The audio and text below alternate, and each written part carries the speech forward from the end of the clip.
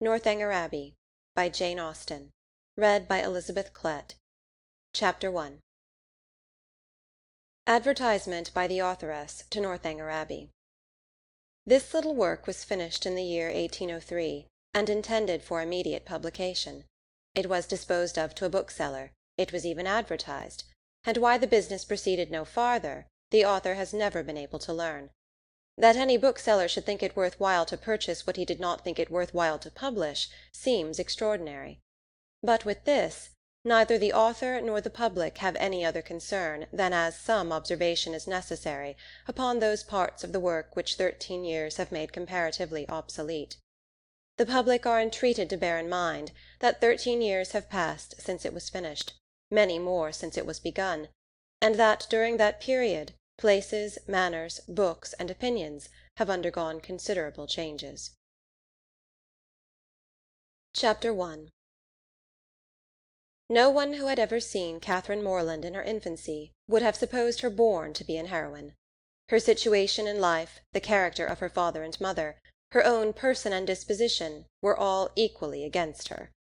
Her father was a clergyman, without being neglected or poor, and a very respectable man, though his name was Richard, and he had never been handsome. He had a considerable independence besides 2 good livings, and he was not in the least addicted to locking up his daughters. Her mother was a woman of useful plain sense, with a good temper, and, what is more remarkable, with a good constitution. She had 3 sons before Catherine was born, and instead of dying and bringing the latter into the world, as anybody might expect, she still lived on, lived to have 6 children more, to see them growing up around her, and to enjoy excellent health herself. A family of 10 children will always be called a fine family, where there are heads and arms and legs enough for the number. But the Morlands had little other right to the word, for they were in general very plain, and Catherine, for many years of her life, as plain as any. She had a thin, awkward figure, a sallow skin without colour, dark, lank hair, and strong features.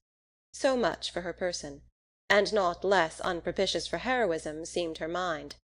She was fond of all boys' plays, and greatly preferred cricket not merely to dolls, but to the more heroic enjoyments of infancy, nursing a dormouse, feeding a canary bird, or watering a rose-bush.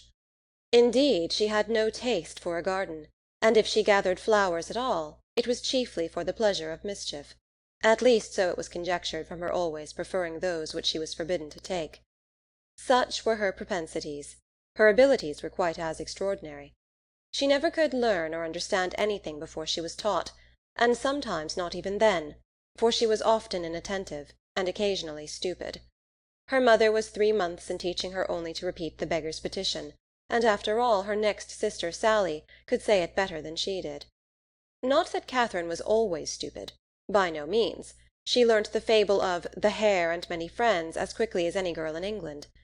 Her mother wished her to learn music, and Catherine was sure she should like it, for she was very fond of tinkling the keys of the old forlorn spinner. So at 8 years old she began. She learnt a year, and could not bear it. And Mrs. Morland, who did not insist on her daughter's being accomplished in spite of incapacity or distaste, allowed her to leave off. The day which dismissed the music-master was one of the happiest of Catherine's life. Her taste for drawing was not superior, though whenever she could obtain the outside of a letter from her mother, or seize upon any other odd piece of paper, she did what she could in that way, by drawing houses and trees, hens and chickens, all very much like one another. Writing and accounts she was taught by her father, French by her mother. Her proficiency in either was not remarkable, and she shirked her lessons in both whenever she could. What a strange, unaccountable character! For with all these symptoms of profligacy at 10 years old, she had neither a bad heart nor a bad temper, was seldom stubborn, scarcely ever quarrelsome, and very kind to the little ones, with few interruptions of tyranny. She was moreover noisy and wild, hated confinement and cleanliness, and loved nothing so well in the world as rolling down the green slope at the back of the house. Such was Catherine Morland at 10. At 15, appearances were mending. She began to curl her hair and long for balls. Her complexion improved, her features were softened by plumpness and colour, her eyes gained more animation, and her figure more consequence. Her love of dirt gave way to an inclination for finery, and she grew clean as she grew smart. She had now the pleasure of sometimes hearing her father and mother remark on her personal improvement. "Catherine grows quite a good-looking girl. She is almost pretty to-day," were words which caught her ears now and then, and how welcome were the sounds. To look almost pretty is an acquisition of higher delight to a girl who has been looking plain the first 15 years of her life than a beauty from her cradle can ever receive. Mrs. Morland was a very good woman, and wished to see her children everything they ought to be, but her time was so much occupied in lying in and teaching the little ones that her elder daughters were inevitably left to shift for themselves, and it was not very wonderful that Catherine, who had by nature nothing heroic about her, should prefer cricket, baseball, riding on horseback, and running about the country at the age of 14, to books, or at least books of information; for, provided that nothing like useful knowledge could be gained from them, provided they were all story and no reflection, she had never any objection to books at all. But from 15 to 17 she was in training for a heroine. She read all such works as heroines must read, to supply their memories with those quotations which are so serviceable and so soothing in the vicissitudes of their eventful lives. From Pope she learnt to censure those who "bear about the mockery of woe." From Gray that "many a flower is born to blush unseen, and waste its fragrance on the desert air." From Thomson that "it is a delightful task to teach the young idea how to shoot." And from Shakespeare she gained a great store of information, amongst the rest that "trifles light as air are to the jealous confirmation strong as proofs of holy writ"; that "the poor beetle, which we tread upon, in corporal sufferance feels a pang as great as when a giant dies"; and that a young woman in love always looks "like patience on a monument, smiling at grief." So far her improvement was sufficient, and in many other points she came on exceedingly well, for though she could not write sonnets, she brought herself to read them, and though there seemed no chance of her throwing a whole party into raptures by a prelude on the pianoforte of her own composition, she could listen to other people's performance with very little fatigue. Her greatest deficiency was in the pencil. She had no notion of drawing, not even enough to attempt a sketch of her lover's profile, that she might be detected in the design. There she fell miserably short of the true heroic height. At present she did not know her own poverty, for she had no lover to portray. She had reached the age of 17, without having seen one amiable youth who could call forth her sensibility, without having inspired one real passion, and without having excited even any admiration but what was very moderate and very transient. This was strange indeed. But strange things may be generally accounted for if their cause be fairly searched out. There was not one lord in the neighbourhood, no, not even a baronet. There was not one family among their acquaintance who had reared and supported a boy accidentally found at their door, not one young man whose origin was unknown. Her father had no ward, and the squire of the parish no children.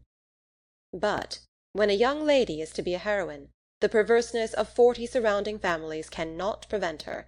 Something must and will happen to throw a hero in her way. Mr. Allen, who owned the chief of the property about Fullerton, the village in Wiltshire where the Morlands lived, was ordered to Bath for the benefit of a gouty constitution, and his lady, a good-humoured woman, fond of Miss Morland, and probably aware that if adventures will not befall a young lady in her own village she must seek them abroad, invited her to go with them. Mr. and Mrs. Morland were all compliance, and Catherine all happiness. End of Chapter 1. Chapter 2. In addition to what has already been said of Catherine Morland's personal and mental endowments, when about to be launched into all the difficulties and dangers of a 6 weeks' residence in Bath, it may be stated, for the reader's more certain information, lest the following pages should otherwise fail of giving any idea of what her character is meant to be, that her heart was affectionate, her disposition cheerful and open, without conceit or affectation of any kind, her manners just removed from the awkwardness and shyness of a girl, her person pleasing, and, when in good looks, pretty, and her mind about as ignorant and uninformed as the female mind at 17 usually is. When the hour of departure drew near, the maternal anxiety of Mrs. Morland will be naturally supposed to be most severe. 1,000 alarming presentiments of evil to her beloved Catherine, from this terrific separation, must oppress her heart with sadness, and drown her in tears for the last day or two of their being together; and advice of the most important and applicable nature must of course flow from her wise lips in their parting conference in her closet.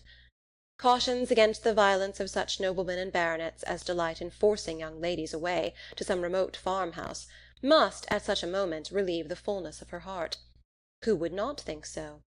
But Mrs. Morland knew so little of lords and baronets that she entertained no notion of their general mischievousness, and was wholly unsuspicious of danger to her daughter from their machinations.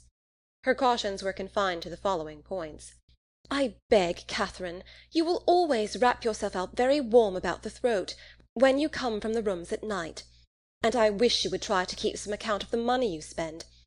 I will give you this little book on purpose." Sally, or rather Sarah, for what young lady of common gentility will reach the age of 16 without altering her name as far as she can, must from situation be at this time the intimate friend and confidante of her sister. It is remarkable, however, that she neither insisted on Catherine's writing by every post, nor exacted her promise of transmitting the character of every new acquaintance, nor detail of every interesting conversation that Bath might produce. Everything, indeed, relative to this important journey was done, on the part of the Morlands, with a degree of moderation and composure, which seemed rather consistent with the common feelings of common life, than with the refined susceptibilities, the tender emotions which the first separation of a heroine from her family ought always to excite. Her father, instead of giving her an unlimited order on his banker, or even putting £100 bank bill into her hands, gave her only 10 guineas, and promised her more when she wanted it. Under these unpromising auspices the parting took place, and the journey began. It was performed with suitable quietness and uneventful safety. Neither robbers nor tempests befriended them, nor one lucky overturn to introduce them to the hero.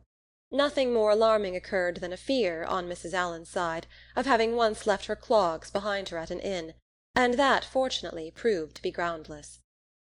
They arrived at Bath. Catherine was all eager delight.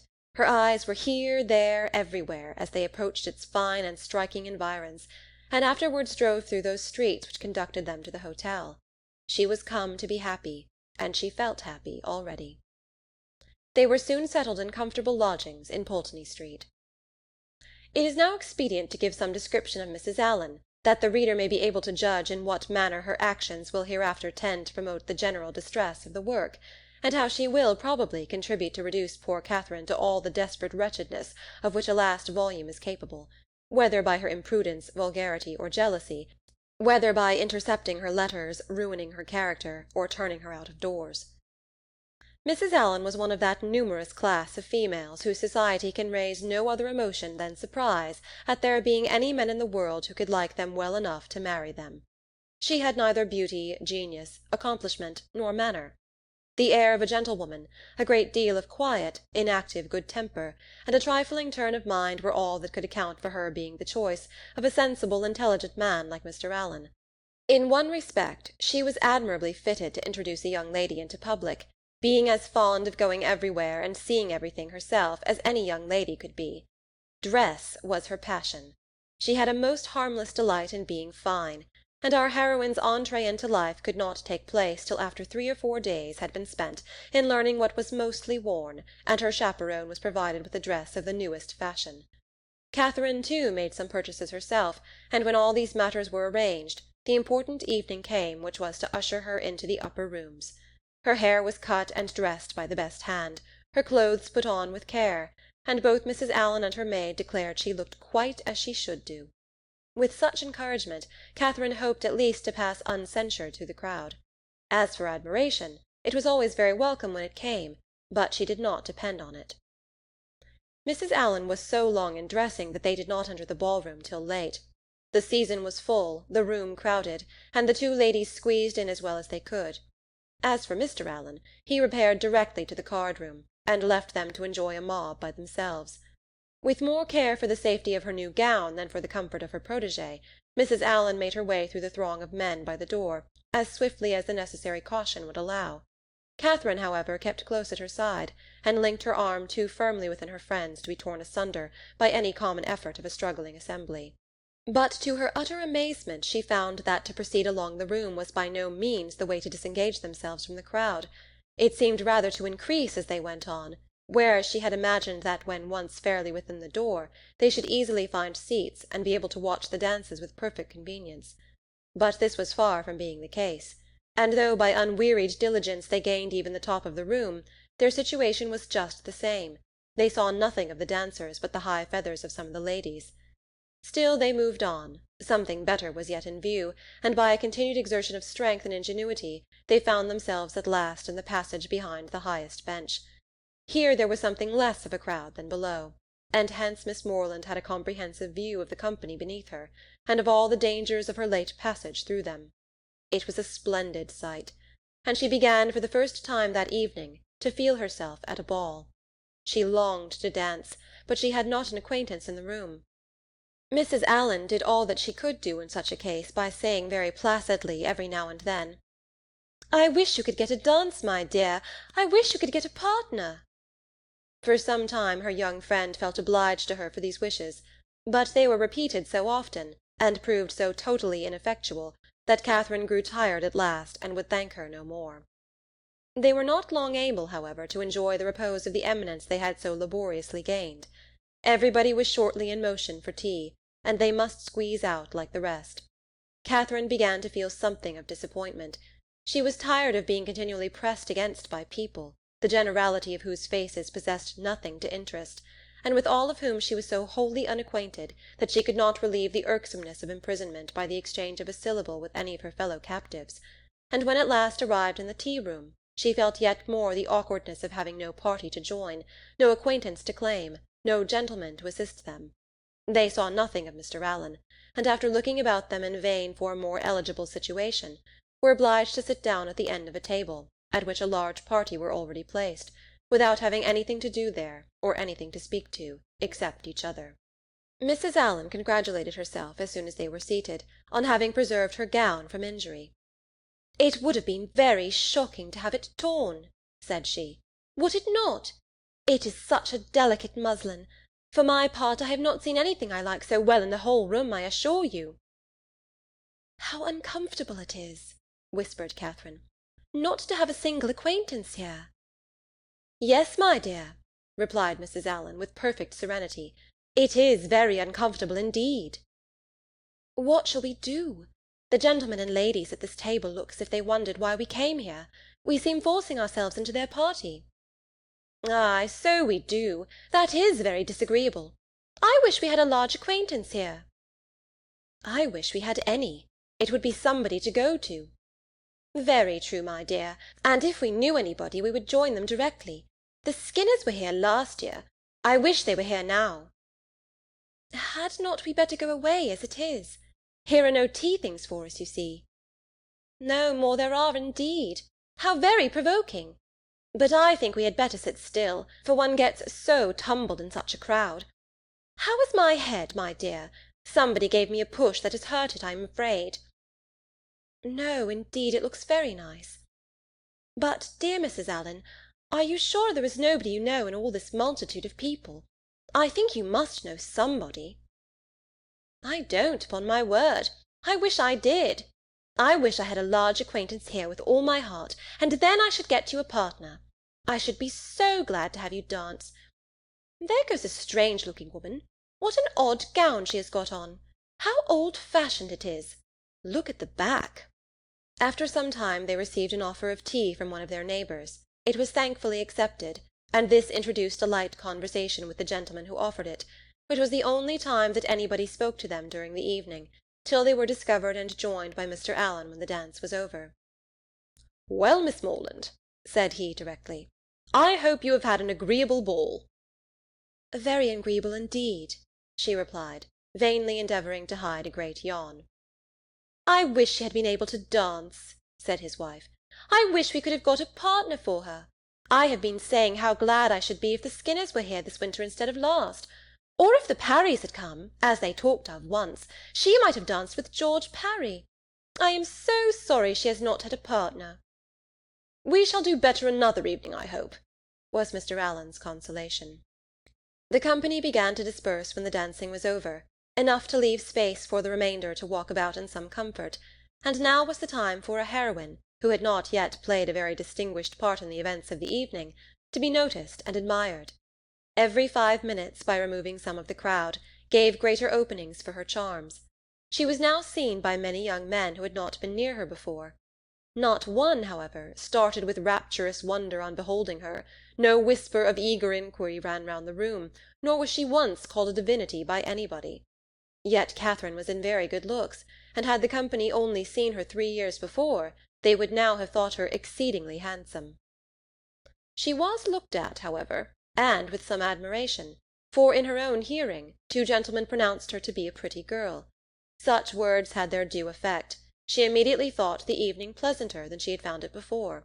Her humble vanity was contented. She felt more obliged to the 2 young men for this simple praise than a true quality heroine would have been for 15 sonnets in celebration of her charms, and went to her chair in good humour with everybody, and perfectly satisfied with her share of public attention. Chapter 3. Every morning now brought its regular duties. Shops were to be visited, some new part of the town to be looked at, and the pump-room to be attended, where they paraded up and down for an hour, looking at everybody and speaking to no one. The wish of a numerous acquaintance in Bath was still uppermost with Mrs. Allen, and she repeated it after every fresh proof, which every morning brought, of her knowing nobody at all. They made their appearance in the lower rooms, and here fortune was more favourable to our heroine. The master of the ceremonies introduced to her a very gentleman-like young man as a partner. His name was Tilney. He seemed to be about 4 or 25, was rather tall, had a pleasing countenance, a very intelligent and lively eye, and, if not quite handsome, was very near it. His address was good, and Catherine felt herself in high luck. There was little leisure for speaking while they danced, but when they were seated at tea, she found him as agreeable as she had already given him credit for being. He talked with fluency and spirit, and there was an archness and pleasantry in his manner which interested, though it was hardly understood by her. After chatting some time on such matters as naturally arose from the objects around them, he suddenly addressed her with, "I have hitherto been very remiss, madam, in the proper attentions of a partner here. I have not yet asked you how long you have been in Bath, whether you were ever here before, whether you have been at the upper rooms, the theatre, and the concert, and how you like the place altogether. I have been very negligent. But are you now at leisure to satisfy me in these particulars? If you are, I will begin directly." "You need not give yourself that trouble, sir." "No trouble, I assure you, madam."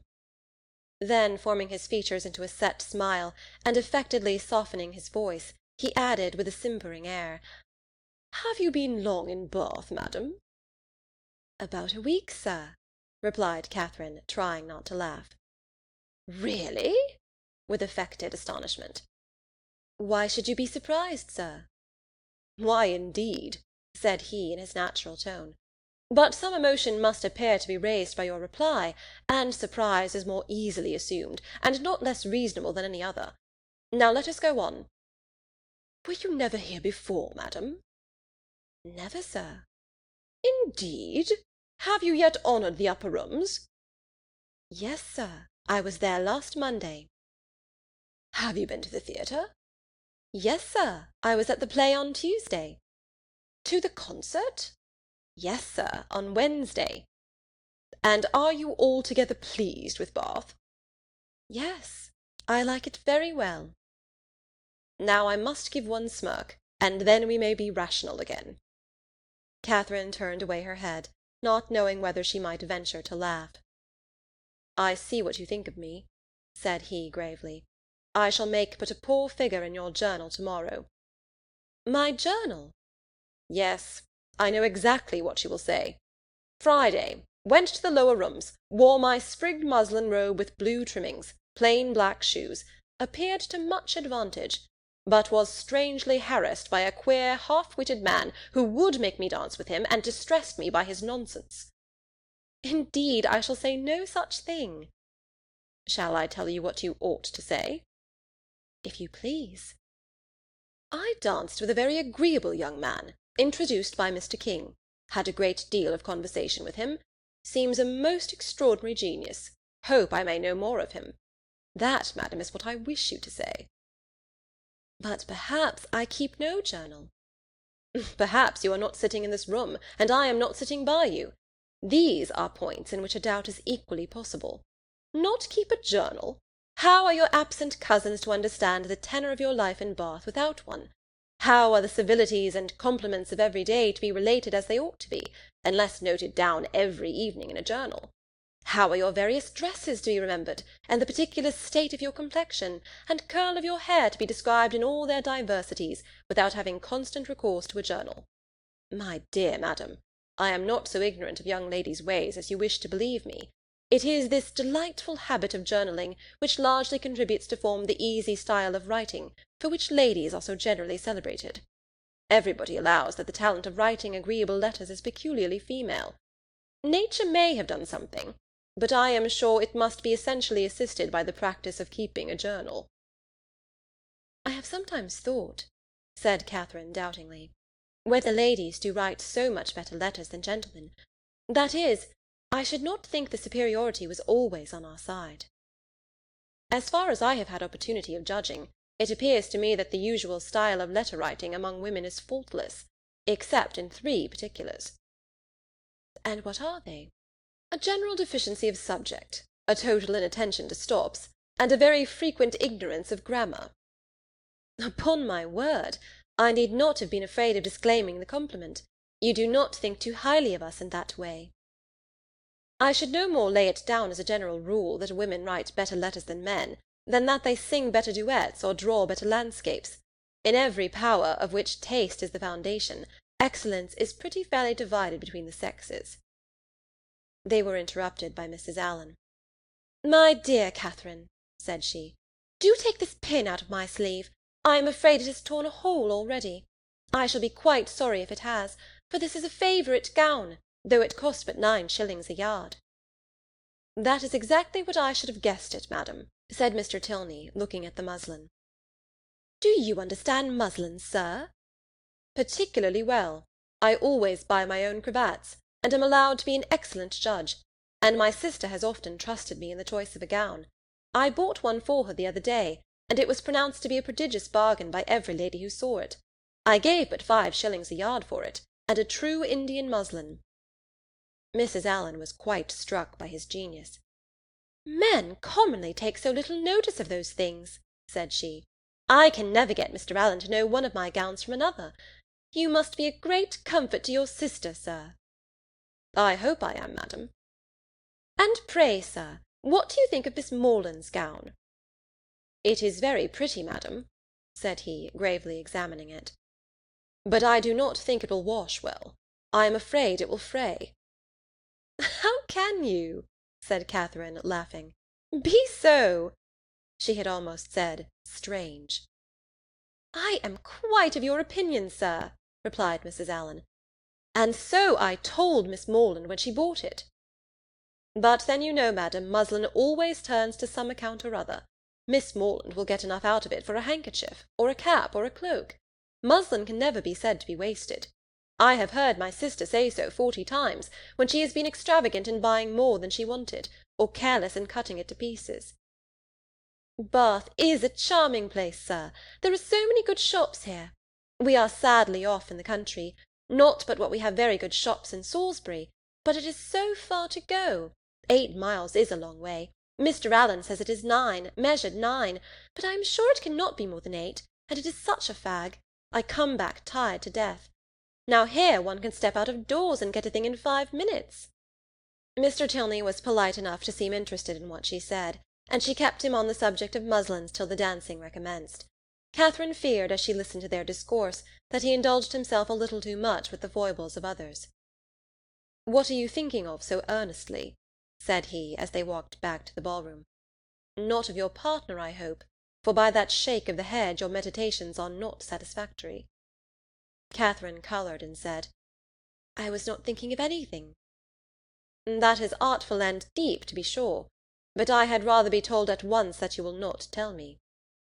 "Well, then, I will not." "Thank you. For now we shall soon be acquainted, as I am authorized to tease you on this subject whenever we meet, and nothing in the world advances intimacy so much." They danced again, and when the assembly closed, parted, on the ladies' side at least, with a strong inclination for continuing the acquaintance. Whether she thought of him so much, while she drank her warm wine and water, and prepared herself for bed, as to dream of him when there, cannot be ascertained, but I hope it was no more than in a slight slumber, or a morning doze at most, for if it be true, as a celebrated writer has maintained, that no young lady can be justified in falling in love before the gentleman's love is declared, it must be very improper that a young lady should dream of a gentleman before the gentleman is first known to have dreamt of her. How proper Mr. Tilney might be as a dreamer or a lover had not yet perhaps entered Mr. Allen's head, but that he was not objectionable as a common acquaintance for his young charge, he was on inquiry satisfied, for he had early in the evening taken pains to know who her partner was, and had been assured of Mr. Tilney's being a clergyman, and of a very respectable family in Gloucestershire. Chapter 4. With more than usual eagerness did Catherine hasten to the pump-room the next day, secure within herself of seeing Mr. Tilney there before the morning were over, and ready to meet him with a smile. But no smile was demanded. Mr. Tilney did not appear. Every creature in Bath, except himself, was to be seen in the room at different periods of the fashionable hours. Crowds of people were every moment passing in and out, up the steps and down, people whom nobody cared about, and nobody wanted to see, and he only was absent. "What a delightful place Bath is!" said Mrs. Allen, as they sat down near the great clock, after parading the room till they were tired. "And how pleasant it would be if we had any acquaintance here!" This sentiment had been uttered so often in vain that Mrs. Allen had no particular reason to hope it would be followed with more advantage now, but we are told to "despair of nothing we would attain," as "unwearied diligence our point would gain," and the unwearied diligence with which she had every day wished for the same thing was at length to have its just reward, for hardly had she been seated 10 minutes before a lady of about her own age, who was sitting by her, and had been looking at her attentively for several minutes, addressed her with great complaisance in these words: "I think, madam, I cannot be mistaken. It is a long time since I had the pleasure of seeing you, but is not your name Allen?" This question answered, as it readily was, the stranger pronounced hers to be Thorpe, and Mrs. Allen immediately recognized the features of a former schoolfellow and intimate, whom she had seen only once since their respective marriages, and that many years ago. Their joy on this meeting was very great, as well it might, since they had been contented to know nothing of each other for the last 15 years. Compliments on good looks now passed, and after observing how time had slipped away since they were last together, how little they had thought of meeting in Bath, and what a pleasure it was to see an old friend, they proceeded to make inquiries and give intelligence as to their families, sisters, and cousins, talking both together, far more ready to give than to receive information, and each hearing very little of what the other said. Mrs. Thorpe, however, had one great advantage as a talker over Mrs. Allen, in a family of children, and when she expatiated on the talents of her sons and the beauty of her daughters, when she related their different situations and views, that John was at Oxford, Edward at Merchant Taylor's, and William at sea, and all of them more beloved and respected in their different station than any other 3 beings ever were, Mrs. Allen had no similar information to give, no similar triumphs to press on the unwilling and unbelieving ear of her friend, and was forced to sit and appear to listen to all these maternal effusions, consoling herself, however, with the discovery, which her keen eye soon made, that the lace on Mrs. Thorpe's pelisse was not half so handsome as that on her own. "Here come my dear girls!" cried Mrs. Thorpe, pointing at 3 smart-looking females, who, arm in arm, were then moving towards her. "My dear Mrs. Allen, I long to introduce them. They will be so delighted to see you.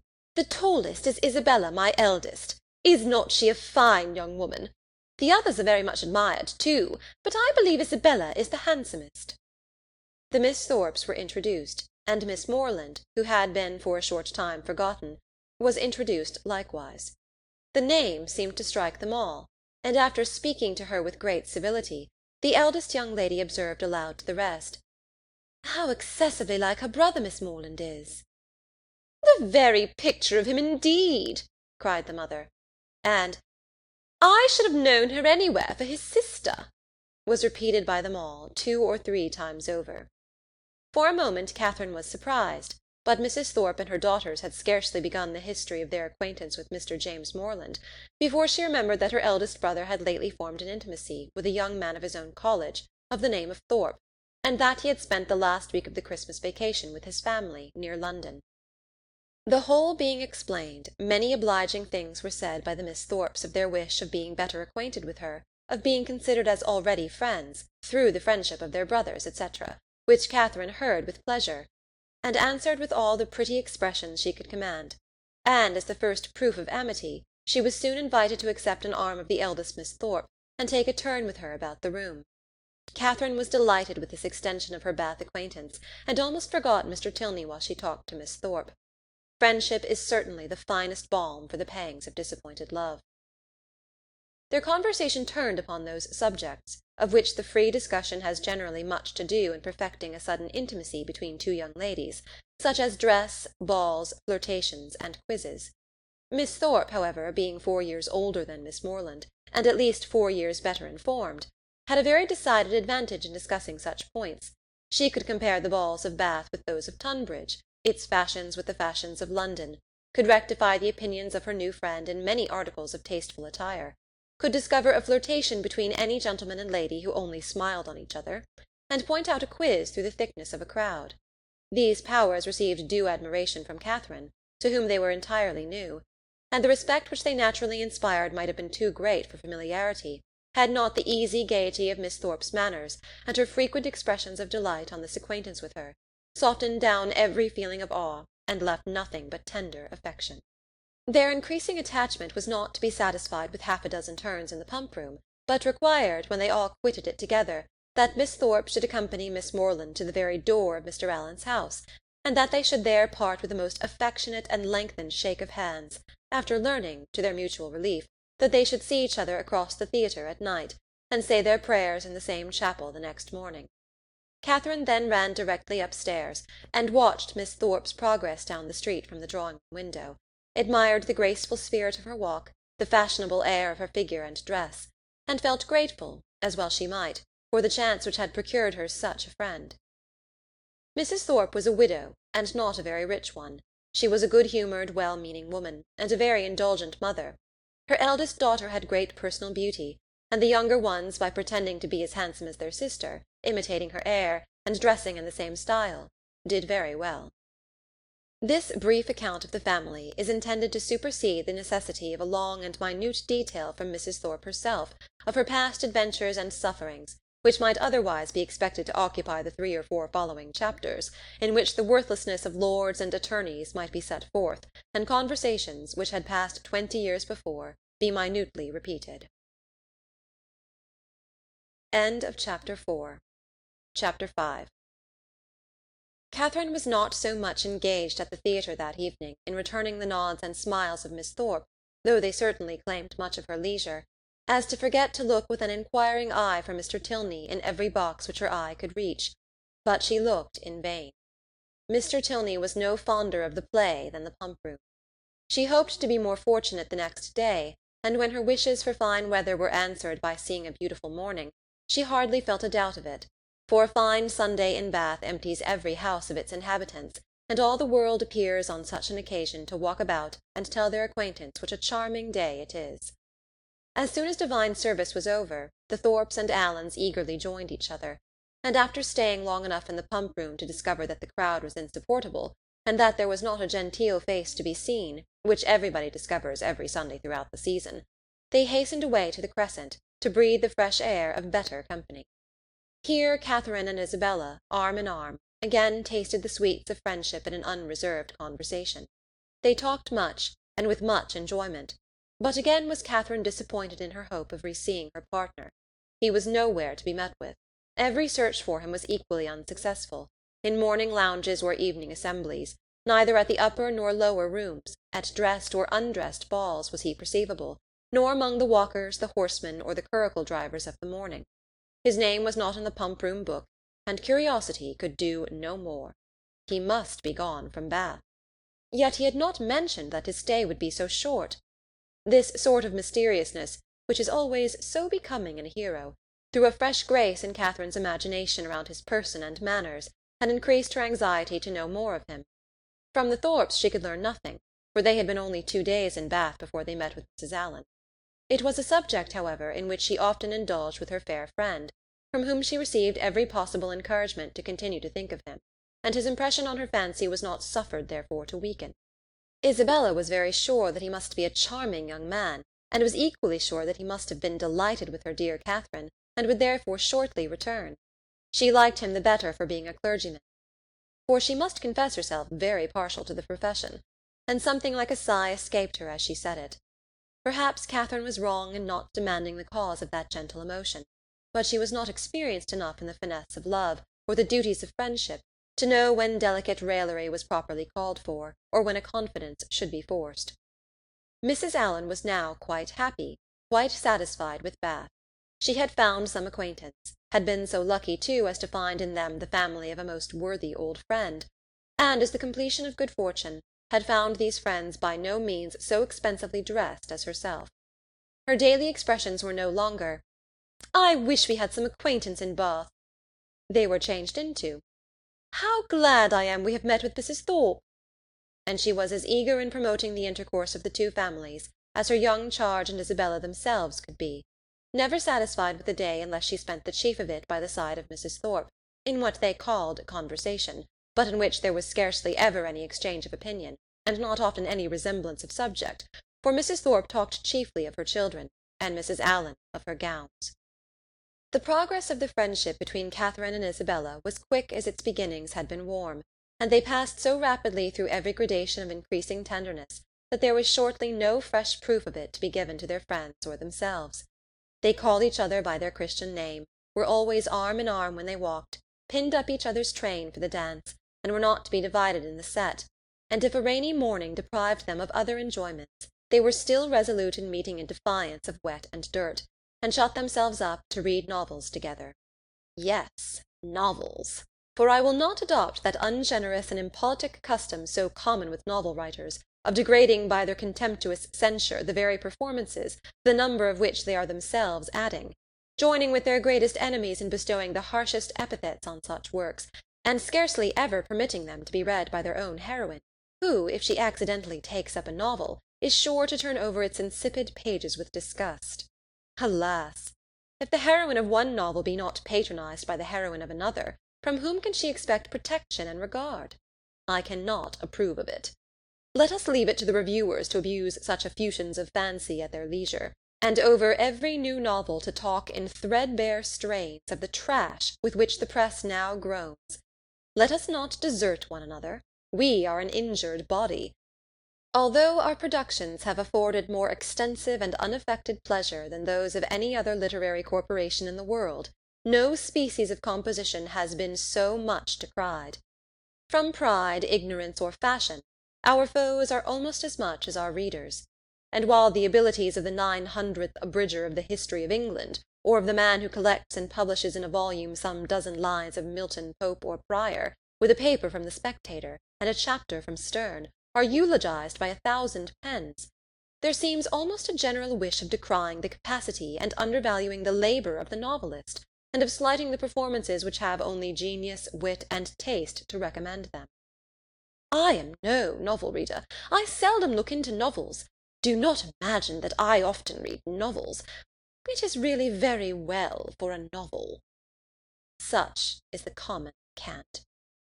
And what are you reading, miss? Oh, it is only a novel, replies the young lady, while she lays down her book with an affected indifference or momentary shame. It is only Cecilia, or Camilla, or Belinda, or, in short, only some work in which the greatest powers of the mind are displayed, in which the most thorough knowledge of human nature, the happiest delineation of its varieties, the liveliest effusions of wit and humour, are conveyed to the world in the best chosen language.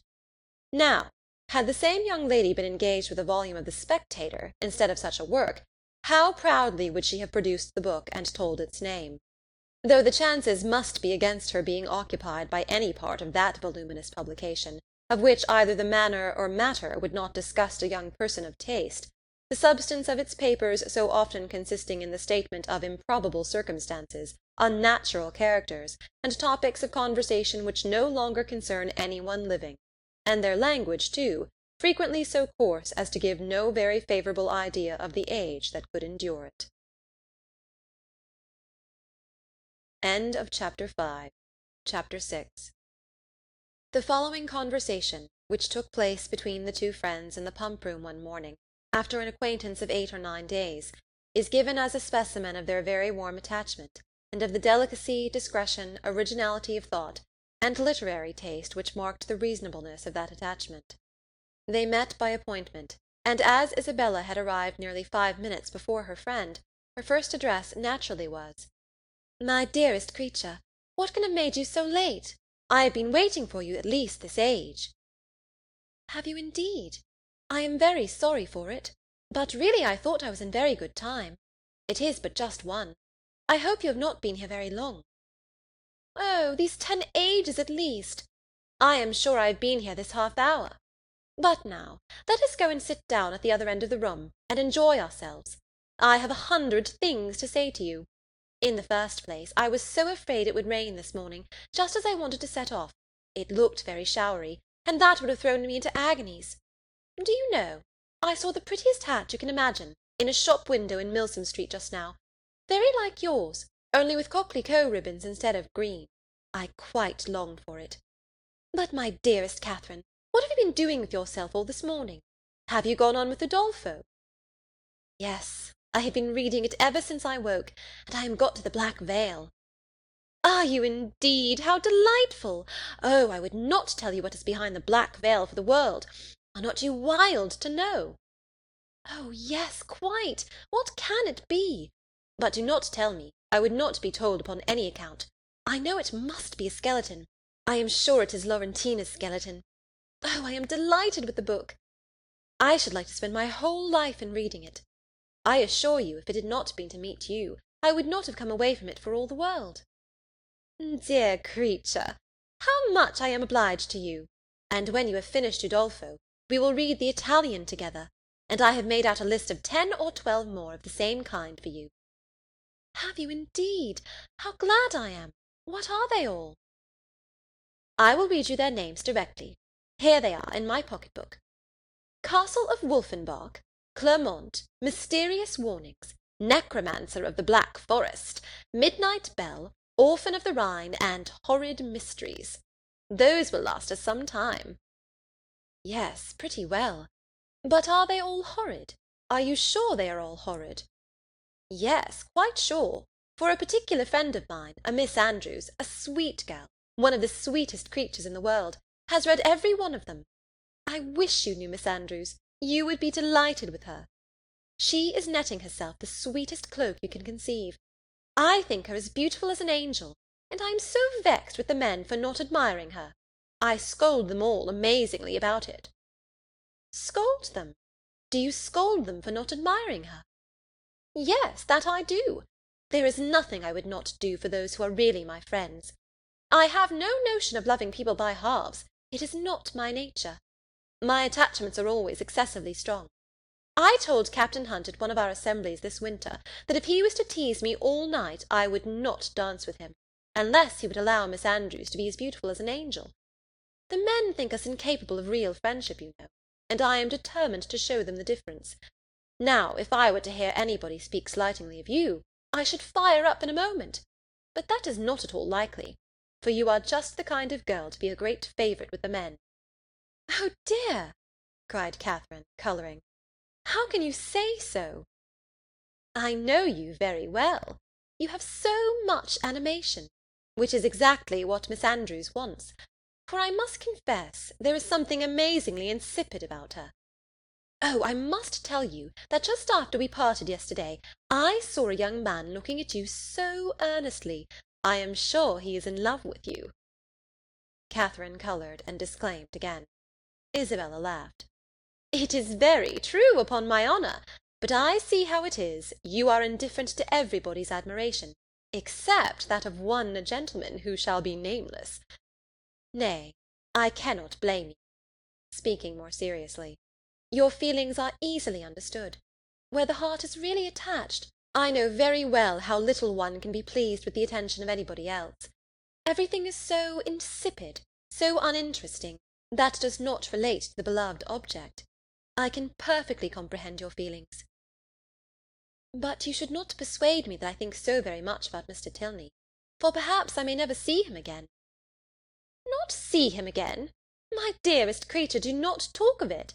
I am sure you would be miserable if you thought so." "No, indeed, I should not. I do not pretend to say that I was not very much pleased with him. But while I have Udolpho to read, I feel as if nobody could make me miserable. Oh, the dreadful black veil! My dear Isabella, I am sure there must be Laurentina's skeleton behind it." "It is so odd to me that you should never have read Udolpho before. But I suppose Mrs. Morland objects to novels." "No, she does not. She very often reads Sir Charles Grandison herself, but new books do not fall in our way." "Sir Charles Grandison! That is an amazing horrid book, is it not? I remember Miss Andrews could not get through the first volume." "It is not like Udolpho at all, but yet I think it is very entertaining." "Do you indeed? You surprise me. I thought it had not been readable. But, my dearest Catherine, have you settled what to wear in your head to-night? I am determined at all events to be dressed exactly like you. The men take notice of that sometimes, you know." "But it does not signify if they do," said Catherine, very innocently. "Signify? Oh, heavens! I make it a rule never to mind what they say. They are very often amazingly impertinent if you do not treat them with spirit, and make them keep their distance." "Are they? Well, I never observed that. They always behave very well to me." "Oh, they give themselves such airs. They are the most conceited creatures in the world, and think themselves of so much importance. By the by, though I have often thought of it 100 times, I have always forgot to ask you, what is your favourite complexion in a man? Do you like them best dark or fair?" "I hardly know. I never much thought about it. Something between both, I think. Brown, not fair, and not very dark." "Very well, Catherine, that is exactly he. I have not forgot your description of Mr. Tilney, a brown skin with dark eyes and rather dark hair. Well, my taste is different. I prefer light eyes, and as to complexion, do you know, I like a sallow better than any other. You must not betray me, if you should ever meet with one of your acquaintance answering that description." "Betray you? What do you mean?" "Nay, do not distress me. I believe I have said too much. Let us drop the subject." Catherine, in some amazement, complied, and after remaining a few moments silent, was on the point of reverting to what interested her at that time rather more than anything else in the world, Laurentina's skeleton, when her friend prevented her by saying, "For heaven's sake, let us move away from this end of the room. Do you know, there are 2 odious young men who have been staring at me this half-hour. They really put me quite out of countenance. Let us go and look at the arrivals. They will hardly follow us there." Away they walked to the book, and while Isabella examined the names, it was Catherine's employment to watch the proceedings of these alarming young men. "They are not coming this way, are they? I hope they are not so impertinent as to follow us. Pray let me know if they are coming. I am determined I will not look up." In a few moments Catherine, with unaffected pleasure, assured her that she need not be longer uneasy, as the gentlemen had just left the pump-room. "And which way are they gone?" said Isabella, turning hastily round. "One was a very good-looking young man." "They went towards the churchyard." "Well, I'm amazingly glad I have got rid of them. And now, what say you to going to Edgar's Buildings with me, and looking at my new hat? You said you should like to see it." Catherine readily agreed. "Only," she added, "perhaps we may overtake the 2 young men." "Oh, never mind that. If we make haste, we shall pass them by presently, and I am dying to show you my hat." "But if we only wait a few minutes, there will be no danger of our seeing them at all." "I shall not pay them any such compliment, I assure you. I have no notion of treating men with such respect. That is the way to spoil them."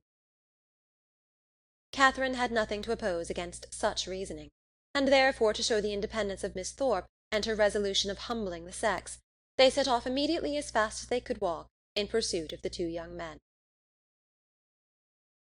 Chapter 7. Half a minute conducted them through the pump-yard to the archway opposite Union Passage, but here they were stopped.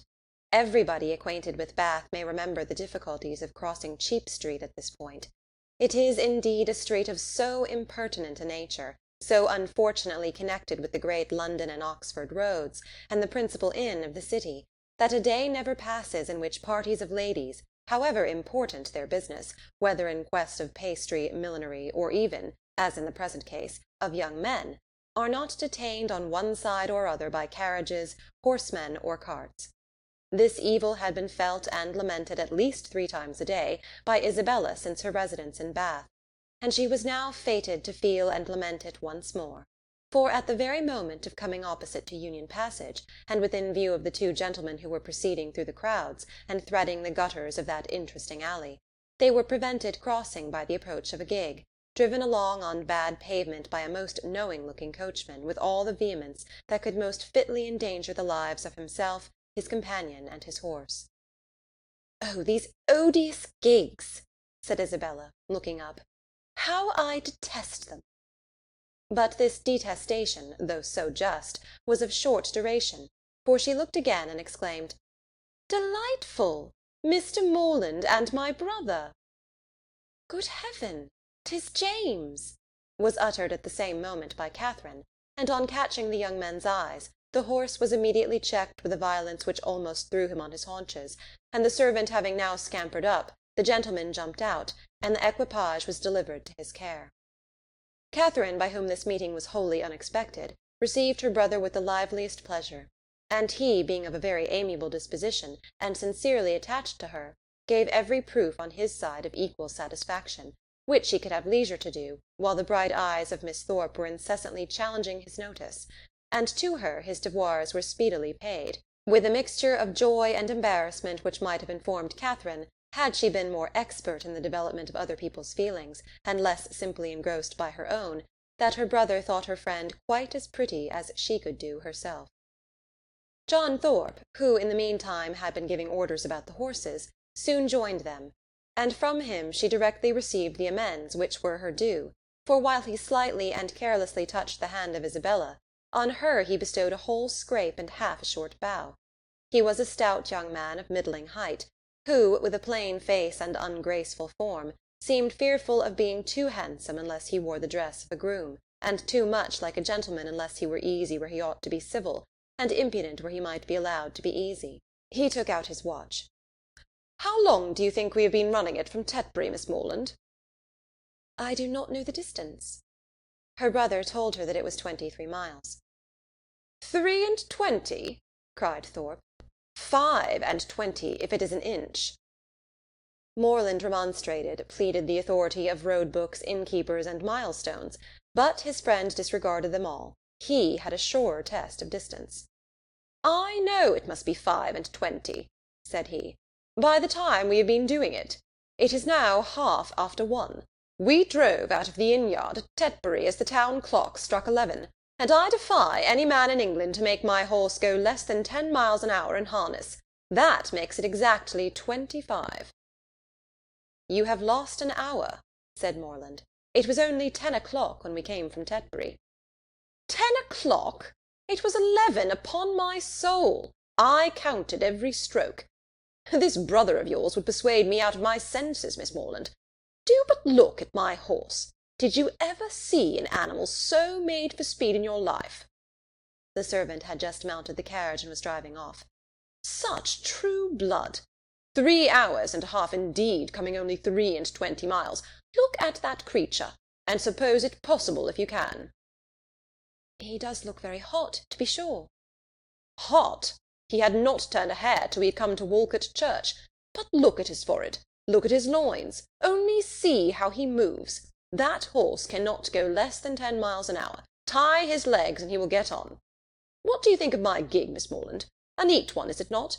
Well hung, town-built. I have not had it a month. It was built for a Christchurch man, a friend of mine, a very good sort of fellow.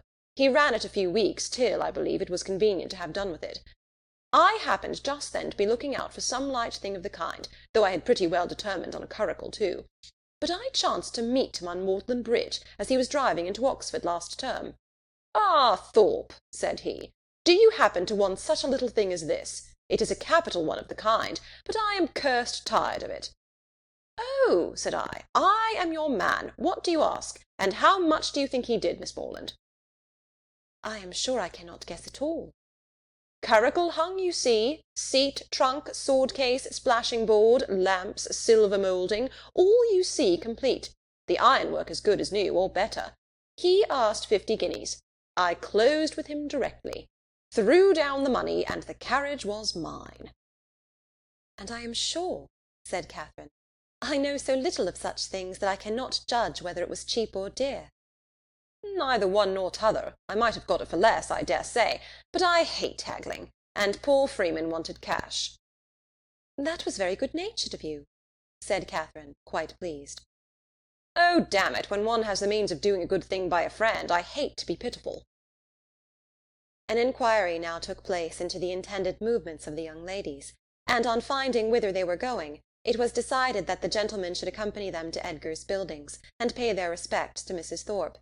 James and Isabella led the way, and so well satisfied was the latter with her lot, so contentedly was she endeavouring to ensure a pleasant walk to him who brought the double recommendation of being her brother's friend and her friend's brother, so pure and uncoquettish were her feelings, that, though they overtook and passed the 2 offending young men in Milsom Street, she was so far from seeking to attract their notice that she looked back at them only 3 times. John Thorpe kept, of course, with Catherine, and after a few minutes' silence renewed the conversation about his gig. You will find, however, Miss Morland, it would be reckoned a cheap thing by some people, for I might have sold it for 10 guineas more the next day. Jackson of Oriel bid me 60 at once. Morland was with me at the time. Yes, said Morland, who overheard this, but you forget that your horse was included. My horse? Oh, damn it, I would not sell my horse for 100. Are you fond of an open carriage, Miss Morland? Yes, very. I have hardly ever an opportunity of being in one, but I am particularly fond of it. I am glad of it. I will drive you out in mine every day. Thank you, said Catherine in some distress, from a doubt of the propriety of accepting such an offer. I will drive you up Lansdowne Hill to-morrow. Thank you, but will not your horse want rest? Rest? He has only come 23 miles to-day. All nonsense. Nothing ruins horses so much as rest. Nothing knocks them up so soon. No, no, I shall exercise mine at the average of 4 hours every day while I am here. Shall you indeed? Said Catherine very seriously. That will be 40 miles a day. 40? Ay, 50 for what I care. Well, I will drive you up Lansdowne to-morrow. Mind, I am engaged. How delightful that will be, cried Isabella, turning round. My dearest Catherine, I quite envy you. But I am afraid, brother, you will not have room for a third. A third, indeed? No, no. I did not come to Bath to drive my sisters about. That would be a good joke, faith. Morland must take care of you. This brought on a dialogue of civilities between the other 2, but Catherine heard neither the particulars nor the result. Her companion's discourse now sunk from its hitherto animated pitch to nothing more than a short, decisive sentence of praise or condemnation on the face of every woman they met, and Catherine, after listening and agreeing as long as she could, with all the civility and deference of the youthful female mind, fearful of hazarding an opinion of its own in opposition to that of a self-assured man, especially where the beauty of her own sex is concerned, ventured at length to vary the subject by a question which had been long uppermost in her thoughts. It was, "Have you ever read Udolpho, Mr. Thorpe?" Udolpho? Oh, Lord, not I. I never read novels. I have something else to do. Catherine, humbled and ashamed, was going to apologize for her question, but he prevented her by saying, Novels are all so full of nonsense and stuff. There has not been a tolerably decent one come out since Tom Jones, except The Monk. I read that t'other day, but as for all the others, they are the stupidest things in creation. I think you must like Udolpho, if you were to read it. It is so very interesting. Not I, faith.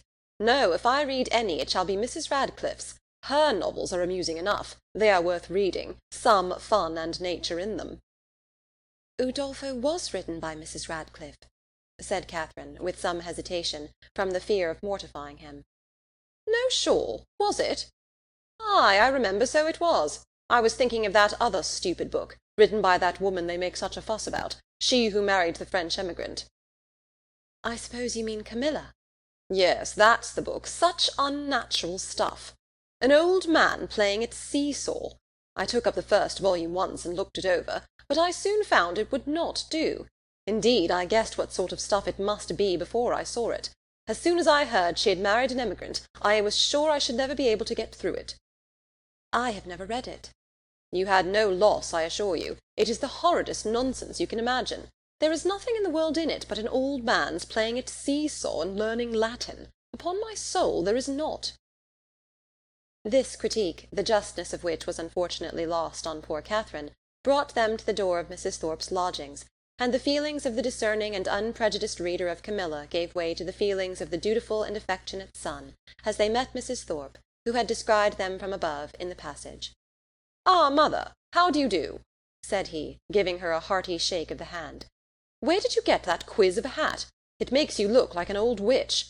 Here is Morland and I come to stay a few days with you, so you must look out for a couple of good beds somewhere near." And this address seemed to satisfy all the fondest wishes of the mother's heart, for she received him with the most delighted and exulting affection. On his two younger sisters he then bestowed an equal portion of his fraternal tenderness, for he asked each of them how they did, and observed that they both looked very ugly. These manners did not please Catherine, but he was James's friend and Isabella's brother, and her judgment was further brought off by Isabella's assuring her, when they withdrew to see the new hat, that John thought her the most charming girl in the world, and by John's engaging her before they parted to dance with him that evening.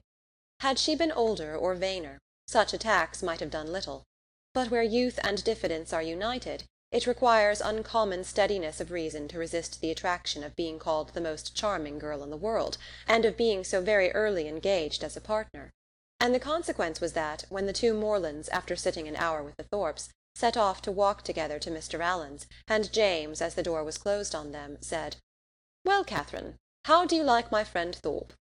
Instead of answering, as she probably would have done, had there been no friendship and no flattery in the case, "I do not like him at all," she directly replied, "I like him very much. He seems very agreeable." "He is as good-natured a fellow as ever lived. A little of a rattle, but that will recommend him to your sex, I believe. And how do you like the rest of the family?" "Very, very much indeed. Isabella particularly." "I am very glad to hear you say so. She is just the kind of young woman I could wish to see you attached to. She has so much good sense, and is so thoroughly unaffected and amiable. I always wanted you to know her, and she seems very fond of you. She said the highest things in your praise that could possibly be, and the praise of such a girl as Miss Thorpe even you, Catherine," taking her hand with affection, "may be proud of." "Indeed I am," she replied. "I love her exceedingly, and am delighted to find that you like her too. You hardly mentioned anything of her when you wrote to me after your visit there." "Because I thought I should soon see you myself. I hope you'll be a great deal together while you are in Bath. She is a most amiable girl, such a superior understanding. How fond all the family are of her! She is evidently the general favourite, and how much she must be admired in such a place as this. Is not she?" "Yes, very much indeed, I fancy. Mr. Allen thinks her the prettiest girl in Bath." "I dare say he does, and I do not know any man who is a better judge of beauty than Mr. Allen. I need not ask you whether you are happy here, my dear Catherine. With such a companion and friend as Isabella Thorpe, it would be impossible for you to be otherwise. And the Allens, I am sure, are very kind to you." "Yes, very kind.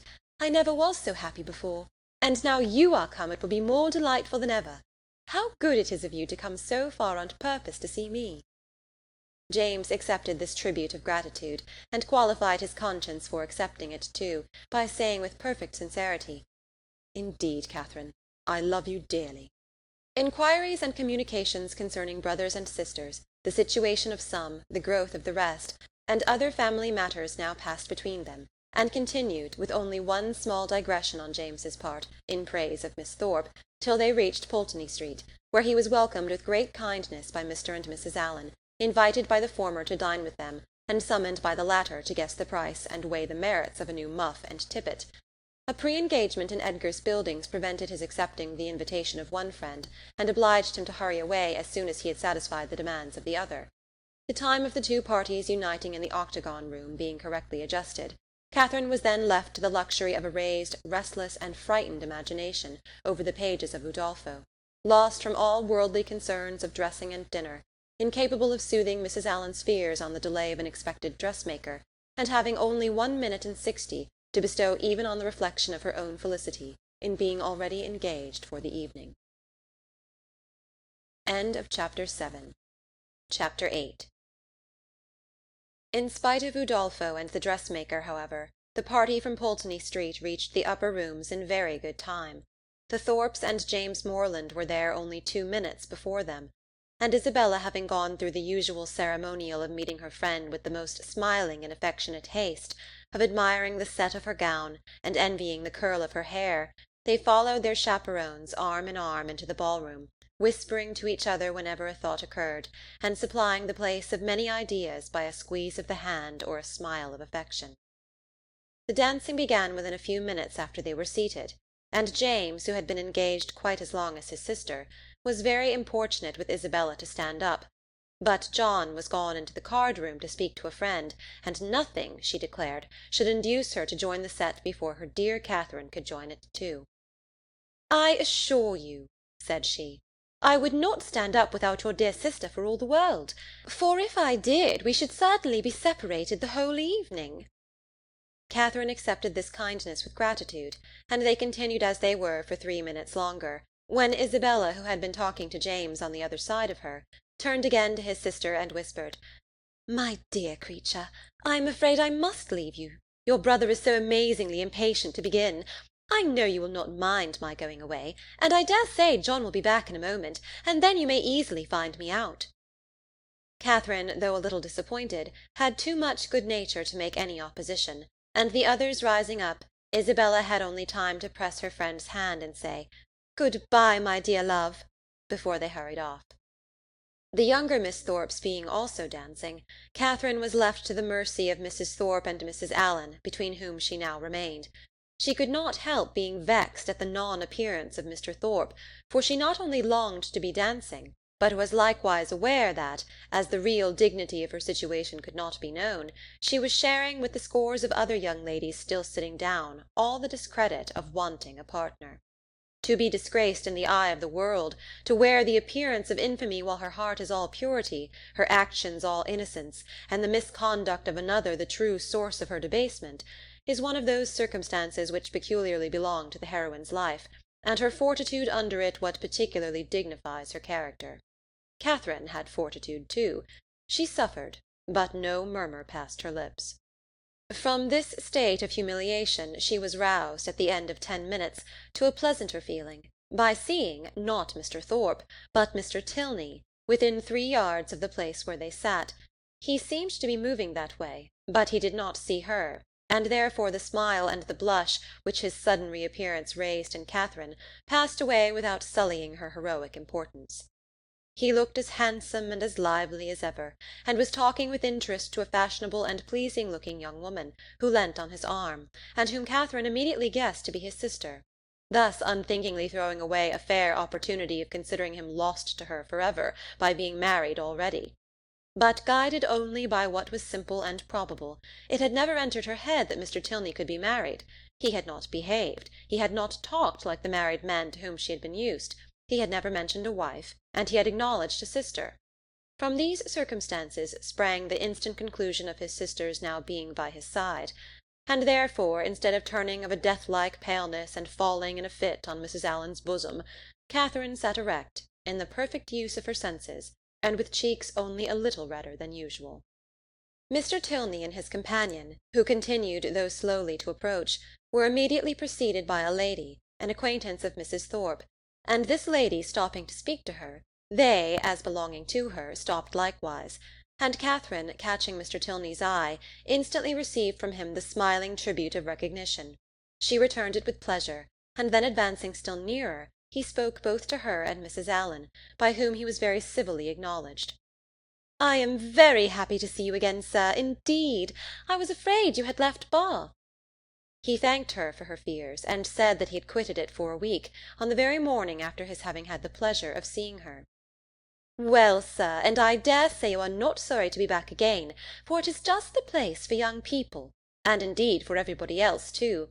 I tell Mr. Allen, when he talks of being sick of it, that I am sure he should not complain, for it is so very agreeable a place, that it is much better to be here than at home at this dull time of year.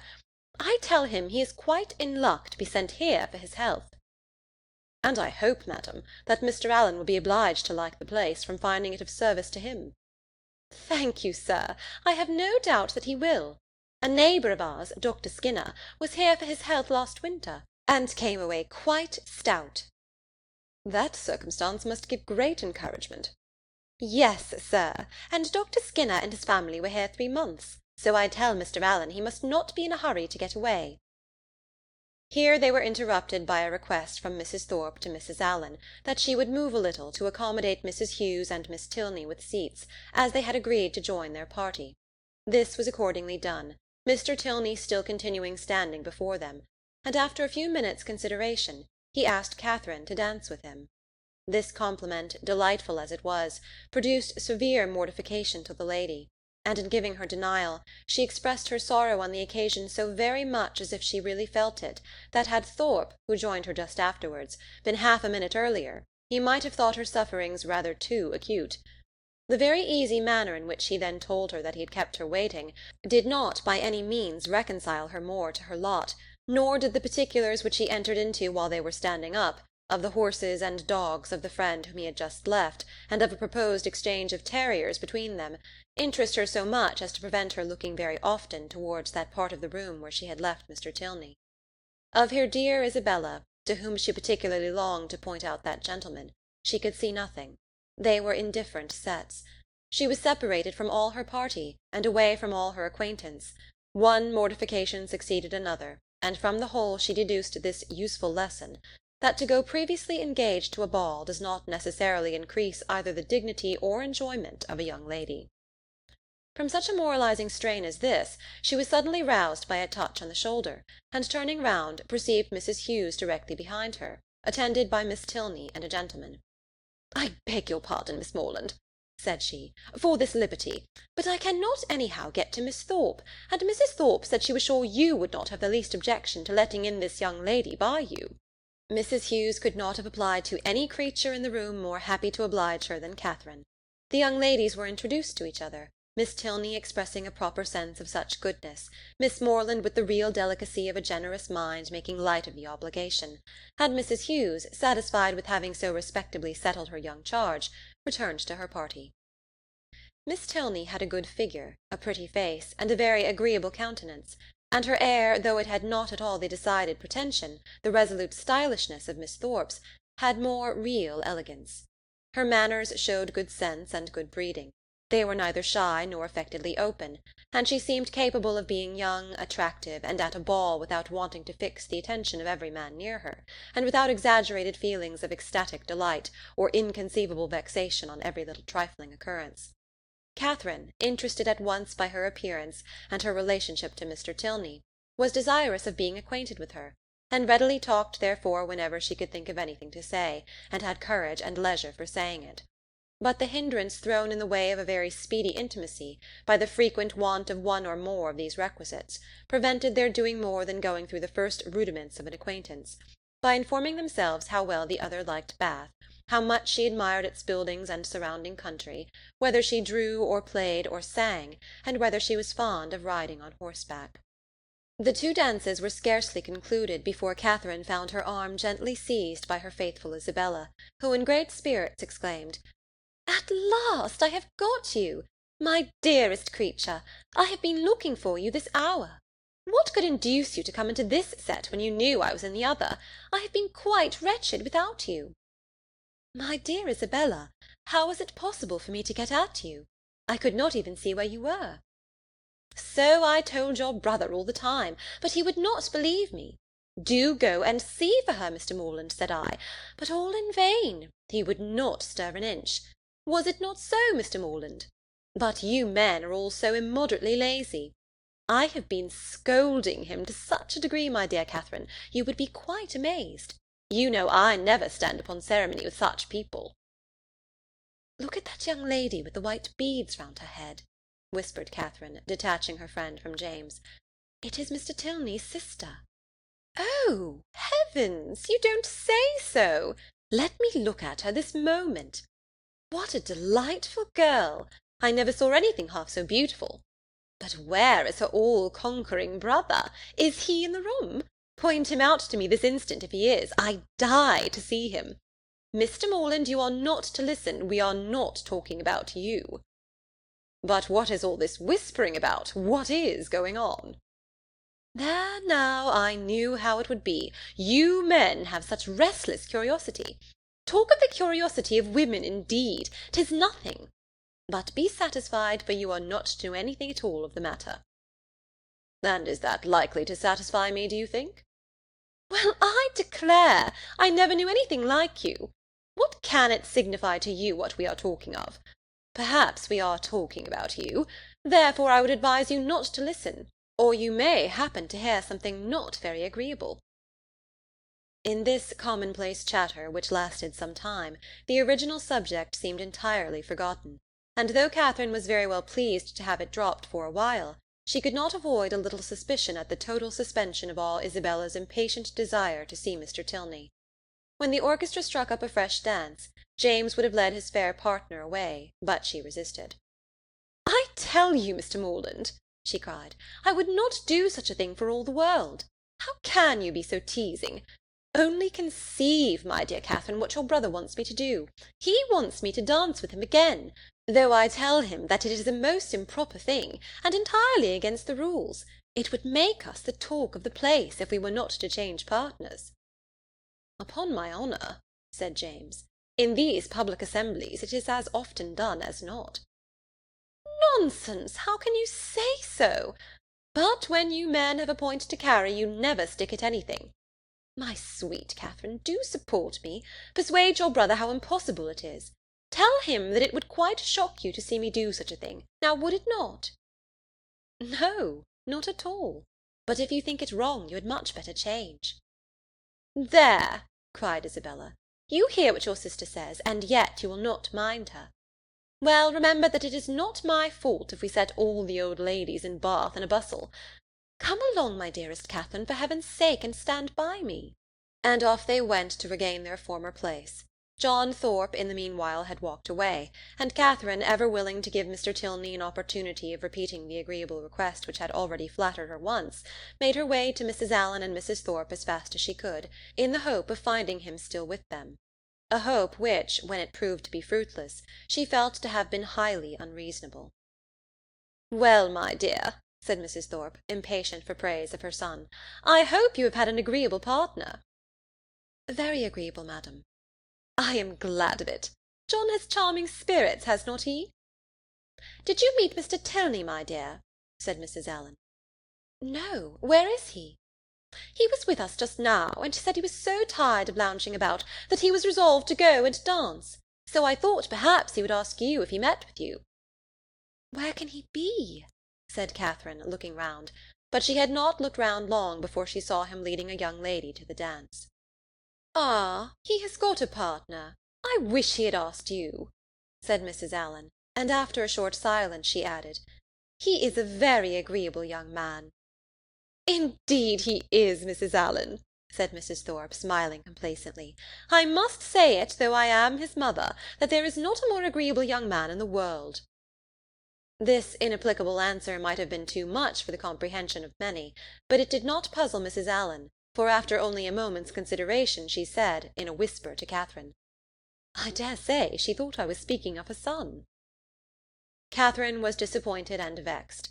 She seemed to have missed by so little the very object she had had in view, and this persuasion did not incline her to a very gracious reply, when John Thorpe came up to her soon afterwards and said, "Well, Miss Morland, I suppose you and I are to stand up and jig it together again."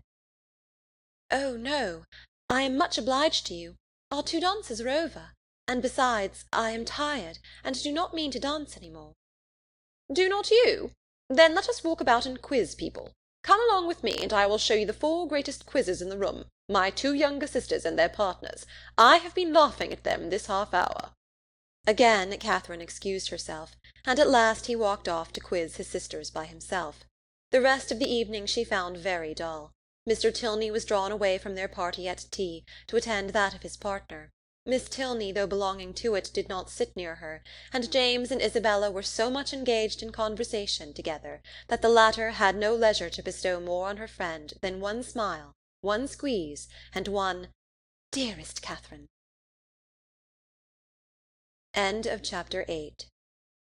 Chapter 9.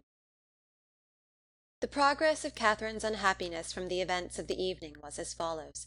It appeared first in a general dissatisfaction with everybody about her, while she remained in the rooms, which speedily brought on considerable weariness and a violent desire to go home. This, on arriving in Pulteney Street, took the direction of extraordinary hunger, and when that was appeased, changed into an earnest longing to be in bed. Such was the extreme point of her distress, for when there she immediately fell into a sound sleep which lasted 9 hours, and from which she awoke perfectly revived, in excellent spirits, with fresh hopes and fresh schemes. The first wish of her heart was to improve her acquaintance with Miss Tilney, and almost her first resolution, to seek her for that purpose in the pump-room at noon. In the pump-room, one so newly arrived in Bath must be met with, and that building she had already found so favourable for the discovery of female excellence and the completion of female intimacy, so admirably adapted for secret discourses and unlimited confidence, that she was most reasonably encouraged to expect another friend from within its walls.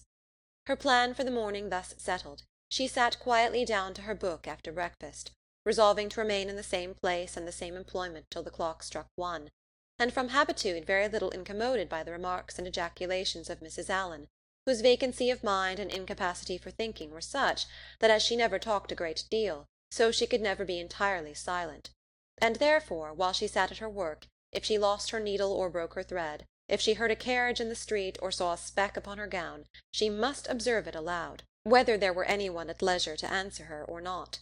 At about 12:30 a remarkably loud rap drew her in haste to the window, and scarcely had she time to inform Catherine of there being 2 open carriages at the door, in the first only a servant, her brother driving Miss Thorpe in the second, before John Thorpe came running upstairs, calling out, "Well, Miss Morland, here I am. Have you been waiting long? We could not come before, the old devil of a coachmaker was such an eternity finding out a thing fit to be got into, and now it is 10,000 to 1 but they break down before we are out of the street.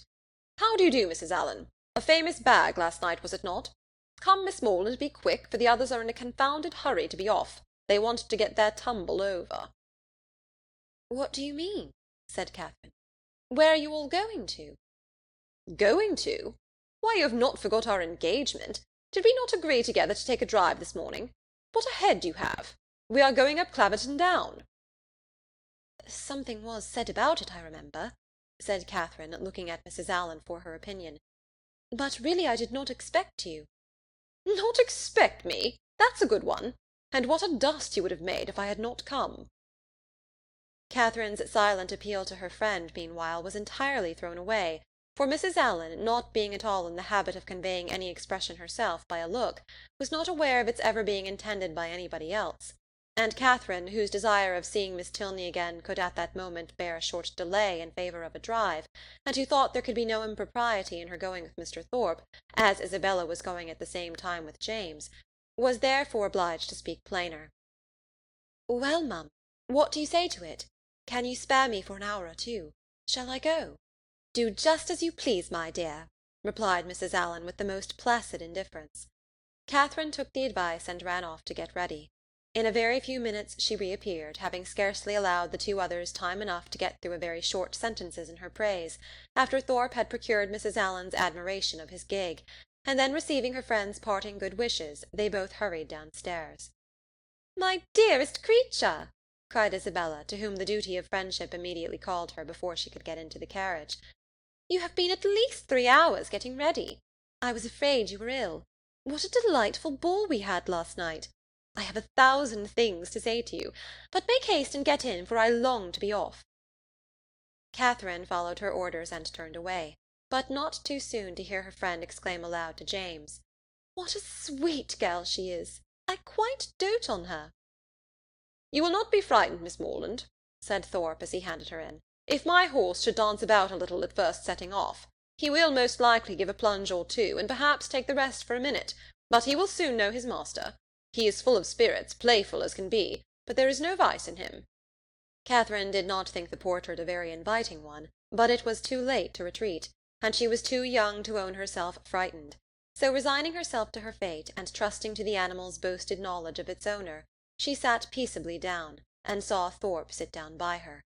Everything being then arranged, the servant who stood at the horse's head was bid in an important voice to "let him go," and off they went in the quietest manner imaginable, without a plunge or a caper, or anything like one. Catherine, delighted at so happy an escape, spoke her pleasure aloud with grateful surprise, and her companion immediately made the matter perfectly simple by assuring her that it was entirely owing to the peculiarly judicious manner in which she had then held the reins, and the singular discernment and dexterity with which she had directed his whip. Catherine, though she could not help wondering that with such perfect command of his horse he should think it necessary to alarm her with a relation of its tricks, congratulated herself sincerely on being under the care of so excellent a coachman; and perceiving that the animal continued to go on in the same quiet manner, without showing the smallest propensity towards any unpleasant vivacity, and, considering its inevitable pace was 10 miles an hour, by no means alarmingly fast, gave herself up to all the enjoyment of air and exercise of the most invigorating kind, in a fine mild day of February, with the consciousness of safety. A silence of several minutes succeeded their first short dialogue. It was broken by Thorpe's saying very abruptly, "Old Alan is as rich as a Jew, is not he?" Catherine could not understand him, and he repeated his question, adding in explanation, "Old Alan, the man you were with." "Oh, Mr. Alan, you mean? Yes, I believe he is very rich." "And no children at all?" "No, not any." "A famous thing for his next heirs. He is your godfather, is not he?" "My godfather? No." "But you are always very much with them?" "Yes, very much." "Ay, that is what I meant. He seems a good kind of old fellow enough, and has lived very well in his time, I dare say. He is not gouty for nothing. Does he drink his bottle a day now?" "His bottle a day? No. Why should you think of such a thing? He is a very temperate man, and you could not fancy him in liquor last night." "Lord help you! You women are always thinking of men's being in liquor. Why, you do not suppose a man is overset by a bottle. I am sure of this, that if everybody were to drink their bottle a day, there would not be half the disorders in the world there are now. It would be a famous good thing for us all." "I cannot believe it." "Oh, Lord, it would be the saving of thousands. There is not the 100th part of the wine consumed in this kingdom that there ought to be. Our foggy climate wants help." "And yet I have heard that there is a great deal of wine drunk in Oxford." "Oxford? There is no drinking at Oxford now, I assure you. Nobody drinks there. You would hardly meet with a man who goes beyond his 4 pints at the utmost. Now, for instance, it was reckoned a remarkable thing, in the last party in my rooms, that upon an average we cleared about 5 pints a head. It was looked upon as something out of the common way. Mine is famous good stuff, to be sure. You would not often meet with anything like it in Oxford, and that may account for it. But this will just give you a notion of the general rate of drinking there." "Yes, it does give a notion," said Catherine warmly. "And that is, that you all drink a great deal more wine than I thought you did. However, I am sure James does not drink so much."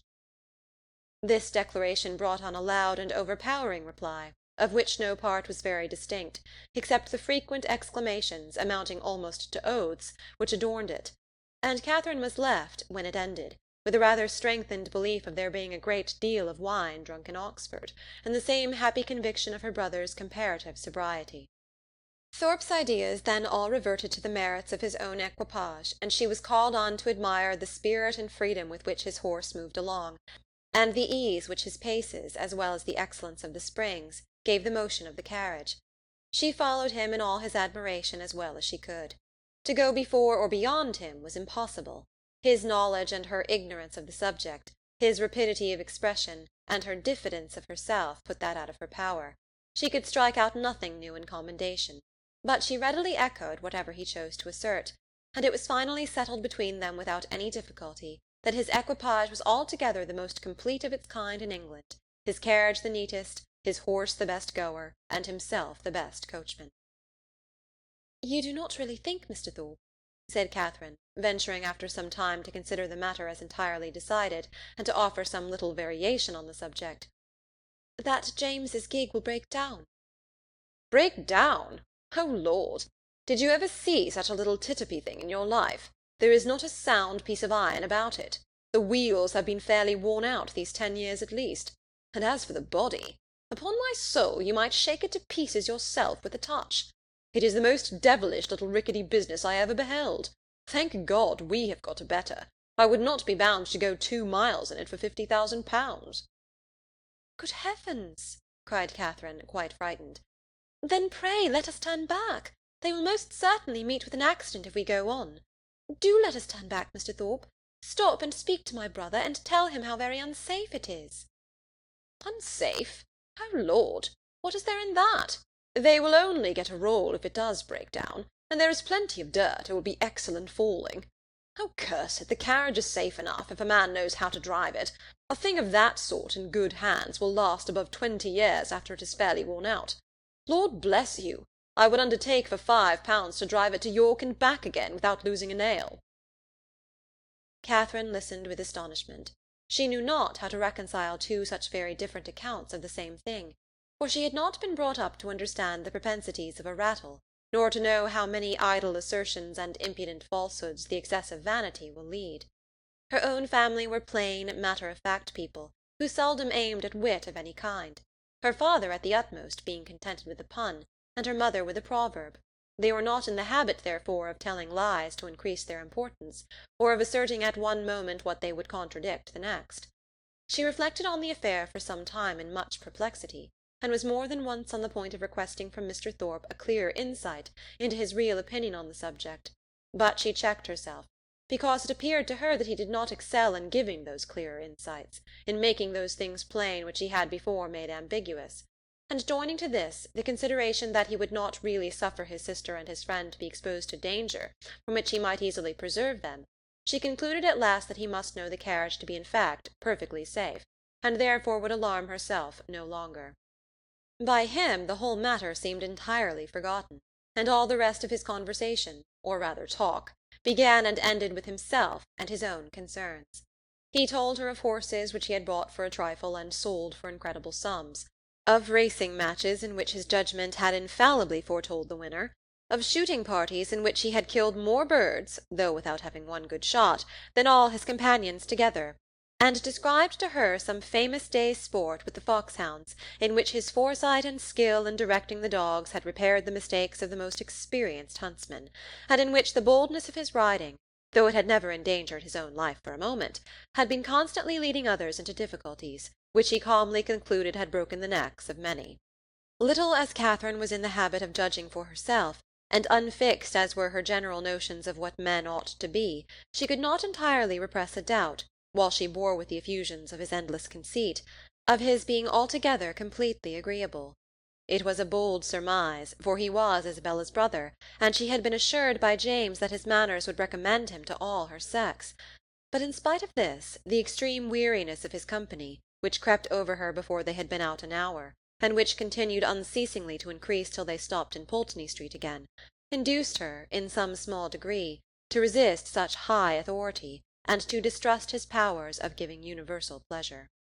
When they arrived at Mrs. Allen's door, the astonishment of Isabella was hardly to be expressed on finding that it was too late in the day for them to attend her friend into the house. "Past 3 o'clock!" It was inconceivable, incredible, impossible, and she would neither believe her own watch, nor her brother's, nor the servants'. She would believe no assurance of it founded on reason or reality, till Morland produced his watch and ascertained the fact.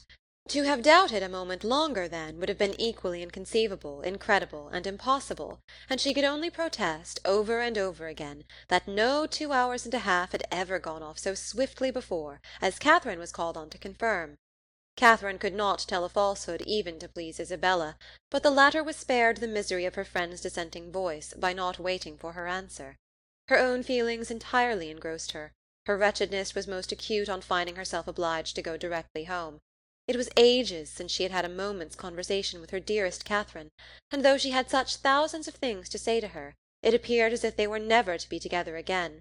So, with sniffles of most exquisite misery, and the laughing eye of utter despondency, she bade her friend adieu, and went on. Catherine found Mrs. Allen just returned from all the busy idleness of the morning, and was immediately greeted with, "Well, my dear, here you are." a truth which she had no greater inclination than power to dispute. "And I hope you've had a pleasant airing." "Yes, ma'am, I thank you. We could not have had a nicer day." "So Mrs. Thorpe said. She was vastly pleased at your all going." "You have seen Mrs. Thorpe, then?" "Yes, I went to the pump-room as soon as you were gone, and there I met her, and we had a great deal of talk together. She says there was hardly any veal to be got at market this morning, it is so uncommonly scarce." "Did you see anybody else of our acquaintance?" "Yes, we agreed to take a turn in the Crescent, and there we met Mrs. Hughes and Mr. and Miss Tilney walking with her." "Did you indeed? And did they speak to you?" "Yes, we walked along the Crescent together for half an hour. They seem very agreeable people. Miss Tilney was in a very pretty spotted muslin, and I fancy by what I can learn that she always dresses very handsomely. Mrs. Hughes talked to me a great deal about the family." "And what did she tell you of them?" "Oh, a vast deal indeed. She hardly talked of anything else." "Did she tell you what part of Gloucestershire they come from?" "Yes, she did, but I cannot recollect now. But they are very good kind of people, and very rich. Mrs. Tilney was a Miss Drummond, and she and Mrs. Hughes were schoolfellows, and Miss Drummond had a very large fortune, and when she married, her father gave her £20,000, and 500 to buy wedding clothes. Mrs. Hughes saw all the clothes after they came from the warehouse." "And are Mr. and Mrs. Tilney in Bath?" "Yes, I fancy they are, but I am not quite certain. Upon recollection, however, I have a notion they are both dead. At least the mother is. Yes, I am sure Mrs. Tilney is dead, because Mrs. Hughes told me there was a very beautiful set of pearls that Mr. Drummond gave his daughter on her wedding day, and that Miss Tilney has got now, for they were put by for her when her mother died." "And is Mr. Tilney, my partner, the only son?" "I cannot be quite positive about that, my dear. I have some idea he is. But, however, he is a very fine young man, Mrs. Hughes says, and likely to do very well." Catherine inquired no further. She had heard enough to feel that Mrs. Allen had no real intelligence to give, and that she was most particularly unfortunate herself in having missed such a meeting with both brother and sister. Could she have foreseen such a circumstance, nothing should have persuaded her to go out with the others, and as it was she could only lament her ill luck, and think over what she had lost, till it was quite clear to her that the drive had by no means been very pleasant, and that John Thorpe himself was quite disagreeable. Chapter 10. The Allens, Thorpes, and Morlands all met in the evening at the theatre, and as Catherine and Isabella sat together, there was then an opportunity for the latter to utter some few of the many thousand things which had been collecting within her, for communication in the immeasurable length of time which had divided them. "Oh, heavens! My beloved Catherine, have I got you at last?" was her address on Catherine's entering the box and sitting by her. "Now, Mr. Morland," for he was close to her on the other side, "I shall not speak another word to you all the rest of the evening, so I charge you not to expect it. My sweetest Catherine, how have you been this long age? But I need not ask you, for you look delightfully. You really have done your hair in a more heavenly style than ever. You mischievous creature! Do you want to attract everybody? I assure you my brother is quite in love with you already, and as for Mr. Tilney, but that is a settled thing. Even your modesty cannot doubt his attachment now. His coming back to Bath makes it too plain. Oh, what would I not give to see him! I really am quite wild with impatience. My mother says he is the most delightful young man in the world. She saw him this morning, you know. You must introduce him to me. Is he in the house now? Look about, for heaven's sake! I assure you I can hardly exist till I see him."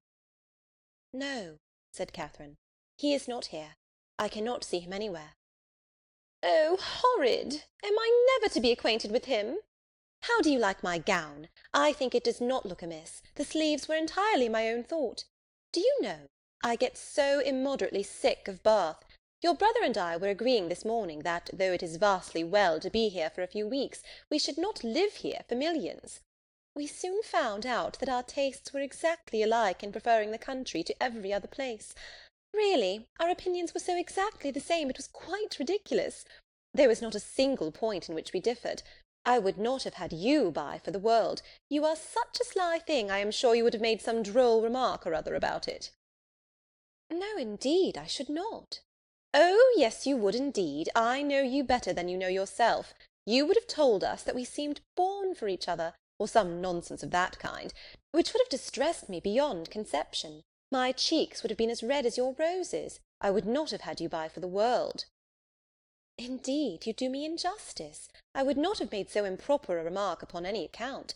And besides, I am sure it would never have entered my head.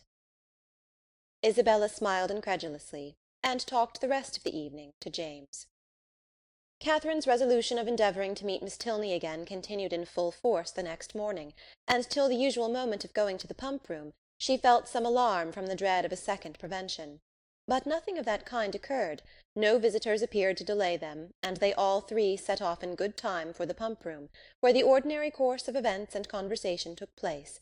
Mr. Allen, after drinking his glass of water, joined some gentlemen to talk over the politics of the day, and compare the accounts of their newspapers; and the ladies walked about together, noticing every new face and almost every new bonnet in the room. The female part of the Thorpe family, attended by James Morland, appeared among the crowd in less than a quarter of an hour, and Catherine immediately took her usual place by the side of her friend. James, who was now in constant attendance, maintained a similar position, and separating themselves from the rest of their party, they walked in that manner for some time, till Catherine began to doubt the happiness of a situation which, confining her entirely to her friend and brother, gave her very little share in the notice of either. They were always engaged in some sentimental discussion or lively dispute, but their sentiment was conveyed in such whispering voices, and their vivacity attended with so much laughter, that though Catherine's supporting opinion was not unfrequently called for by one or the other, she was never able to give any, from not having heard a word of the subject. At length, however, she was empowered to disengage herself from her friend by the avowed necessity of speaking to Miss Tilney, whom she most joyfully saw just entering the room with Mrs. Hughes, and whom she instantly joined, with a firmer determination to be acquainted than she might have had courage to command, had she not been urged by the disappointment of the day before. Miss Tilney met her with great civility, returned her advances with equal good-will, and they continued talking together as long as both parties remained in the room. And though in all probability not an observation was made, nor an expression used by either which had not been made and used some thousands of times before, under that roof, in every Bath season, yet the merit of their being spoken with simplicity and truth, and without personal conceit, might be something uncommon. "How well your brother dances!" was an artless exclamation of Catherine's towards the close of their conversation, which at once surprised and amused her companion. "Henry?" she replied with a smile. "Yes, he does dance very well." "He must have thought it very odd to hear me say I was engaged the other evening, when he saw me sitting down. But I really had been engaged the whole day to Mr. Thorpe." Miss Tilney could only bow. "You cannot think," added Catherine after a moment's silence, "how surprised I was to see him again. I felt so sure of his being quite gone away. When Henry had the pleasure of seeing you before, he was in Bath but for a couple of days. He came only to engage lodgings for us. That never occurred to me, and of course not seeing him anywhere, I thought he must be gone. Was not the young lady he danced with on Monday a Miss Smith?" "Yes, an acquaintance of Mrs. Hughes." "I dare say she was very glad to dance. Do you think her pretty?" "Not very." "He never comes to the pump-room, I suppose?" "Yes, sometimes, but he has rid out this morning with my father." Mrs. Hughes now joined them, and asked Miss Tilney if she was ready to go. "I hope I shall have the pleasure of seeing you again soon," said Catherine. "Shall you be at the cotillion ball to-morrow?" "Perhaps yes, I think we certainly shall." "I am glad of it, for we shall all be there."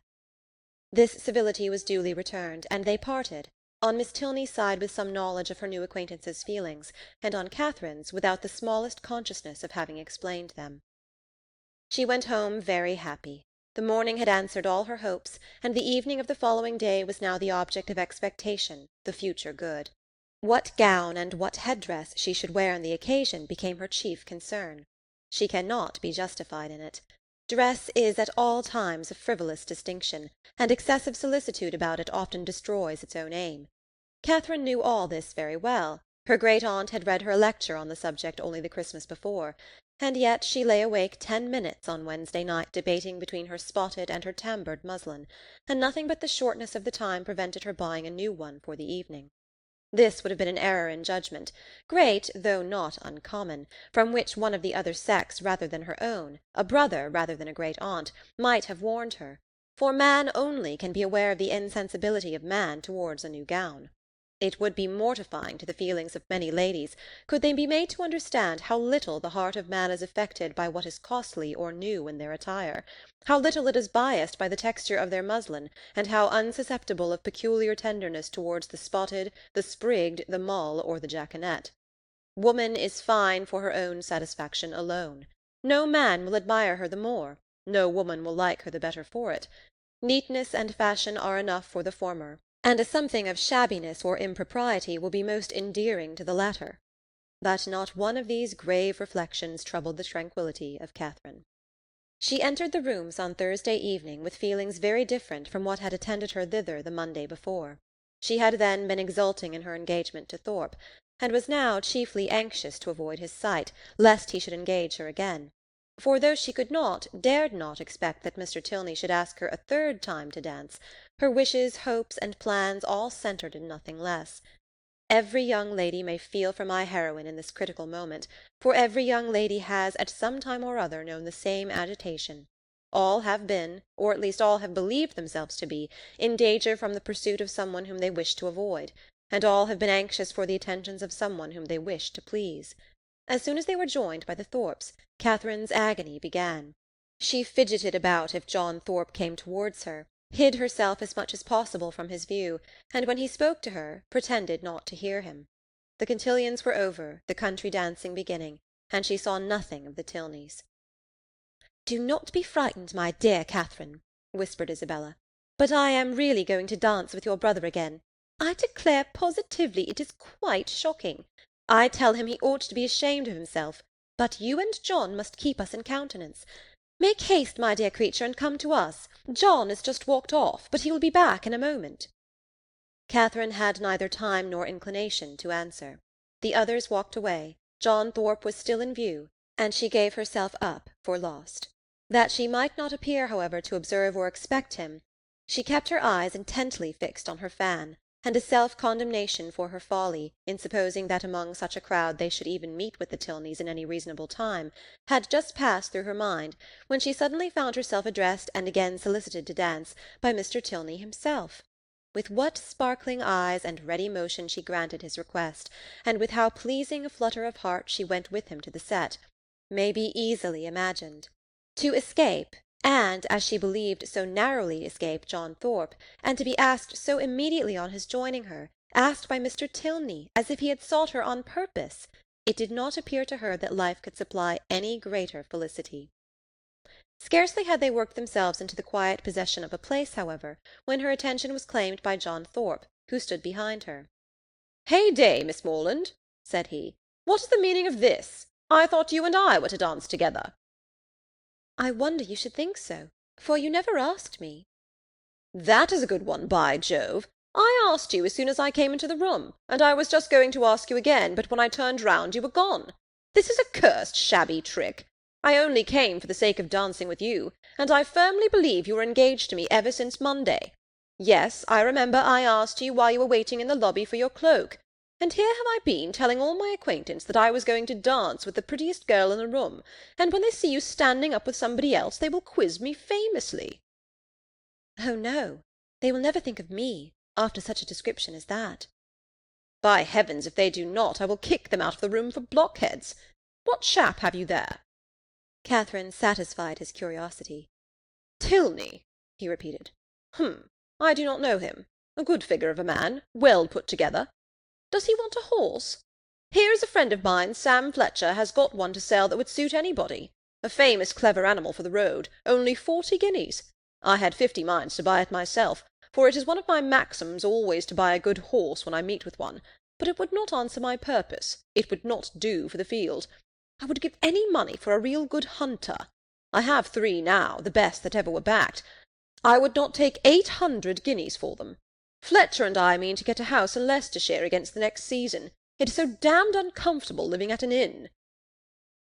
This was the last sentence by which he could weary Catherine's attention, for he was just then borne off by the resistless pressure of a long string of passing ladies. Her partner now drew near and said, "That gentleman would have put me out of patience, had he stayed with you half a minute longer. He has no business to withdraw the attention of my partner from me.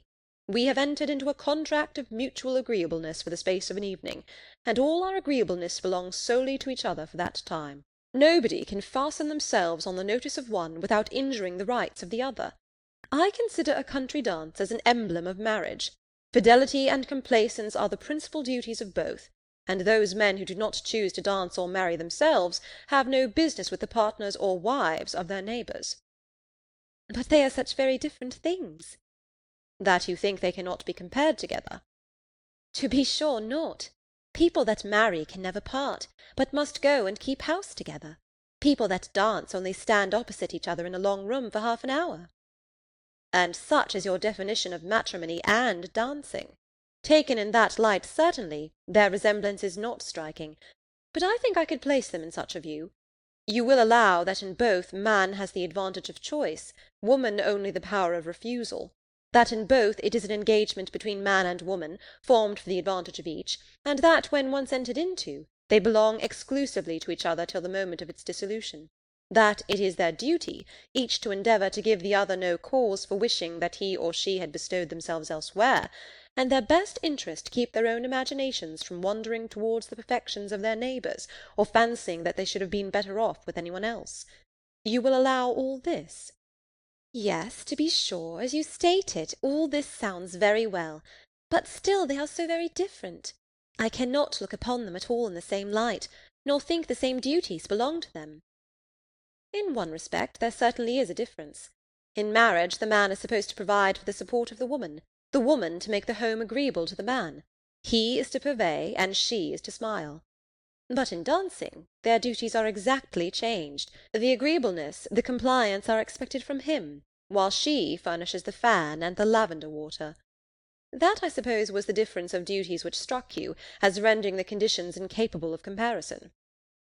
"No, indeed, I never thought of that." "Then I am quite at a loss. One thing, however, I must observe. This disposition on your side is rather alarming.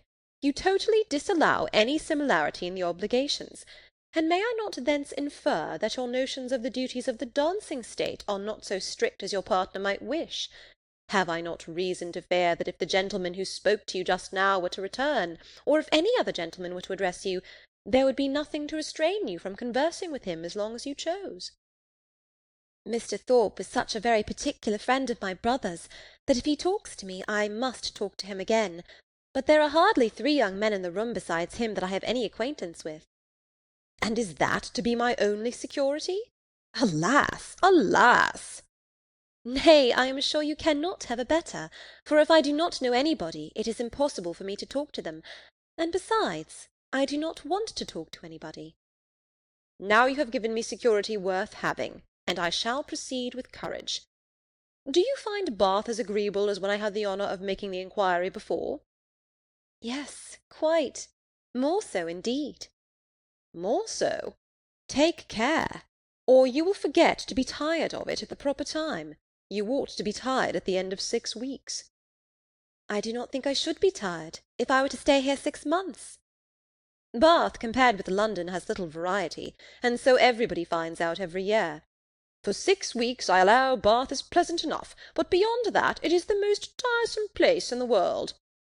"You would be told so by people of all descriptions, who come regularly every winter, lengthen their 6 weeks into 10 or 12, and go away at last because they can afford to stay no longer." "Well, other people must judge for themselves, and those who go to London may think nothing of Bath. But I, who live in a small retired village in the country, can never find greater sameness in such a place as this than in my own home. For here there are a variety of amusements, a variety of things to be seen and done all day long, which I can know nothing of there." "You are not fond of the country?" "Oh yes, I am. I have always lived there, and have always been very happy. But certainly there is much more sameness in a country life than in a Bath life. One day in the country is exactly like another." "But then you spend your time so much more rationally in the country." "Do I?" "Do you not?" I do not believe there is much difference." "Here you are in pursuit only of amusement all day long."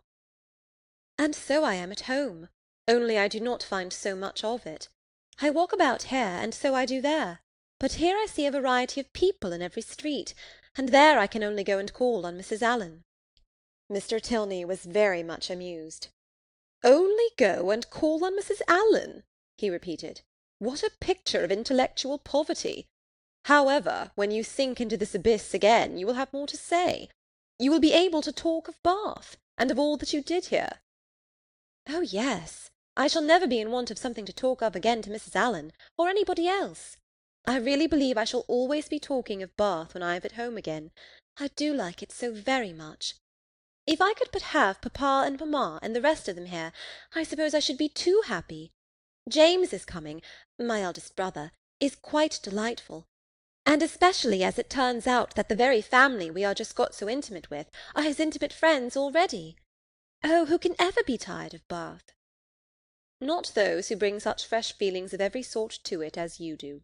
But papas and mammas and brothers and intimate friends are a good deal gone by to most of the frequenters of Bath, and the honest relish of balls and plays and everyday sights is past with them." Here their conversation closed, the demands of the dance becoming now too importunate for divided attention. Soon after their reaching the bottom of the set, Catherine perceived herself to be earnestly regarded by a gentleman who stood among the lookers-on, immediately behind her partner. He was a very handsome man, of a commanding aspect, past the bloom, but not past the vigour of life, and with his eyes still directed towards her, she saw him presently address Mr. Tilney in a familiar whisper. Confused by his notice, and blushing from the fear of its being excited by something wrong in her appearance, she turned away her head. But while she did so, the gentleman retreated, and her partner coming nearer, said, "I see that you guess what I have just been asked. That gentleman knows your name, and you have a right to know his. It is General Tilney, my father." Catherine's answer was only, "Oh!" But it was an "oh" expressing everything needful, attention to his words, and perfect reliance on their truth. With real interest and strong admiration did her eye now follow the General, as he moved through the crowd, and "How handsome a family they are!" was her secret remark. In chatting with Miss Tilney before the evening concluded, a new source of felicity arose to her. She had never taken a country walk since her arrival in Bath. Miss Tilney, to whom all the commonly frequented environs were familiar, spoke of them in terms which made her all eagerness to know them too, and on her openly fearing that she might find nobody to go with her, it was proposed by the brother and sister that they should join in a walk some morning or other. "I shall like it," she cried, "beyond anything in the world, and do not let us put it off. Let us go to-morrow." This was readily agreed to, with only a proviso of Miss Tilney's, that it did not rain, which Catherine was sure it would not. At 12 o'clock they were to call for her in Pulteney Street, and "Remember, 12 o'clock!" was her parting speech to her new friend. Of her other, her older, her more established friend, Isabella, of whose fidelity and worth she had enjoyed a fortnight's experience, she scarcely saw anything during the evening. Yet, though longing to make her acquainted with her happiness, she cheerfully submitted to the wish of Mr. Allen, which took them away rather early, and her spirits danced within her, as she danced in her chair all the way home. Chapter 11. The morrow brought a very sober-looking morning, the sun making only a few efforts to appear, and Catherine augured from it everything most favourable to her wishes. A bright morning so early in the year, she allowed, would generally turn to rain, but a cloudy one foretold improvement as the day advanced. She applied to Mr. Allen for confirmation of her hopes, but Mr. Allen, not having his own skies and barometer about him, declined giving any absolute promise of sunshine. She applied to Mrs. Allen, and Mrs. Allen's opinion was more positive. She had no doubt in the world of its being a very fine day, if the clouds would only go off and the sun keep out. At about 11 o'clock, however, a few specks of small rain upon the windows caught Catherine's watchful eye, and "Oh dear, I do believe it will be wet," broke from her in a most desponding tone. "I thought how it would be," said Mrs. Allen.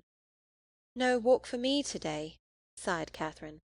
"But perhaps it may come to nothing, or it may hold up before 12." "Perhaps it may. But then, my dear, it will be so dirty." "Oh, that will not signify. I never mind dirt." "No," replied her friend very placidly. "I know you never mind dirt." After a short pause, "It comes on faster and faster," said Catherine as she stood watching at a window. "So it does indeed. If it keeps raining the streets will be very wet." "There are 4 umbrellas up already. How I hate the sight of an umbrella!" "They are disagreeable things to carry. I would much rather take a chair at any time." "It was such a nice-looking morning. I felt so convinced it would be dry." "Anybody would have thought so indeed. There will be very few people in the pump-room if it rains all the morning. I hope Mr. Allen will put on his great-coat when he goes, but I dare say he will not, for he had rather do anything in the world than walk out in a great-coat. I wonder he should dislike it. It must be so comfortable." The rain continued, fast, though not heavy. Catherine went every 5 minutes to the clock, threatening on each return that if it still kept on raining another 5 minutes, she would give up the matter as hopeless. The clock struck 12, and still it rained. "You will not be able to go, my dear." "I do not quite despair yet. I shall not give it up till 12:15. This is just the time of day for it to clear up, and I do think it looks a little lighter. There, it is 20 minutes after 12, and now I shall give it up entirely. Oh, that we had such weather here as they had at Udolpho, or at least in Tuscany in the south of France, the night that poor St. Aubin died. Such beautiful weather."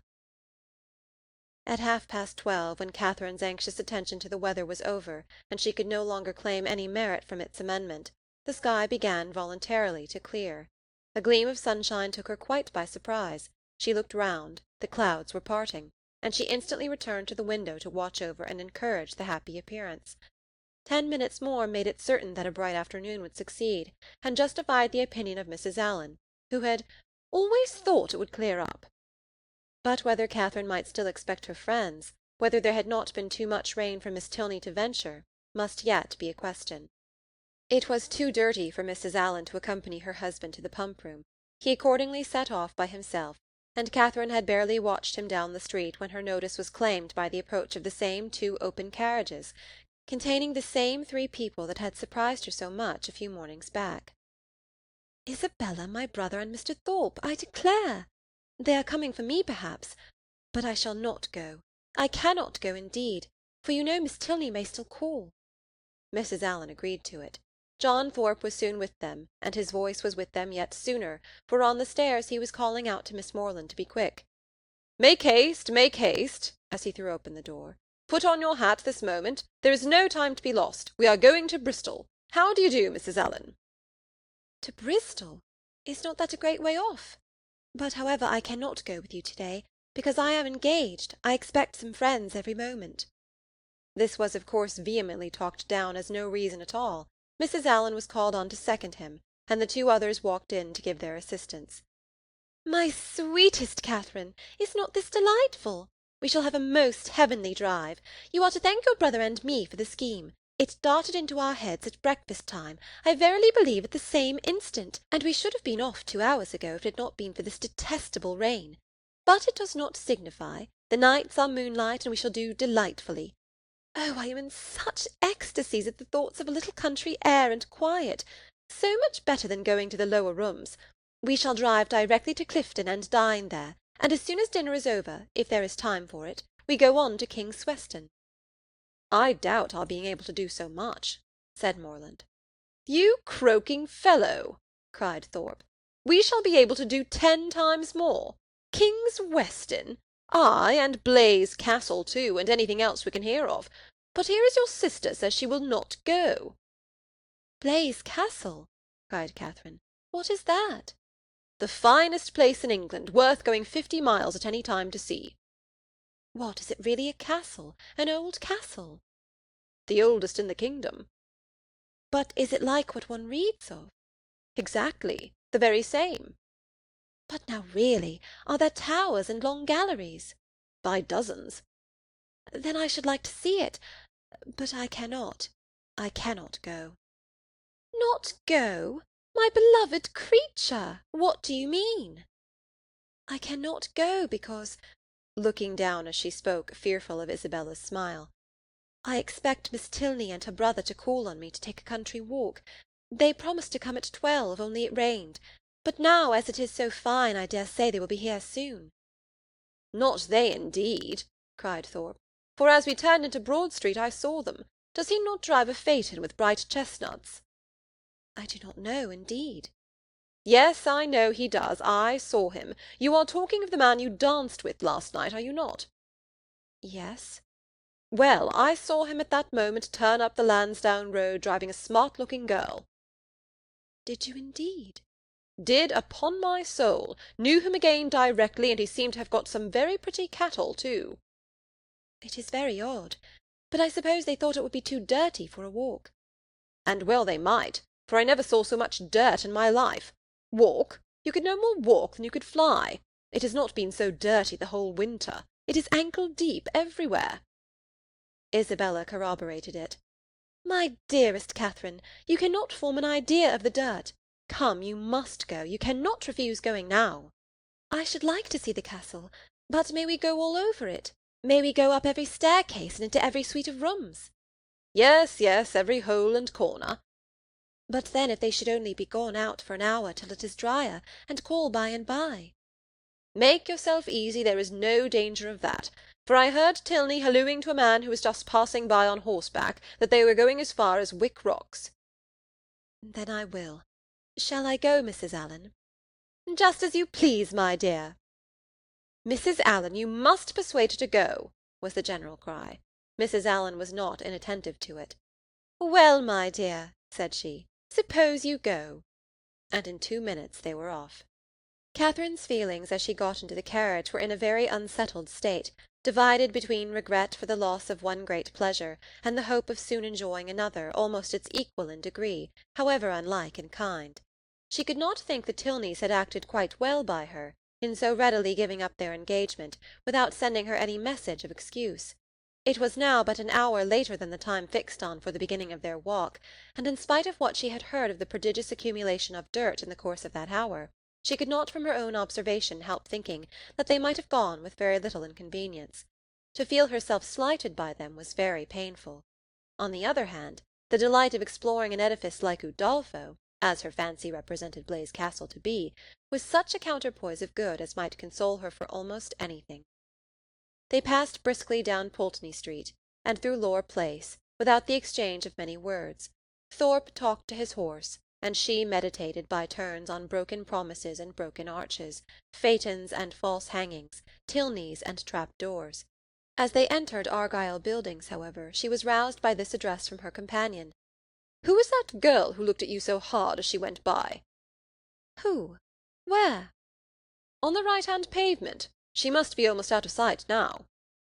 Catherine looked around, and saw Miss Tilney leaning on her brother's arm, walking slowly down the street. She saw them both looking back at her. "Stop, stop, Mr. Thorpe!" she impatiently cried. "It is Miss Tilney, it is indeed. How could you tell me they were gone? Stop, stop, I will get out this moment and go to them." But to what purpose did she speak? Thorpe only lashed his horse into a brisker trot. The Tilneys, who had soon ceased to look after her, were in a moment out of sight round the corner of Laura Place, and in another moment she was herself whisked into the market-place. Still, however, and during the length of another street, she entreated him to stop. "Pray, pray stop, Mr. Thorpe, I cannot go on. I will not go on. I must go back to Miss Tilney." But Mr. Thorpe only laughed, smacked his whip, encouraged his horse, made odd noises, and drove on. And Catherine, angry and vexed as she was, having no power of getting away, was obliged to give up the point and submit. Her reproaches, however, were not spared. "How could you deceive me so, Mr. Thorpe? How could you say that you saw them driving up the Lansdowne Road? I would not have had it happen so for the world. They must think it so strange, so rude of me, to go by them, too, without saying a word. You do not know how vexed I am. I shall have no pleasure at Clifton, nor in anything else. I had rather, 10,000 times rather, get out now and walk back to them. How could you say you saw them driving out in a phaeton?" Thorpe defended himself very stoutly, declared he had never seen two men so much alike in his life, and would hardly give up the point of its having been Tilney himself. Their drive, even when this subject was over, was not likely to be very agreeable. Catherine's complaisance was no longer what it had been in their former airing. She listened reluctantly, and her replies were short. Blaise Castle remained her only comfort. Towards that she still looked at intervals with pleasure, though rather than be disappointed of the promised walk, and especially rather than be thought ill of by the Tilneys, she would willingly have given up all the happiness which its walls could supply, the happiness of a progress through a long suite of lofty rooms, exhibiting the remains of magnificent furniture, though now for many years deserted, the happiness of being stopped in their way along narrow winding vaults by a low grated door, or even of having their lamp, their only lamp, extinguished by a sudden gust of wind, and of being left in total darkness. In the meanwhile they proceeded on their journey without any mischance, and were within view of the town of Keynsham, when a halloo from Morland, who was behind them, made his friend pull up, to know what was the matter. The others then came close enough for conversation, and Morland said, "We had better go back, Thorpe. It is too late to go on to-day. Your sister thinks so as well as I. We have been exactly an hour coming from Pulteney Street, very little more than 7 miles, and I suppose we have at least 8 more to go. It will never do. We set out a great deal too late. We had much better put it off till another day, and turn round." "It is all one to me," replied Thorpe rather angrily, and instantly turning his horse, they were on their way back to Bath. "If your brother had not got such a damn beast to drive," said he soon afterwards, "we might have done it very well. My horse would have trotted to Clifton within the hour, if left to himself, and I have almost broke my arm with pulling him into that cursed broken-winded jade's pace. Morland is a fool for not keeping a horse and gig of his own." "No, he is not," said Catherine warmly, "for I am sure he could not afford it." "And why cannot he afford it?" "Because he has not money enough." "And whose fault is that?" "Nobody's, that I know of." Thorpe then said something in the loud incoherent way to which he had often recourse, about its being a damn thing to be miserly, and that if people who rolled in money could not afford things, he did not know who could, which Catherine did not even endeavour to understand. Disappointed of what was to have been the consolation for her first disappointment, she was less and less disposed either to be agreeable herself or to find her companion so, and they returned to Pulteney Street without her speaking 20 words. As she entered the house, the footman told her that a gentleman and lady had called and inquired for her a few minutes after her setting off, that, when he told them she was gone out with Mr. Thorpe, the lady had asked whether any message had been left for her, and on his saying no, had felt for a card, but said she had none about her, and went away. Pondering over these heart-rending tidings, Catherine walked slowly upstairs. At the head of them she was met by Mr. Allen, who, on hearing the reason of their speedy return, said, "I am glad your brother had so much sense. I am glad you are come back. It was a strange, wild scheme." They all spent the evening together at Thorpe's. Catherine was disturbed and out of spirits, but Isabella seemed to find a pool of commerce in the fate of which she shared, by private partnership with Morland, a very good equivalent for the quiet and country air of an inn at Clifton. Her satisfaction, too, in not being at the lower rooms was spoken more than once. "How I pity the poor creatures that are going there! How glad I am that I am not amongst them! I wonder whether it will be a full ball or not. They have not begun dancing yet. I would not be there for all the world. It is so delightful to have an evening now and then to oneself. I dare say it will not be a very good ball. I know the Mitchells will not be there. I am sure I pity everybody that is. But I dare say, Mr. Morland, you long to be at it, do not you? I am sure you do. Well, pray do not let anybody here be such a restraint on you. I dare say we could do very well without you, but you men think yourselves of such consequence." Catherine could almost have accused Isabella of being wanting in tenderness towards herself and her sorrows, so very little did they appear to dwell on her mind, and so very inadequate was the comfort she offered. "Do not be so dull, my dearest creature," she whispered. "You will quite break my heart. It was amazingly shocking, to be sure, but the Tilneys were entirely to blame. Why were not they more punctual? It was dirty, indeed, but what did that signify? I am sure John and I should not have minded it. I never mind going through anything where a friend is concerned. That is my disposition, and John is just the same. He has amazing strong feelings. Good heavens! What a delightful hand you have got! Kings, I vow! I never was so happy in my life. I would 50 times rather you should have them than myself. And now I may dismiss my heroine to the sleepless couch which is the true heroine's portion, to a pillow strewed with thorns and wet with tears, and lucky may she think herself if she get another good night's rest in the course of the next 3 months. End of Chapter 11. Chapter 12. "Mrs. Allen," said Catherine the next morning, "will there be any harm in my calling on Miss Tilney to-day? I shall not be easy till I have explained everything." "Go by all means, my dear, only put on a white gown. Miss Tilney always wears white." Catherine cheerfully complied, and being properly equipped, was more impatient than ever to be at the pump-room, that she might inform herself of General Tilney's lodgings, for though she believed they were in Milsom Street, she was not certain of the house, and Mrs. Allen's wavering convictions only made it more doubtful. To Milsom Street she was directed, and having made herself perfect in the number, hastened away with eager steps and a beating heart to pay her visit, explain her conduct, and be forgiven, tripping lightly through the churchyard, and resolutely turning away her eyes, that she might not be obliged to see her beloved Isabella and her dear family, who, she had reason to believe, were in a shop hard by. She reached the house without any impediment, looked at the number, knocked at the door, and inquired for Miss Tilney. The man believed Miss Tilney to be at home, but was not quite certain. Would she be pleased to send up her name? She gave her card. In a few minutes the servant returned, and with a look which did not quite confirm his words, said that he had been mistaken, for that Miss Tilney was walked out. Catherine, with a blush of mortification, left the house. She felt almost persuaded that Miss Tilney was at home, and too much offended to admit her, and as she retired down the street could not withhold one glance at the drawing-room windows in expectation of seeing her there, but no one appeared at them. At the bottom of the street, however, she looked back again, and then, not at a window, but issuing from the door, she saw Miss Tilney herself. She was followed by a gentleman whom Catherine believed to be her father, and they turned up towards Edgar's Buildings. Catherine, in deep mortification, proceeded on her way. She could almost be angry herself at such angry incivility, but she checked the resentful sensation. She remembered her own ignorance. She knew not how such an offence as hers might be classed by the laws of worldly politeness, to what a degree of unforgivingness it might with propriety lead, nor to what rigours of rudeness in return it might justly make her amenable. Dejected and humbled, she had even some thoughts of not going with the others to the theatre that night, but it must be confessed that they were not of long continuance, for she soon recollected, in the first place, that she was without any excuse for staying at home, and in the second that it was a play she wanted very much to see. To the theatre accordingly they all went. No Tilneys appeared to plague or please her.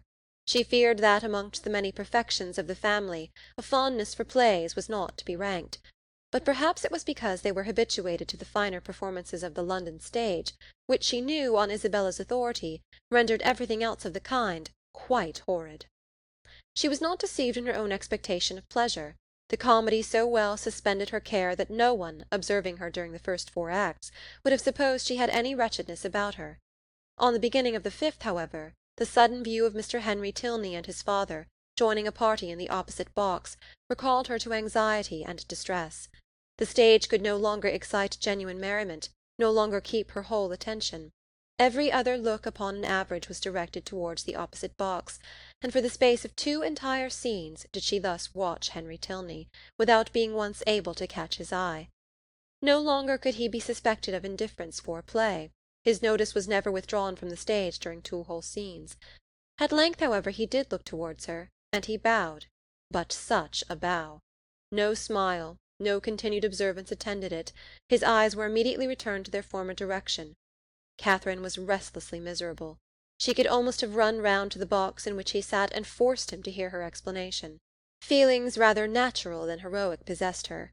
Instead of considering her own dignity injured by this ready condemnation, instead of proudly resolving in conscious innocence to show her resentment towards him who could harbour a doubt of it, to leave to him all the trouble of seeking an explanation, and to enlighten him on the past only by avoiding his sight or flirting with somebody else, she took to herself all the shame of misconduct, or at least of its appearance, and was only eager for an opportunity of explaining its cause. The play concluded, the curtain fell. Henry Tilney was no longer to be seen where he had hitherto sat, but his father remained, and perhaps he might be now coming round to their box. She was right. In a few minutes he appeared, and making his way through the then thinning rows, spoke with like calm politeness to Mrs. Allen and her friend. Not with such calmness was he answered by the latter. "Oh, Mr. Tilney, I have been quite wild to speak to you, and make my apologies. You must have thought me so rude. But indeed it was not my own fault, was it, Mrs. Allen? Did not they tell me that Mr. Tilney and his sister were gone out in a phaeton together? And then what could I do? But I had 10,000 times rather have been with you, now had I not, Mrs. Allen?" "My dear, you tumble my gown," was Mrs. Allen's reply. Her assurance, however, standing sole as it did, was not thrown away. It brought a more cordial, more natural smile into his countenance, and he replied in a tone which retained only a little affected reserve. "We were much obliged to you, at any rate, for wishing us a pleasant walk after our passing you in Argyle Street. You were so kind as to look back on purpose." "But indeed I did not wish you a pleasant walk. I never thought of such a thing. But I begged Mr. Thorpe so earnestly to stop.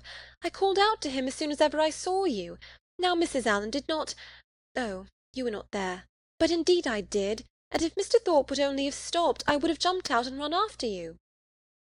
Is there a Henry in the world who could be insensible to such a declaration? Henry Tilney, at least, was not. With a yet sweeter smile, he said everything that need be said of his sister's concern, regret, and dependence on Catherine's honour. "Oh, do not say Miss Tilney was not angry," cried Catherine, "because I know she was, for she would not see me this morning when I called. I saw her walk out of the house the next minute after my leaving it. I was hurt, but I was not affronted. Perhaps you did not know I had been there." "I was not within at the time, but I heard of it from Eleanor, and she has been wishing ever since to see you, to explain the reason of such incivility. But perhaps I can do it as well. It was nothing more than that my father— They were just preparing to walk out, and he, being hurried for time, and not caring to have it put off, made a point of her being denied. That was all, I do assure you. She was very much vexed, and meant to make her apology as soon as possible." Catherine's mind was greatly eased by this information, yet a something of solicitude remained, from which sprang the following question, thoroughly artless in itself, though rather distressing to the gentleman. "But, Mr. Tilney, why were you less generous than your sister? If she felt such confidence in my good intentions, and could suppose it only to be a mistake, why should you be so ready to take offence?" "Me? I take offence?" "Nay, I am sure by your look, when you came into the box, you were angry." "I angry? I could have no right." "Well, nobody would have thought you had no right who saw your face." He replied by asking her to make room for him, and talking of the play. He remained with them some time, and was only too agreeable for Catherine to be contented when he went away. Before they parted, however, it was agreed that the projected walk should be taken as soon as possible, and setting aside the misery of his quitting their box, she was, upon the whole, left one of the happiest creatures in the world.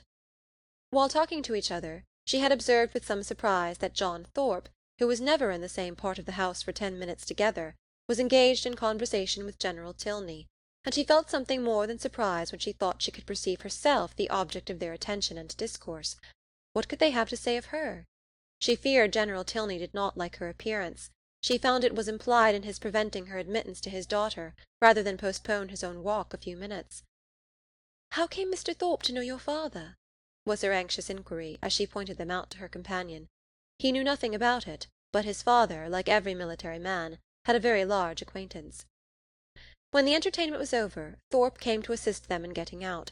Catherine was the immediate object of his gallantry, and while they waited in the lobby for a chair, he prevented the inquiry which had travelled from her heart almost to the tip of her tongue, by asking in a consequential manner whether she had seen him talking with General Tilney. "He is a fine old fellow, upon my soul. Stout, active, looks as young as his son. I have a great regard for him, I assure you. A gentleman-like, good sort of fellow as ever lived." "But how came you to know him?" "Know him? There are few people much about town that I do not know. I have met him forever at the Bedford, and I knew his face again to-day the moment he came into the billiard-room.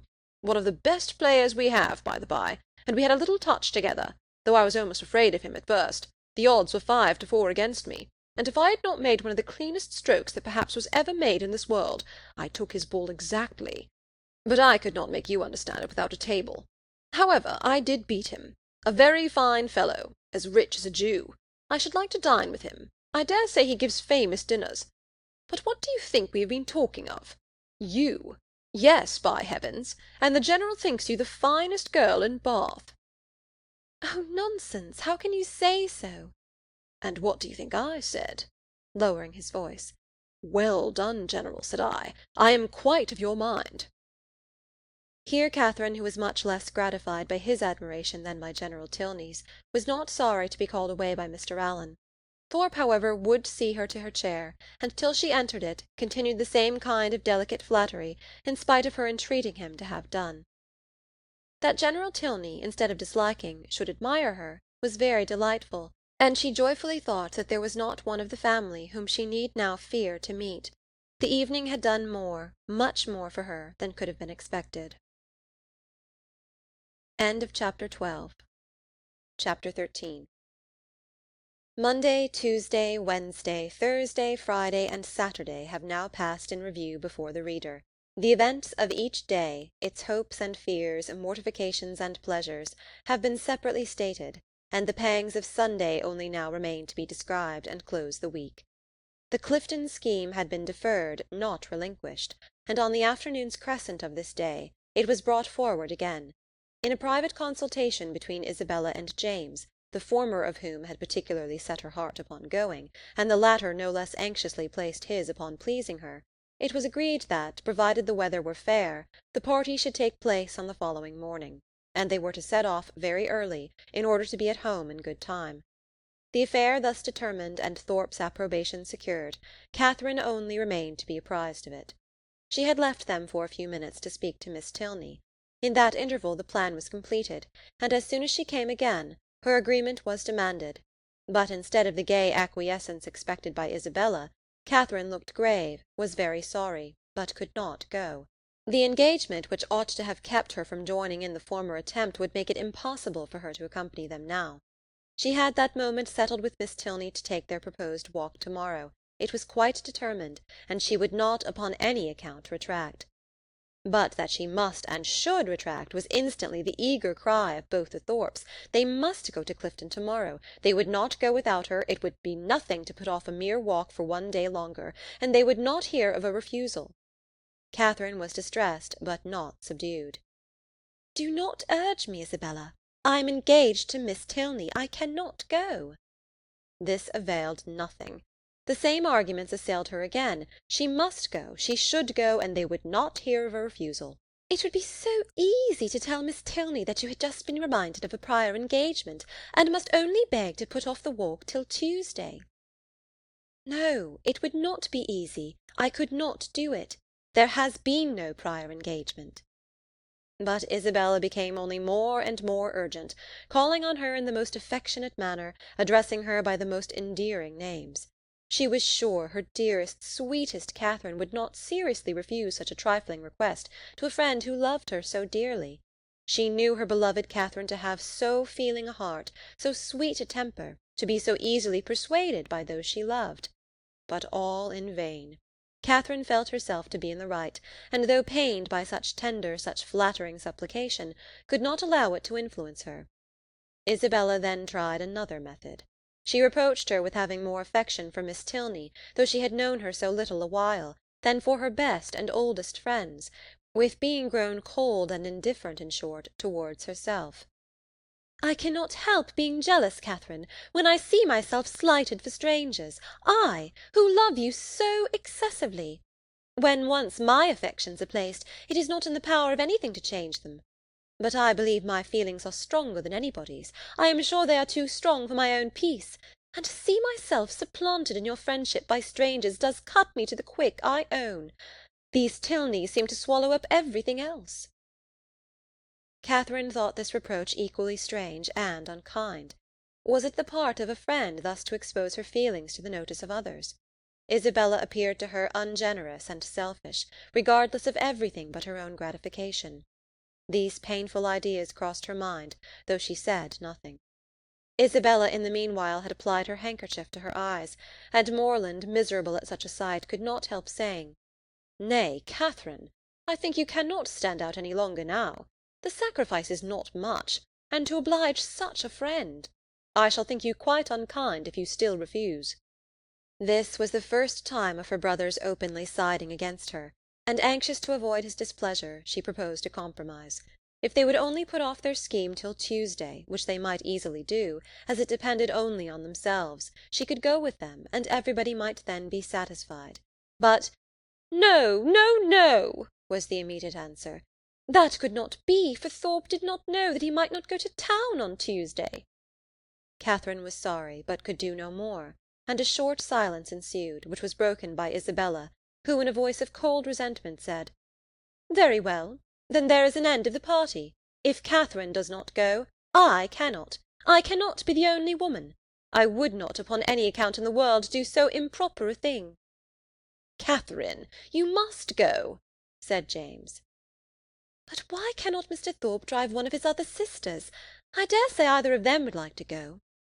"Thank ye," cried Thorpe, "but I did not come to Bath to drive my sisters about and look like a fool. No, if you do not go, damn me if I do. I only go for the sake of driving you." "That is a compliment which gives me no pleasure." But her words were lost on Thorpe, who had turned abruptly away.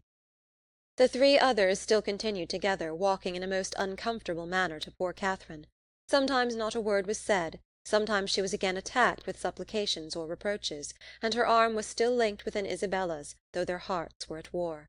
At one moment she was softened, at another irritated, always distressed, but always steady. "I did not think you had been so obstinate, Catherine," said James. "You were not used to be so hard to persuade. You once were the kindest, best-tempered of my sisters." "I hope I am not less so now," she replied very feelingly. "But indeed I cannot go. If I am wrong, I am doing what I believe to be right."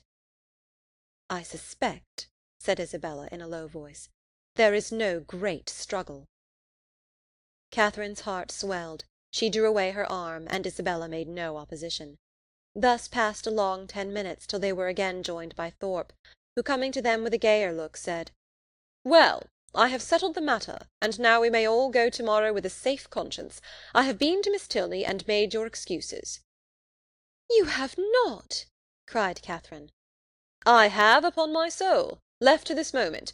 Told her that you had sent me to say that, having just recollected a prior engagement of going to Clifton with us to-morrow, you could not have the pleasure of walking with her till Tuesday. She said, very well, Tuesday was just as convenient to her, so there is an end of all our difficulties. A pretty good thought of mine, hey?" Isabella's countenance was once more all smiles and good humour, and James, too, looked happy again. "A most heavenly thought indeed! Now, my sweet Catherine, all our distresses are over. You are honourably acquitted, and we shall have a most delightful party." "This will not do," said Catherine. "I cannot submit to this. I must run after Miss Tilney directly, and set her right." Isabella, however, caught hold of one hand, Thorpe of the other, and remonstrances poured in from all three. Even James was quite angry. When everything was settled, when Miss Tilney herself said that Tuesday would suit her as well, it was quite ridiculous, quite absurd to make any further objection. "I do not care. Mr. Thorpe had no business to invent any such message. If I had thought it right to put it off, I could have spoken to Miss Tilney myself. This is only doing it in a ruder way, and how do I know that Mr. Thorpe is— He may be mistaken again, perhaps. He led me into one act of rudeness by his mistake on Friday. Let me go, Mr. Thorpe. Isabella, do not hold me." Thorpe told her it would be in vain to go after the Tilneys. They were turning the corner into Brock Street when he had overtaken them, and were at home by this time. "Then I will go after them," said Catherine. "Wherever they are, I will go after them. It does not signify talking. If I could not be persuaded into doing what I thought wrong, I never will be tricked into it." And with these words she broke away and hurried off. Thorpe would have darted after her, but Morland withheld him. Let her go, if she will go. She is as obstinate as—" Thorpe never finished the simile, for it could hardly have been a proper one. Away walked Catherine in great agitation, as fast as the crowd would permit her, fearful of being pursued, yet determined to persevere. As she walked, she reflected on what had passed. It was painful to her to disappoint and displease them, particularly to displease her brother, but she could not repent her resistance. Setting her own inclination apart, to have failed a second time in her engagement to Miss Tilney, to have retracted a promise voluntarily made only 5 minutes before, and on a false pretence too, must have been wrong. She had not been withstanding them on selfish principles alone. She had not consulted merely her own gratification. That might have been ensured in some degree by the excursion itself, by seeing Blaise Castle. No, she had attended to what was due to others, and to her own character and their opinion. Her conviction of being right, however, was not enough to restore her composure. Till she had spoken to Miss Tilney she could not be at ease, and quickening her pace when she got clear of the crescent, she almost ran over the remaining ground till she gained the top of Milsom Street. So rapid had been her movements that in spite of the Tilneys' advantage in the outset, they were but just turning into their lodgings as she came within view of them, and the servant still remaining at the open door, she used only the ceremony of saying that she must speak with Miss Tilney that moment, and hurrying by him proceeded upstairs. Then, opening the first door before her, which happened to be the right, she immediately found herself in the drawing-room with General Tilney, his son, and daughter. Her explanation, defective only in being, from her irritation of nerves and shortness of breath, no explanation at all, was instantly given. "I come in a great hurry. It was all a mistake. I never promised to go. I told them from the first I could not go. I ran away in a great hurry to explain it. I did not care what you thought of me. I would not stay for the servant."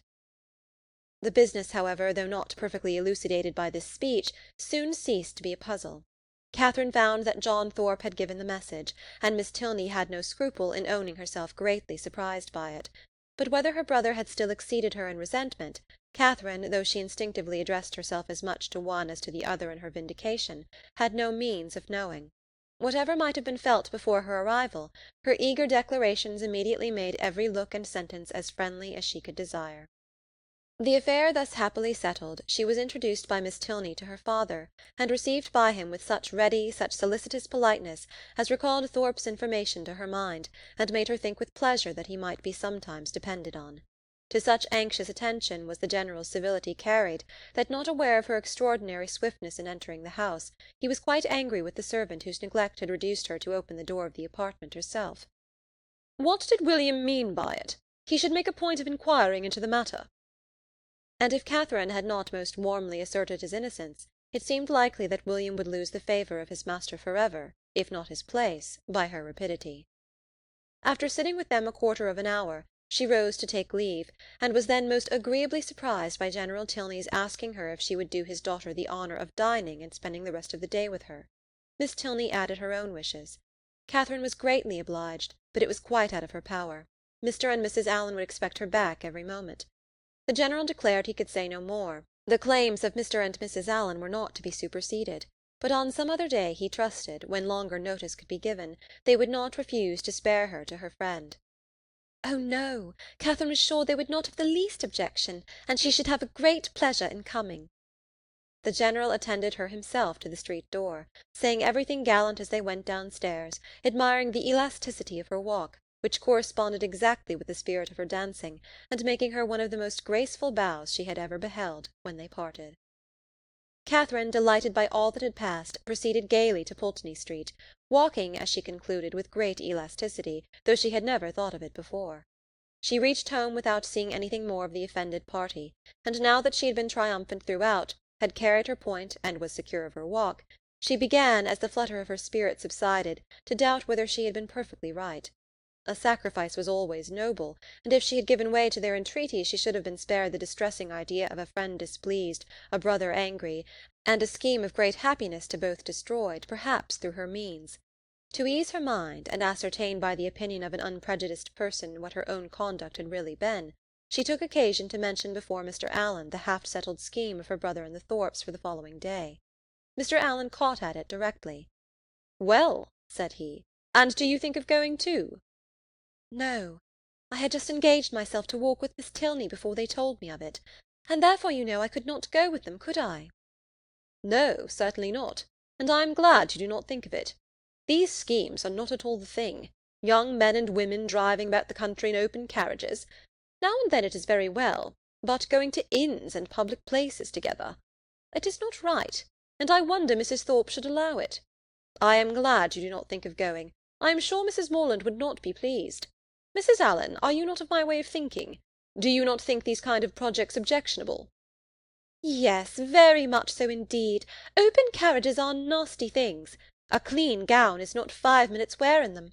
You are splashed getting in and getting out, and the wind takes your hair and your bonnet in every direction. I hate an open carriage myself." "I know you do, but that is not the question. Do not you think it has an odd appearance if young ladies are frequently driven about in them by young men, to whom they are not even related?" "Yes, my dear, a very odd appearance indeed. I cannot bear to see it." "Dear madam," cried Catherine, "then why did you not tell me so before? I am sure if I had known it to be improper, I would not have gone with Mr. Thorpe at all. But I always hoped you would tell me if you thought I was doing wrong."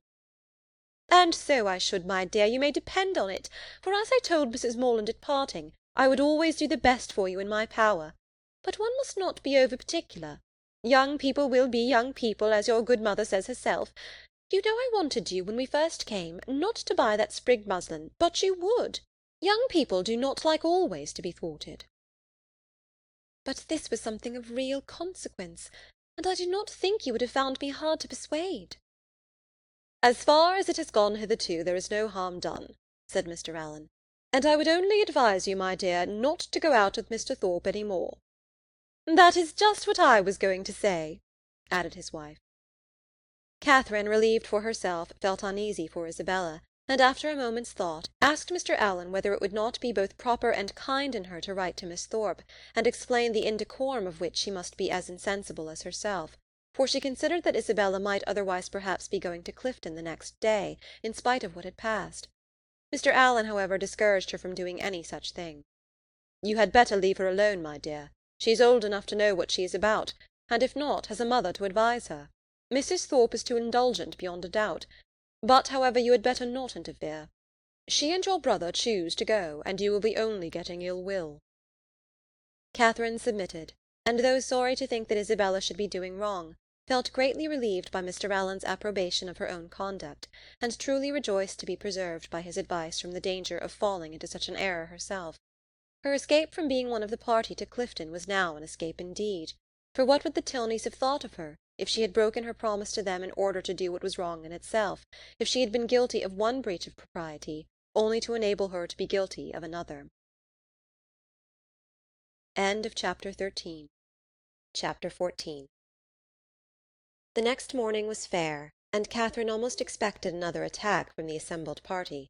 With Mr. Allen to support her, she felt no dread of the event, but she would gladly be spared a contest where victory itself was painful, and was heartily rejoiced therefore at neither seeing nor hearing anything of them. The Tilneys called for her at the appointed time, and no new difficulty arising, no sudden recollection, no unexpected summons, no impertinent intrusion to disconcert their measures, my heroine was most unnaturally able to fulfil her engagement, though it was made with the hero himself. They determined on walking round Beechen Cliff, that noble hill whose beautiful verdure and hanging coppice render it so striking an object from almost every opening in Bath. "I never look at it," said Catherine, as they walked along the side of the river, "without thinking of the south of France." "You have been abroad, then?" said Henry, a little surprised. "Oh, no, I only mean what I have read about. It always puts me in mind of the country that Emily and her father travelled through, in the Mysteries of Udolpho. But you never read novels, I dare say." "Why not?" "Because they are not clever enough for you. Gentlemen read better books." "The person, be it gentleman or lady, who has not pleasure in a good novel, must be intolerably stupid. I have read all Mrs. Radcliffe's works, and most of them with great pleasure. The Mysteries of Udolpho, when I had once begun it, I could not lay down again. I remember finishing it in 2 days, my hair standing on end the whole time." "Yes," added Miss Tilney, "and I remember that you undertook to read it aloud to me, and that when I was called away for only 5 minutes to answer a note, instead of waiting for me, you took the volume into the Hermitage Walk, and I was obliged to stay till you had finished it."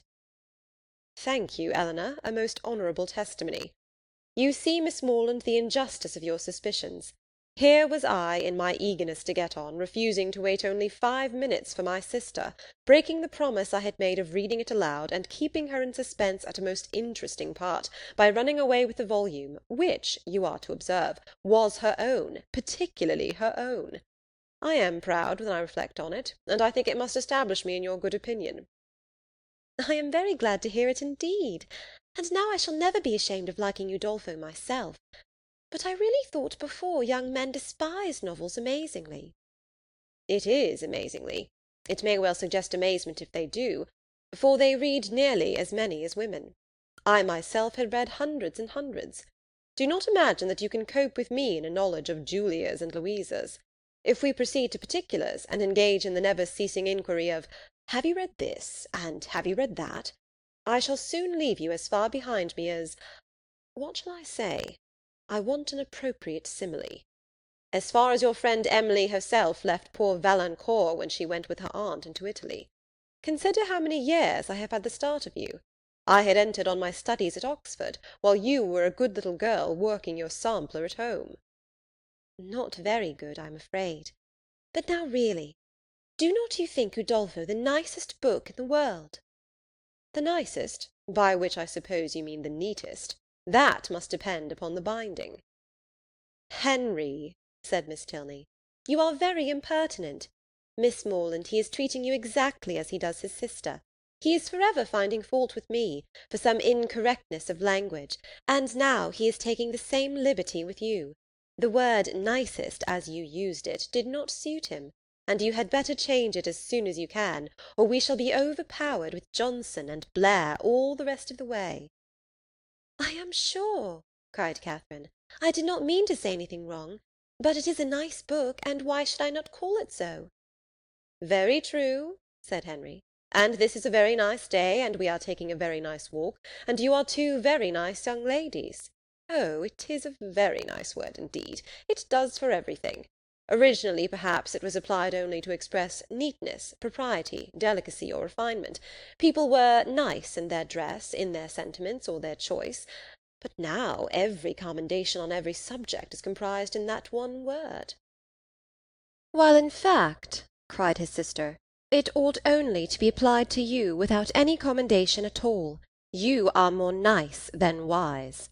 Come, Miss Morland, let us leave him to meditate over our faults in the utmost propriety of diction, while we praise Udolpho in whatever terms we like best. It is a most interesting work. You are fond of that kind of reading?" "To say the truth, I do not much like any other." "Indeed?" "That is, I can read poetry and plays and things of that sort, and do not dislike travels. But history, real solemn history, I cannot be interested in. Can you?" "Yes, I am fond of history." "I wish I were too. I read it a little as a duty, but it tells me nothing that does not either vex or weary me. The quarrels of popes and kings, with wars or pestilences in every page, the men all so good for nothing, and hardly any women at all. It is very tiresome. And yet I often think it odd that it should be so dull, for a great deal of it must be invention. The speeches that are put into the heroes' mouths, their thoughts and designs, the chief of all this must be invention, and invention is what delights me in other books." "Historians, you think," said Miss Tilney, "are not happy in their flights of fancy. They display imagination without raising interest. I am fond of history, and am very well contented to take the false with the true. In the principal facts they have sources of intelligence in former histories and records, which may be as much depended on, I conclude, as anything that does not actually pass under one's own observation. And as for the little embellishments you speak of, they are embellishments, and I like them as such. If a speech be well drawn up, I read it with pleasure, by whomsoever it may be made, and probably with much greater, if the production of Mr. Hume or Mr. Robertson, than if the genuine words of Caractacus, Agricola, or Alfred the Great." "You are fond of history. And so are Mr. Allen and my father, and I have 2 brothers who do not dislike it. So many instances within my small circle of friends is remarkable. At this rate I shall not pity the writers of history any longer. If people like to read their books, it is all very well, but to be at so much trouble in filling great volumes, which, as I used to think, nobody would willingly ever look into, to be labouring only for the torment of little boys and girls, always struck me as a hard fate, and though I know it is all very right and necessary, I have often wondered at the person's courage that could sit down on purpose to do it."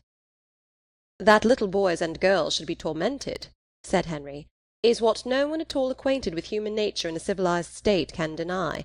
But in behalf of our most distinguished historians, I must observe that they might well be offended at being supposed to have no higher aim, and that by their method and style they are perfectly well qualified to torment readers of the most advanced reason and in mature time of life.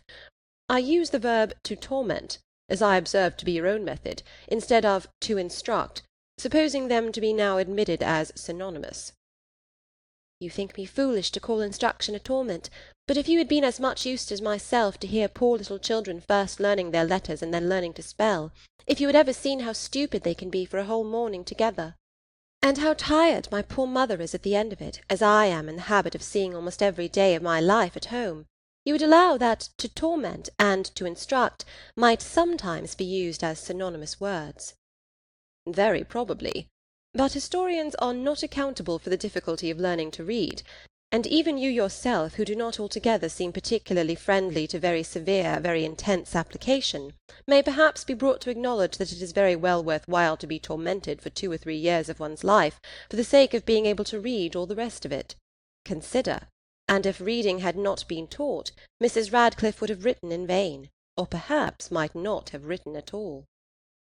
Catherine assented, and a very warm panegyric from her on that lady's merits closed the subject. The Tilneys were soon engaged in another on which she had nothing to say.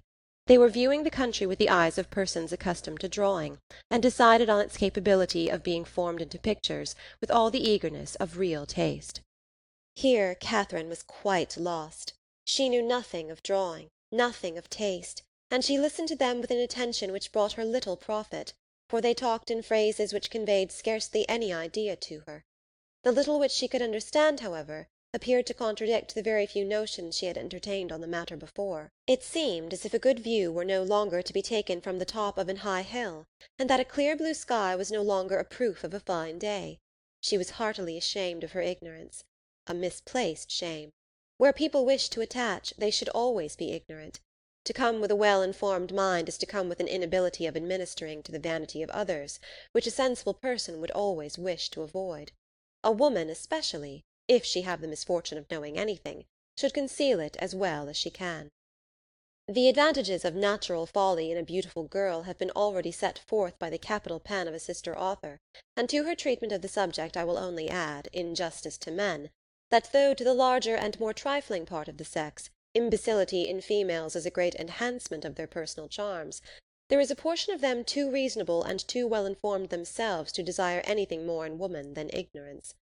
But Catherine did not know her own advantages, did not know that a good-looking girl with an affectionate heart and a very ignorant mind cannot fail of attracting a clever young man, unless circumstances are particularly untoward. In the present instance, she confessed and lamented her want of knowledge, declared that she would give anything in the world to be able to draw, and a lecture on the picturesque immediately followed, in which his instructions were so clear that she soon began to see beauty in everything admired by him, and her attention was so earnest that he became perfectly satisfied of her having a great deal of natural taste. He talked of foregrounds, distances, and second distances, side screens and perspectives, light and shades, and Catherine was so hopeful a scholar that when they gained the top of Beechen Cliff, she voluntarily rejected the whole city of Bath as unworthy to make part of a landscape. Delighted with her progress, and fearful of wearying her with too much wisdom at once, Henry suffered the subject to decline, and by an easy transition from a piece of rocky fragment, and the withered oak which he had placed near its summit, to oaks in general, to forests, the enclosure of them, waste lands, crown lands, and government, he shortly found himself arrived at politics, and from politics it was an easy step to silence. The general pause which succeeded his short disquisition on the state of the nation was put an end to by Catherine, who, in a rather solemn tone of voice, uttered these words: "I have heard that something very shocking indeed will soon come out in London." Miss Tilney, to whom this was chiefly addressed, was startled, and hastily replied, "Indeed? And of what nature?" "That I do not know, nor who is the author. I have only heard that it is to be more horrible than anything we have met with yet." "Good heaven! Where could you hear of such a thing?" "A particular friend of mine had an account of it in a letter from London yesterday. It is to be uncommonly dreadful. I shall expect murder and everything of the kind." "You speak with astonishing composure. But I hope your friend's accounts have been exaggerated. and if such a design is known beforehand, proper measures will undoubtedly be taken by government to prevent its coming to effect." "Government," said Henry, endeavouring not to smile, "neither desires nor dares to interfere in such matters. There must be murder, and government cares not how much." The ladies stared. He laughed, and added, "Come, shall I make you understand each other, or leave you to puzzle out an explanation as you can? No, I will be noble. I will prove myself a man, no less by the generosity of my soul than the clearness of my head. I have no patience with such of my sex as disdain to let themselves sometimes down to the comprehension of yours. Perhaps the abilities of women are neither sound nor acute, neither vigorous nor keen. Perhaps they may want observation, discernment, judgment, fire, genius, and wit."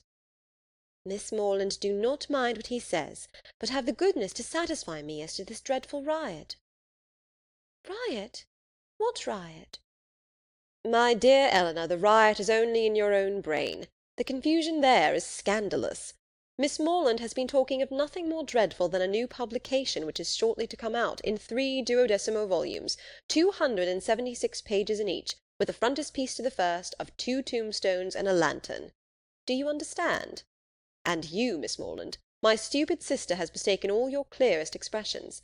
You talked of expected horrors in London, and instead of instantly conceiving, as any rational creature would have done, that such words could relate only to a circulating library, she immediately pictured to herself a mob of 3,000 men assembling in St. George's Fields, the Bank attacked, the Tower threatened, the streets of London flowing with blood, a detachment of the 12th Light Dragoons, the hopes of the nation, called up from Northampton to quell the insurgents, and the gallant Captain Frederick Tilney, in the moment of charging at the head of his troop, knocked off his horse by a brickbat from an upper window. Forgive her stupidity. The fears of the sister have added to the weakness of the woman, but she is by no means a simpleton in general." Catherine looked grave.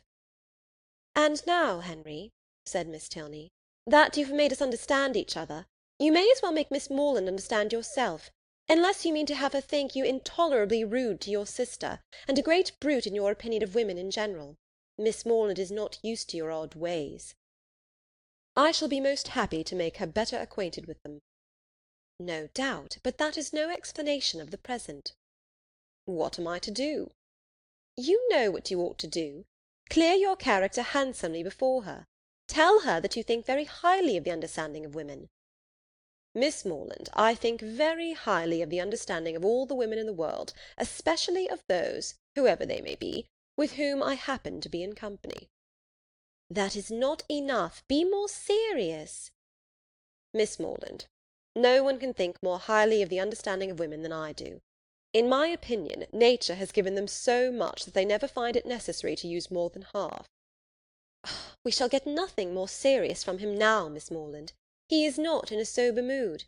But I do assure you that he must be entirely misunderstood, if he can ever appear to say an unjust thing of any woman at all, or an unkind one of me."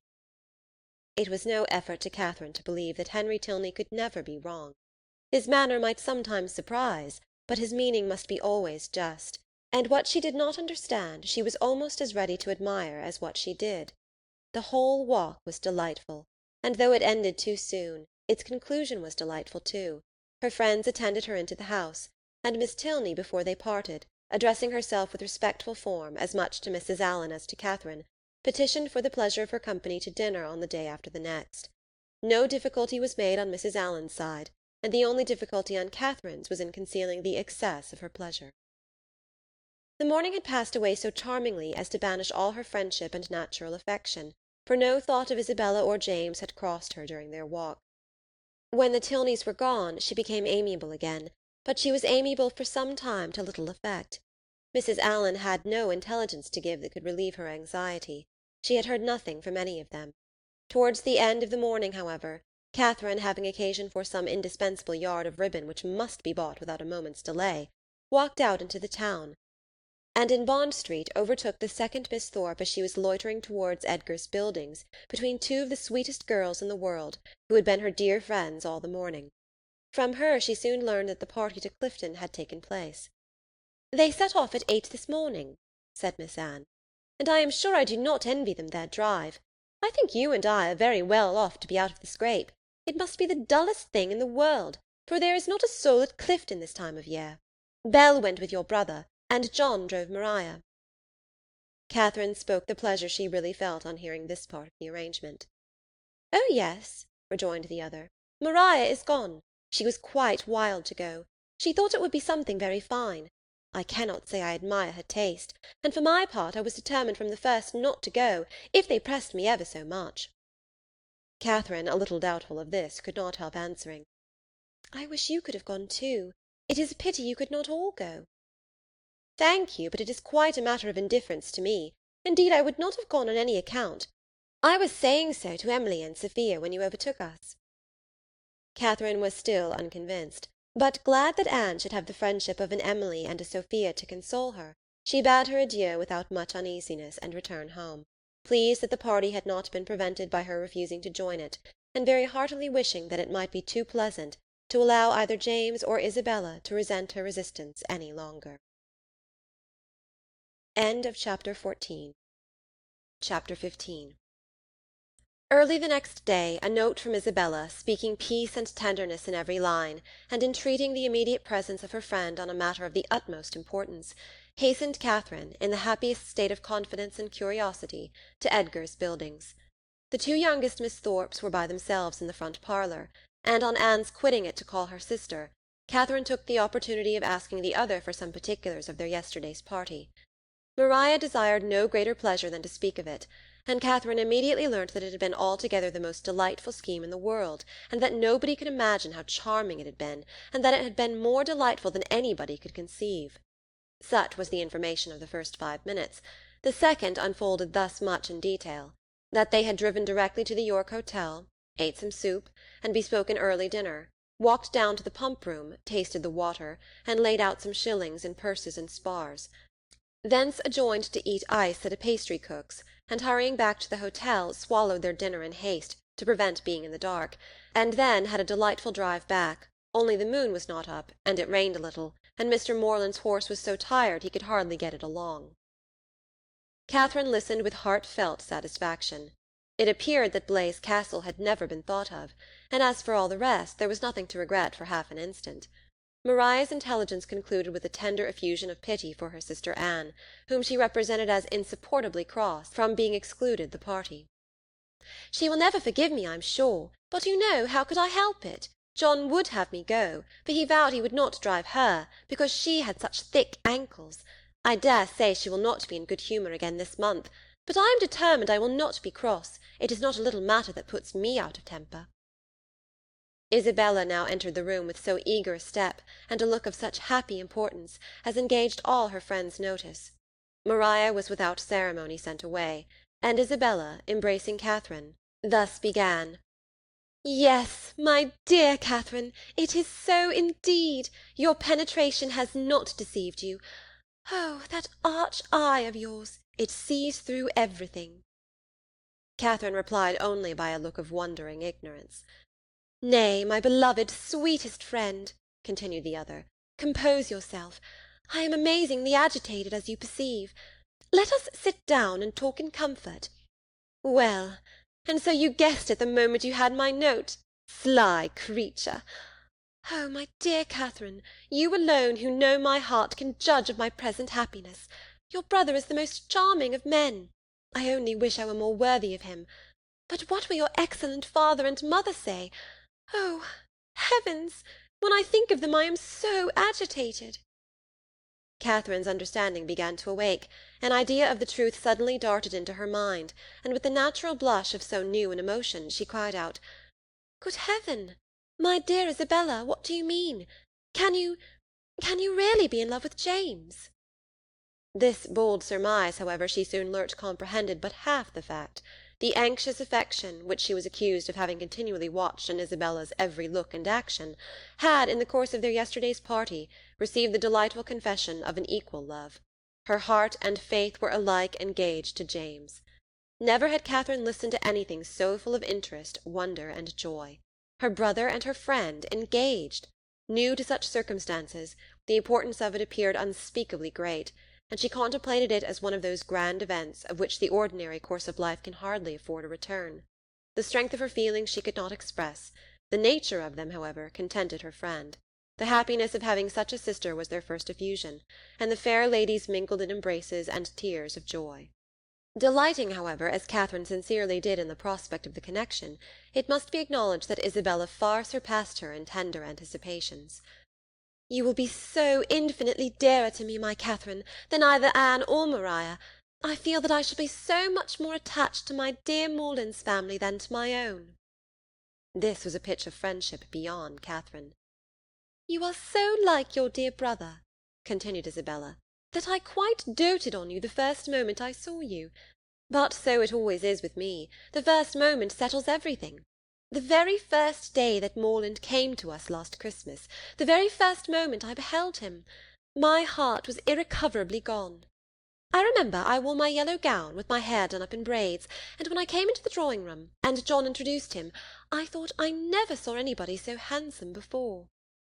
Here Catherine secretly acknowledged the power of love, for, though exceedingly fond of her brother, and partial to all his endowments, she had never in her life thought him handsome. "I remember, too, Miss Andrews drank tea with us that evening, and wore her puce-coloured sarcenet, and she looked so heavenly that I thought your brother must certainly fall in love with her. I could not sleep a wink all night for thinking of it. Oh, Catherine, the many sleepless nights I have had on your brother's account! I would not have you suffer half what I have done. I am grown wretchedly thin, I know, but I will not pain you by describing my anxiety. You have seen enough of it. I feel that I have betrayed myself perpetually, so unguarded in speaking of my partiality for the Church. But my secret, I was always sure, would be safe with you."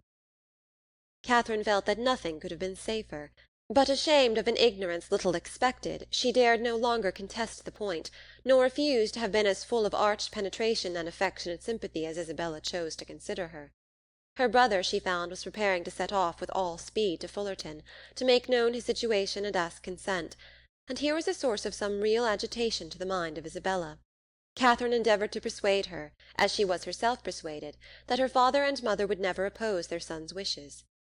"It is impossible," said she, "for parents to be more kind, or more desirous of their children's happiness.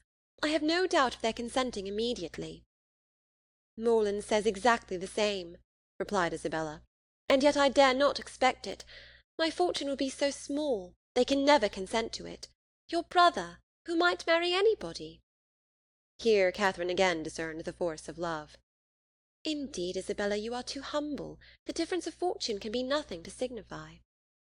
"Oh, my sweet Catherine, in your generous heart I know it would signify nothing, but we must not expect such disinterestedness in many. As for myself, I am sure I only wish our situations were reversed. Had I the command of millions, were I mistress of the whole world, your brother would be my only choice." This charming sentiment, recommended as much by sense as novelty, gave Catherine a most pleasing remembrance of all the heroines of her acquaintance, and she thought her friend never looked more lovely than in uttering the grand idea. "I am sure they will consent," was her frequent declaration. "I am sure they will be delighted with you." "For my own part," said Isabella, "my wishes are so moderate that the smallest income in nature would be enough for me. Where people are really attached, poverty itself is wealth. Grandeur I detest. I would not settle in London for the universe. A cottage in some retired village would be ecstasy. There are some charming little villas about Richmond." "Richmond?" cried Catherine. "You must settle near Fullerton. You must be near us." "I am sure I shall be miserable if we do not. If I can but be near you, I shall be satisfied. But this is idle talking. I will not allow myself to think of such things till we have your father's answer. Morland says that by sending it to-night to Salisbury, we may have it to-morrow. To-morrow! I know I shall never have courage to open the letter. I know it will be the death of me." A reverie succeeded this conviction, and when Isabella spoke again, it was to resolve on the quality of her wedding-gown. Their conference was put an end to by the anxious young lover himself, who came to breathe his parting sigh before he set off for Wiltshire. Catherine wished to congratulate him, but knew not what to say, and her eloquence was only in her eyes. From them, however, the 8 parts of speech shone out most expressively, and James could combine them with ease. Impatient for the realization of all that he had hoped at home, his adieus were not long, and they would have been yet shorter had he not been frequently detained by the urgent entreaties of his fair one that he would go. Twice was he called almost from the door by her eagerness to have him gone. "Indeed, Morland, I must drive you away. Consider how far you have to ride. I cannot bear to see you linger so. For heaven's sake, waste no more time. There, go, go, I insist on it." The two friends, with hearts now more united than ever, were inseparable for the day, and in schemes of sisterly happiness the hours flew along. Mrs. Thorpe and her son, who were acquainted with everything, and who seemed only to want Mr. Morland's consent, to consider Isabella's engagement as the most fortunate circumstance imaginable for their family, were allowed to join their counsels, and add their quota of significant looks and mysterious expressions to fill up the measure of curiosity to be raised in the unprivileged younger sisters. To Catherine's simple feelings, this odd sort of reserve seemed neither kindly meant nor consistently supported, and its unkindness she would hardly have forborne pointing out, had its inconsistency been less their friend. But Anne and Maria soon set her heart at ease by the sagacity of their "I know what," and the evening was spent in a sort of war of wit, a display of family ingenuity, on one side in the mystery of an affected secret, on the other of undefined discovery, all equally acute. Catherine was with her friend again the next day, endeavouring to support her spirits and while away the many tedious hours before the delivery of the letters, a needful exertion, for as the time of reasonable expectation drew near, Isabella became more and more desponding, and before the letter arrived had worked herself into a state of real distress.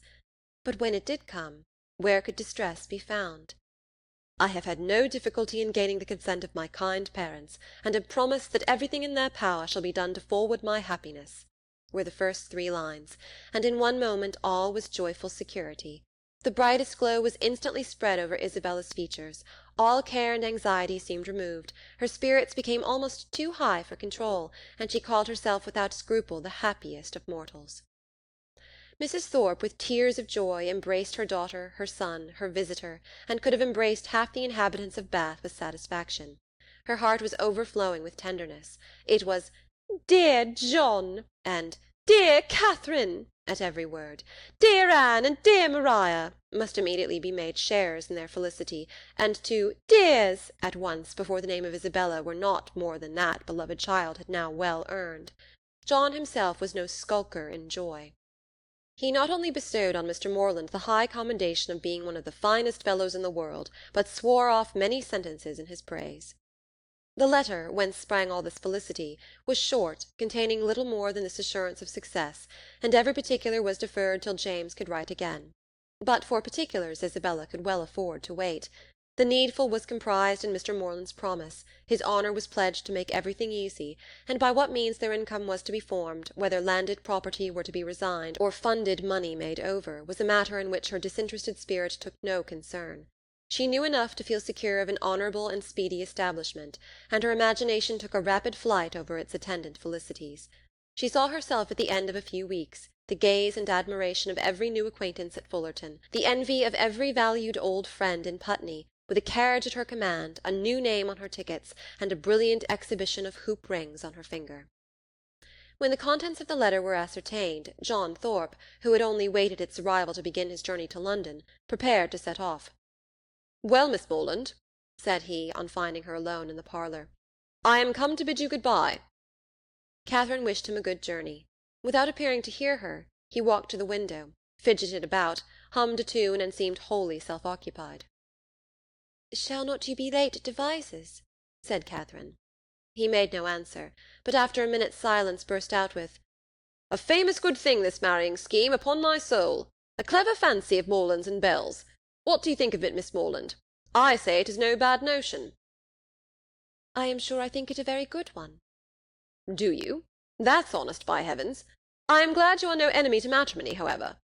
Did you ever hear the old song, 'Going to one wedding brings on another'? I say, you will come to Bell's wedding, I hope?" "Yes, I have promised your sister to be with her, if possible."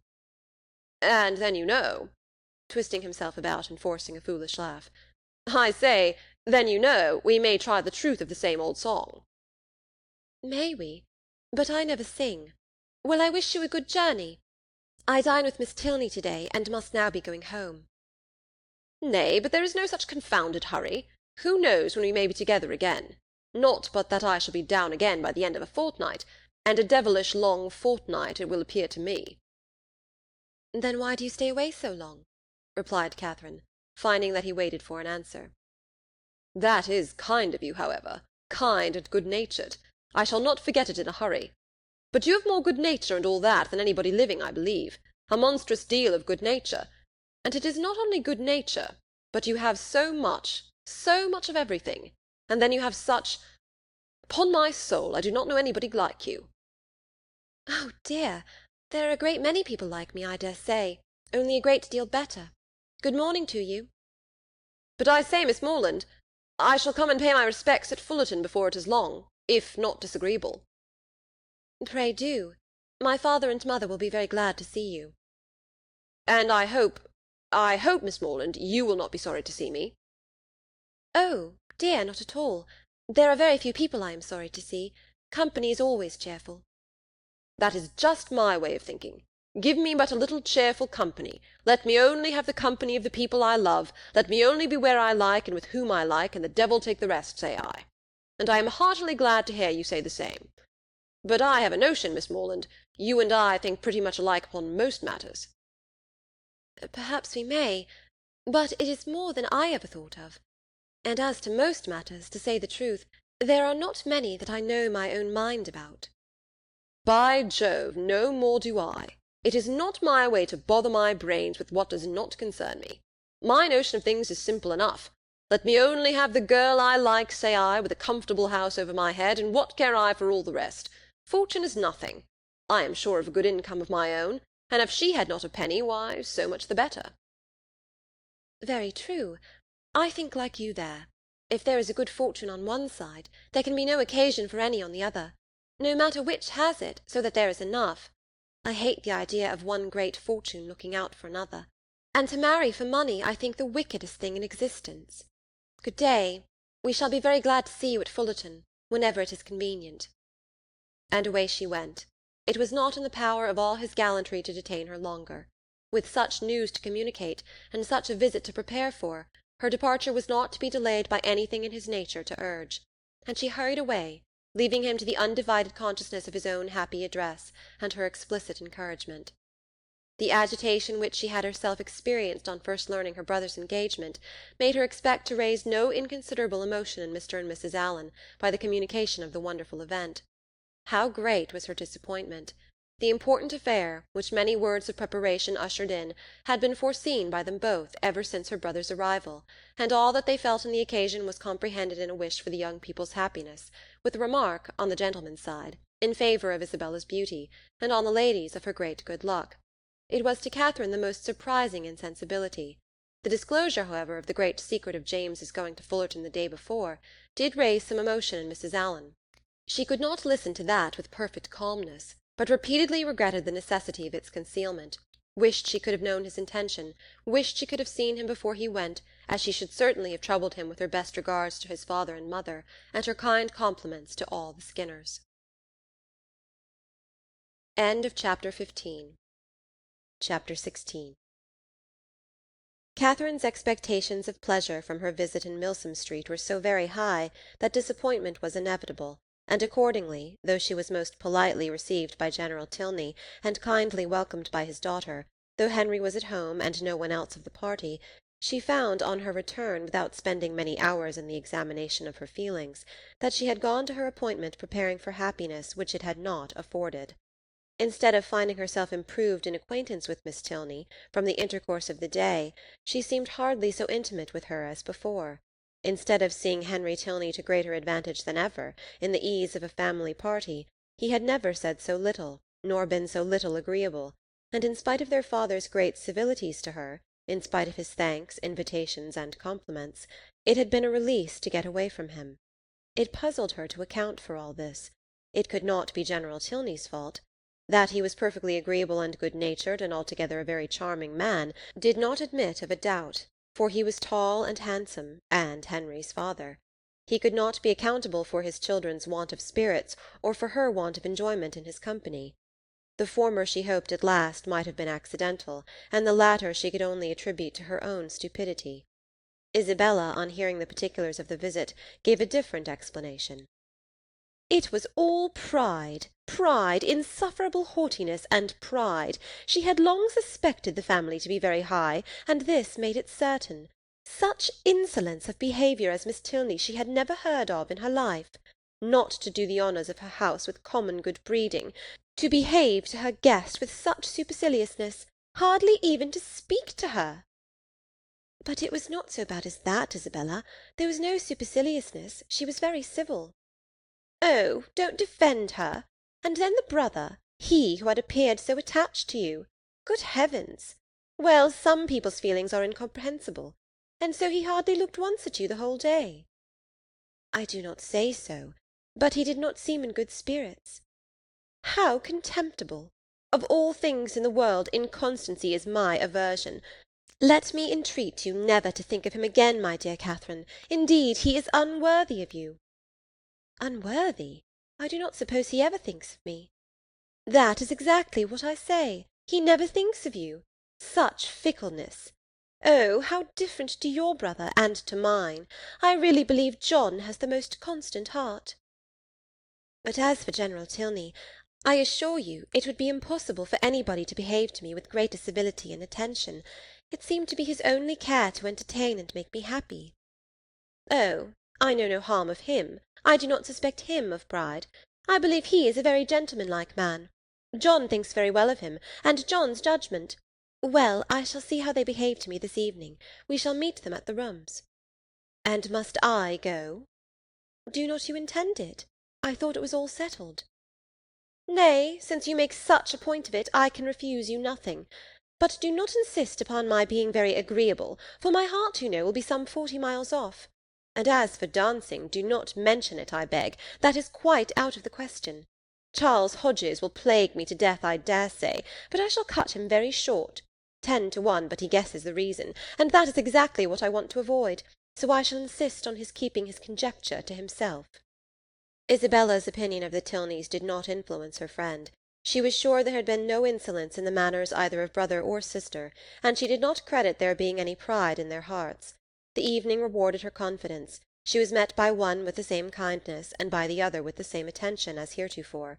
Miss Tilney took pains to be near her, and Henry asked her to dance. Having heard the day before in Milsom Street that their elder brother, Captain Tilney, was expected almost every hour, she was at no loss for the name of a very fashionable-looking, handsome young man, whom she had never seen before, and who now evidently belonged to their party. She looked at him with great admiration, and even supposed it possible that some people might think him handsomer than his brother, though in her eyes his air was more assuming, and his countenance less prepossessing. His taste and manners were beyond a doubt decidedly inferior, for within her hearing he not only protested against every thought of dancing himself, but even laughed openly at Henry for finding it possible.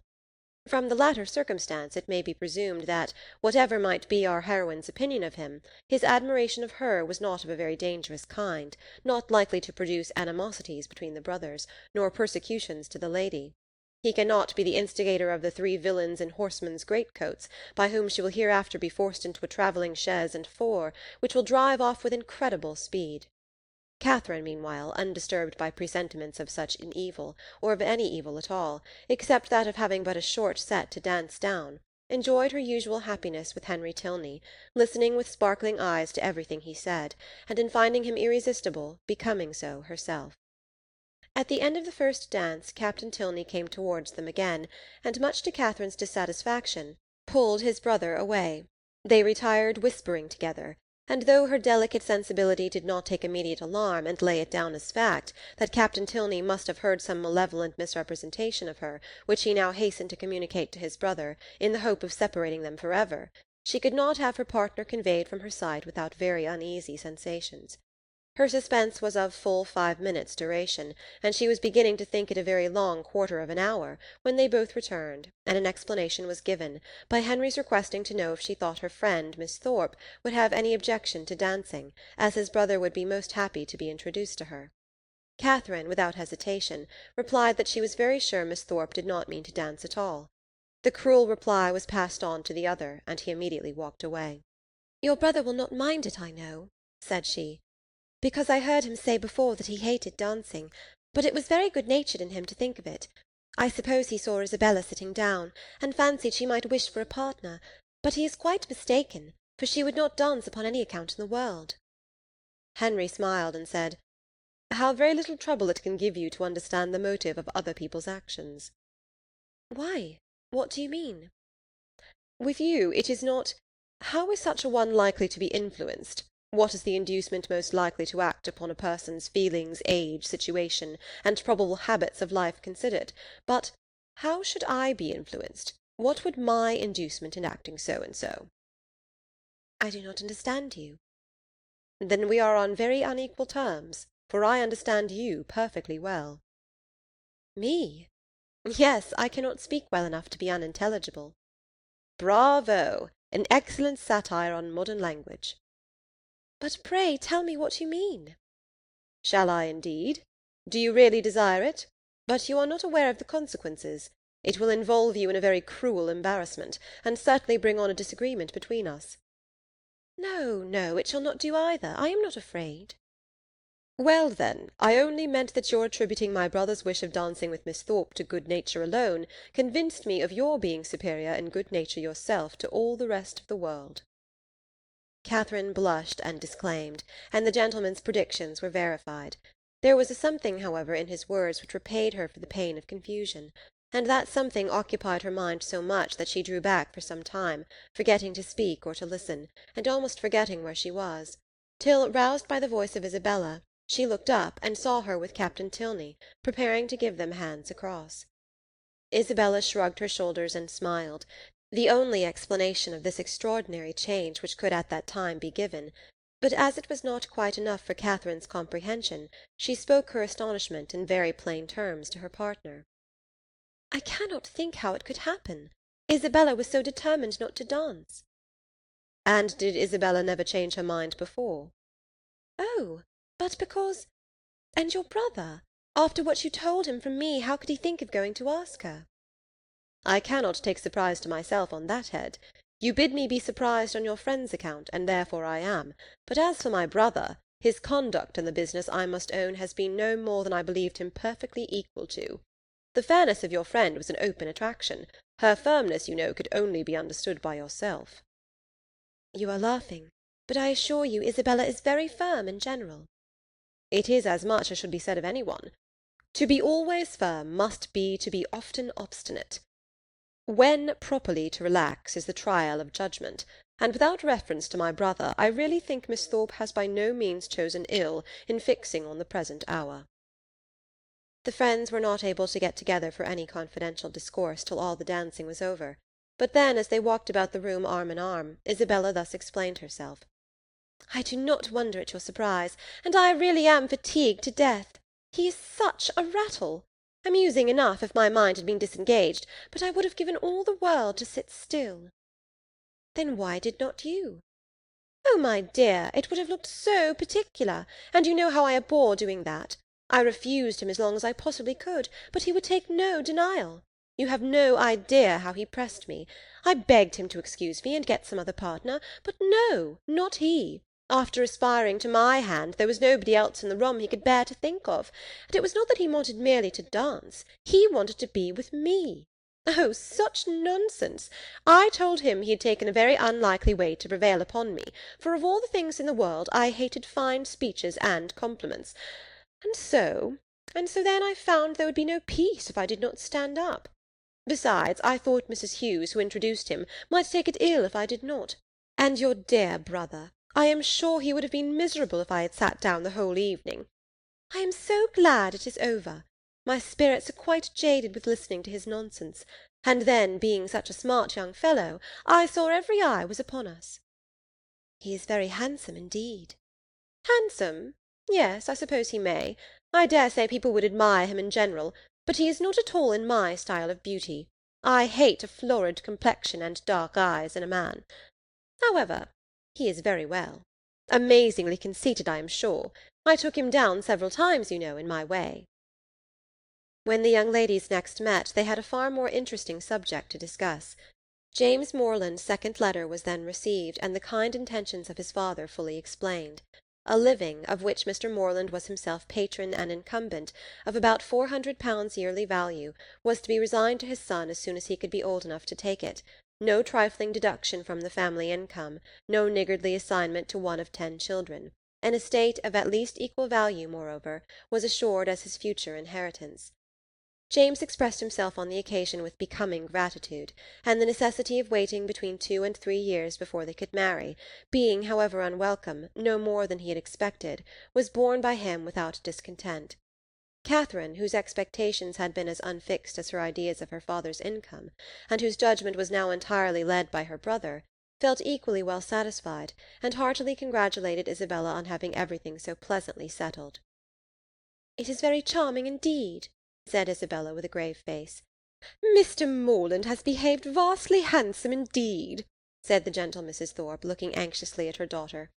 "I only wish I could do as much. One could not expect more from him, you know. If he finds he can do more by and by, I dare say he will, for I am sure he must be an excellent, good-hearted man. 400 is but a small income to begin on indeed, but your wishes, my dear Isabella, are so moderate, you do not consider how little you ever want, my dear." "It is not on my own account I wish for more, but I cannot bear to be the means of injuring my dear Morland, making him sit down upon an income hardly enough to find one in the common necessities of life. For myself it is nothing. I never think of myself." "I know you never do, my dear, and you will always find your reward in the affection it makes everybody feel for you. There never was such a young woman so beloved as you are by everybody that knows you, and I dare say when Mr. Morland sees you, my dear child. But do not let us distress our dear Catherine by talking of such things. Mr. Morland has behaved so very handsome, you know. I always heard he was a most excellent man. And you know, my dear, we are not to suppose but what, if you had a suitable fortune, he would have come down with something more, for I am sure he must be a most liberal-minded man." "Nobody can think better of Mr. Morland than I do, I am sure. But everybody has their failing, you know, and everybody has a right to do what they like with their own money." Catherine was hurt by these insinuations. "I am very sure," said she, "that my father has promised to do as much as he can afford." Isabella recollected herself. "As to that, my sweet Catherine, there cannot be a doubt, and you know me well enough to be sure that a much smaller income would satisfy me. It is not the want of more money that makes me just at present a little out of spirits. I hate money, and if our union could take place now upon only £50 a year, I should not have a wish unsatisfied. Ah, my Catherine, you have found me out. There's the sting. The long, long, endless 2 years and half that are to pass before your brother can hold the living." "Yes, yes, my darling Isabella," said Mrs. Thorpe, "we perfectly see into your heart. You have no disguise. We perfectly understand the present vexation, and everybody must love you the better for such a noble, honest affection." Catherine's uncomfortable feelings began to lessen. She endeavoured to believe that the delay of the marriage was the only source of Isabella's regret, and when she saw her at their next interview as cheerful and amiable as ever, endeavoured to forget that she had for a minute thought otherwise. James soon followed his letter, and was received with the most gratifying kindness. Chapter 17. The Allens had now entered on the 6th week of their stay in Bath, and whether it should be the last was for some time a question, to which Catherine listened with a beating heart. To have her acquaintance with the Tilneys end so soon was an evil which nothing could counterbalance. Her whole happiness seemed at stake while the affair was in suspense, and everything secured when it was determined that the lodging should be taken for another fortnight. What this additional fortnight was to produce to her beyond the pleasure of sometimes seeing Henry Tilney made but a small part of Catherine's speculation. Once or twice indeed, since James's engagement had taught her what could be done, she had got so far as to indulge in a secret perhaps. But in general the felicity of being with him for the present bounded her views. The present was now comprised in another 3 weeks, and her happiness being certain for that period, the rest of her life was at such a distance as to excite but little interest. In the course of the morning which saw this business arranged, she visited Miss Tilney, and poured forth her joyful feelings. It was doomed to be a day of trial. No sooner had she expressed her delight in Mr. Allen's lengthened stay than Miss Tilney told her of her father's having just determined upon quitting Bath by the end of another week. Here was a blow. The past suspense of the morning had been ease and quiet to the present disappointment. Catherine's countenance fell, and in a voice of most sincere concern she echoed Miss Tilney's concluding words, "By the end of another week." Yes, My father can seldom be prevailed on to give the waters what I think a fair trial. He has been disappointed of some friend's arrival whom he expected to meet here, and as he is now pretty well, is in a hurry to get home." "I am very sorry for it," said Catherine dejectedly. "If I had known this before—" "Perhaps," said Miss Tilney in an embarrassed manner, "you would be so good.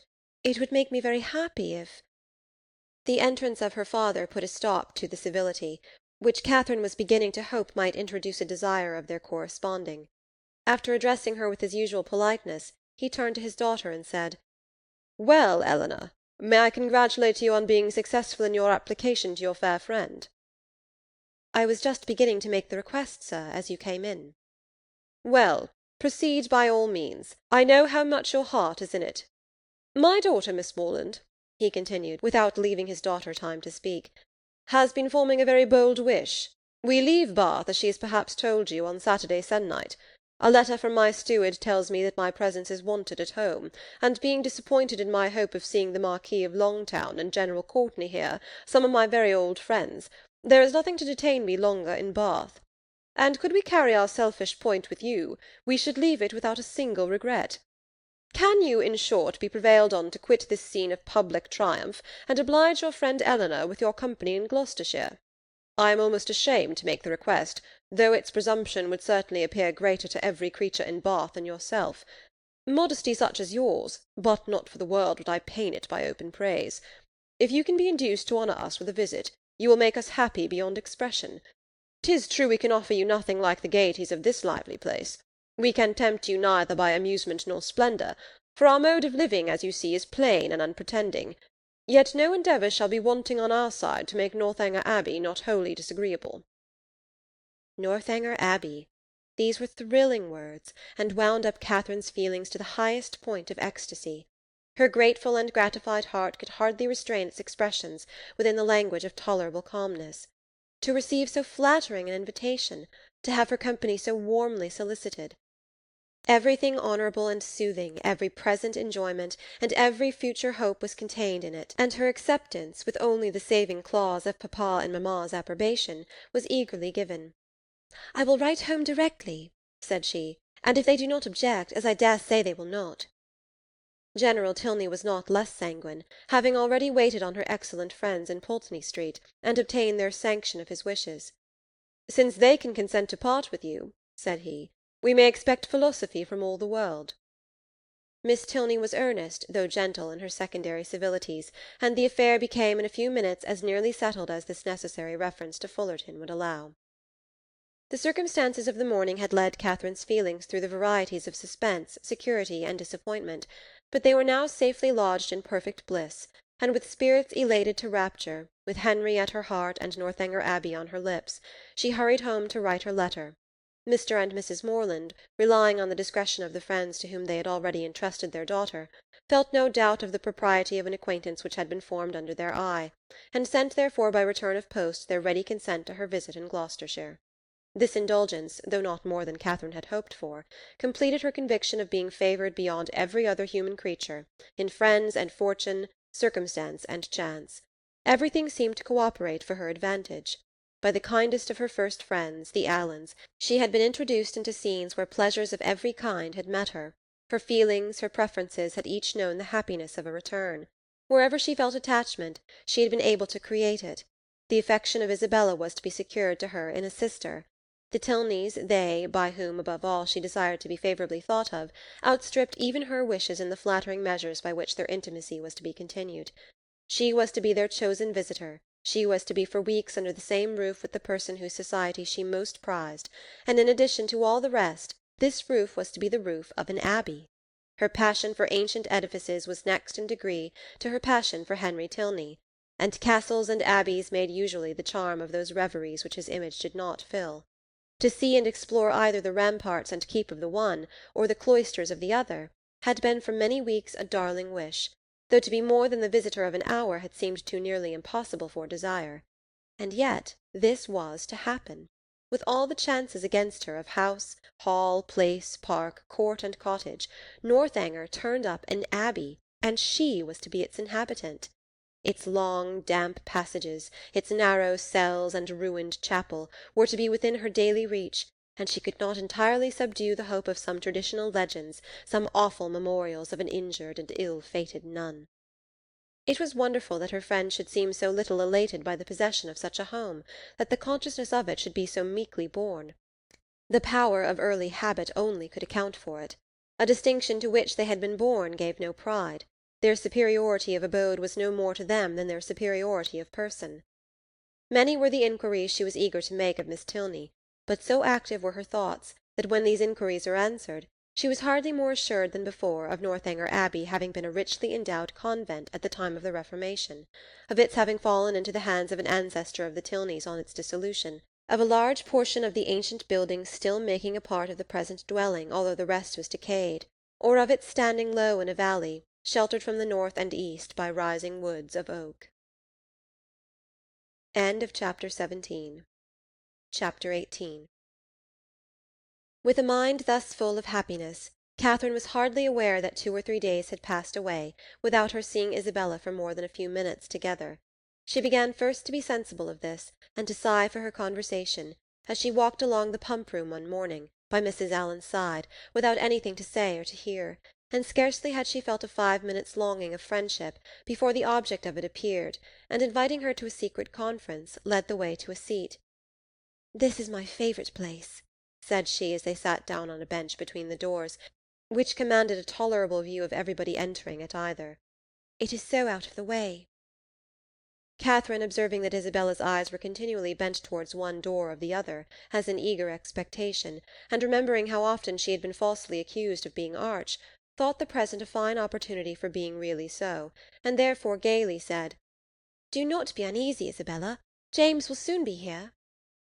"Pshaw, my dear creature," she replied, "do not think me such a simpleton as to be always wanting to confine him to my elbow. It would be hideous to be always together. We should be the jest of the place. And so you are going to Northanger? I am amazingly glad of it. It is one of the finest old places in England, I understand. I shall depend upon a most particular description of it." "You shall certainly have the best in my power to give. But who are you looking for? Are your sisters coming?" "I am not looking for anybody. One's eyes must be somewhere, and you know what a foolish trick I have of fixing mine when my thoughts are 100 miles off. I am amazingly absent. I believe I am the most absent creature in the world. Tilney says it is always the case with minds of a certain stamp." "But I thought, Isabella, you had something in particular to tell me." "Oh, yes, and so I have. But here is a proof of what I was saying. My poor head, I had quite forgot it. Well, the thing is this. I have just had a letter from John. You can guess the contents." "No, indeed, I cannot." "My sweet love, do not be so abominably affected. What can he write about but yourself? You know he is over head and ears in love with you." "With me, dear Isabella?" "Nay, my sweetest Catherine, this is being quite absurd. Modesty and all that is very well in its way, but really a little common honesty is sometimes quite as becoming. I have no idea of being so overstrained. It is fishing for compliments. His attentions were such as a child must have noticed, and it was but half an hour before he left Bath that you gave him the most positive encouragement. He says so in this letter, says that he as good as made you an offer, and that you received his advances in the kindest way, and now he wants me to urge his suit, and say all manner of pretty things to you. So it is in vain to affect ignorance." Catherine, with all the earnestness of truth, expressed her astonishment at such a charge, protesting her innocence of every thought of Mr. Thorpe's being in love with her, and the consequent impossibility of her having ever intended to encourage him. "As to any attentions on his side, I do declare upon my honour I never was sensible of them for a moment, except just his asking me to dance the first day of his coming. And as to making me an offer, or anything like it, there must be some unaccountable mistake. I could not have misunderstood a thing of that kind, you know. And as I ever wish to be believed, I solemnly protest that no syllable of such a nature ever passed between us. The last half-hour before he went away. It must be all and completely a mistake, for I did not see him once that whole morning." "But that you certainly did, for you spent the whole morning in Edgar's Buildings. It was the day your father's consent came, and I am pretty sure that you and John were alone in the parlour some time before you left the house." "Are you? Well, if you say so, it was so, I dare say. But for the life of me I cannot recollect it. I do remember now being with you, and seeing him as well as the rest, but that we were ever alone for 5 minutes. However, it is not worth arguing about, for whatever might pass on his side, you must be convinced by my having no recollection of it, that I never thought, nor expected, nor wished for anything of the kind from him. I am excessively concerned that he should have any regard for me, but indeed it has been quite unintentional on my side. I never had the smallest idea of it. Pray undeceive him as soon as you can, and tell him I beg his pardon. That is, I do not know what I ought to say, but make him understand what I mean in the properest way. I would not speak disrespectfully of a brother of yours, Isabella, I am sure, but you know very well that if I could think of one man more than another, he is not the person. Isabella was silent. My dear friend, you must not be angry with me. I cannot suppose your brother cares so very much about me, and you know we shall still be sisters. Yes, yes, with a blush. There are more ways than one of our being sisters. But where am I wandering to? Well, my dear Catherine, the case seems to be that you are determined against poor John. Is not it so? I certainly cannot return his affection, and as certainly never meant to encourage it. Since that is the case, I am sure I shall not tease you any further. John desired me to speak to you on the subject, and therefore I have. But I confess, as soon as I read his letter, I thought it a very foolish, imprudent business, and not likely to promote the good of either. For what were you to live on, supposing you came together? You have both of you something, to be sure, but it is not a trifle that will support a family nowadays. And after all that romancers may say, there is no doing without money. I only wonder John could think of it. He could not have received my last. You do acquit me, then, of anything wrong. You are convinced that I never meant to deceive your brother, never suspected him of liking me till this moment. Oh, as to that, answered Isabella laughingly, I do not pretend to determine what your thoughts and designs in times past may have been. All that is best known to yourself. A little harmless flirtation or so will occur, and one is often drawn on to give more encouragement than one wishes to stand by. But you may be assured that I am the last person in the world to judge you severely. All those things should be allowed for in youth and high spirits. What one means one day, you know, one may not mean the next. Circumstances change, opinions alter. But my opinion of your brother never did alter. It was always the same. You are describing what never happened. My dearest Catherine, continued the other without at all listening to her, I would not for all the world be the means of hurrying you into an engagement before you knew what you were about. I do not think anything would justify me in wishing you to sacrifice all your happiness merely to oblige my brother, because he is my brother, and who perhaps, after all, you know, might be just as happy without you, for people seldom know what they would be at, young men especially, they are so amazingly changeable and inconstant. What I say is, why should a brother's happiness be dearer to me than a friend's? You know that I carry my notions of friendship pretty high. But above all things, my dear Catherine, do not be in a hurry. Take my word for it, that if you are in too great a hurry, you will certainly live to repent it. Tilney says there is nothing people are so often deceived in as the state of their own affections, and I believe he is very right. Ah, here he comes. Never mind, he will not see us, I am sure. Catherine, looking up, perceived Captain Tilney, and Isabella, earnestly fixing her eye on him as she spoke, soon caught his notice. He approached immediately, and took the seat to which her movements invited him. His first address made Catherine start. Though spoken low, she could distinguish, "What? Always to be watched in person or by proxy?" "Pshaw! Nonsense!" was Isabella's answer in the same half-whisper. "Why do you put such things into my head? If I could believe it, my spirit, you know, is pretty independent." "I wish your heart were independent. That would be enough for me." "My heart, indeed! What can you have to do with hearts? You men have none of you any hearts." "If we have not hearts, we have eyes, and they give us torment enough." "Do they? I am sorry for it. I am sorry they find anything so disagreeable in me. I will look another way. I hope this pleases you," turning her back on him. "I hope your eyes are not tormented now." "Never more so, for the edge of a blooming cheek is still in view, at once too much and too little." Catherine heard all this, and quite out of countenance could listen no longer. Amazed that Isabella could endure it, and jealous for her brother, she rose up, and saying she should join Mrs. Allen, proposed their walking.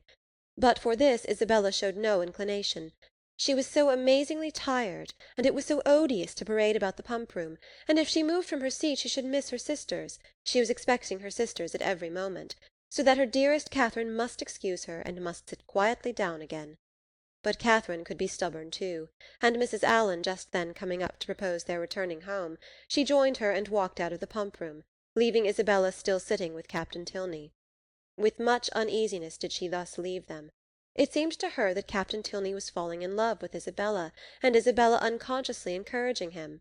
Unconsciously it must be, for Isabella's attachment to James was as certain and well acknowledged as her engagement. To doubt her truth or good intentions was impossible, and yet during the whole of their conversation her manner had been odd. She wished Isabella had talked more like her usual self, and not so much about money, and had not looked so well pleased at the sight of Captain Tilney. How strange that she should not perceive his admiration! Catherine longed to give her a hint of it, to put her on her guard, and prevent all the pain which her too lively behaviour might otherwise create both for him and her brother. The compliment of John Thorpe's affection did not make amends for this thoughtlessness in his sister. She was almost as far from believing as from wishing it to be sincere, for she had not forgotten that he could mistake, and his assertion of the offer and of her encouragement convinced her that his mistakes could sometimes be very egregious. In vanity, therefore, she gained but little. Her chief profit was in wonder. That he should think it worth his while to fancy himself in love with her was a matter of lively astonishment. Isabella talked of his attentions. She had never been sensible of any. But Isabella had said many things which she hoped had been spoken in haste, and would never be said again, and upon this she was glad to rest altogether for present ease and comfort. Chapter 19. A few days passed away, and Catherine, though not allowing herself to suspect her friend, could not help watching her closely. The result of her observations was not agreeable. Isabella seemed an altered creature. When she saw her, indeed, surrounded only by their immediate friends in Edgar's Buildings or Pulteney Street, her change of manners was so trifling that, had it gone no farther, it might have passed unnoticed. A something of languid indifference, or of that boasted absence of mind which Catherine had never heard of before, would occasionally come across her, but had nothing worse appeared, that might only have spread a new grace and inspired a warmer interest. But when Catherine saw her in public, admitting Captain Tilney's attentions as readily as they were offered, and allowing him almost an equal share with James in her notice and smiles, the alteration became too positive to be passed over. What could be meant by such unsteady conduct?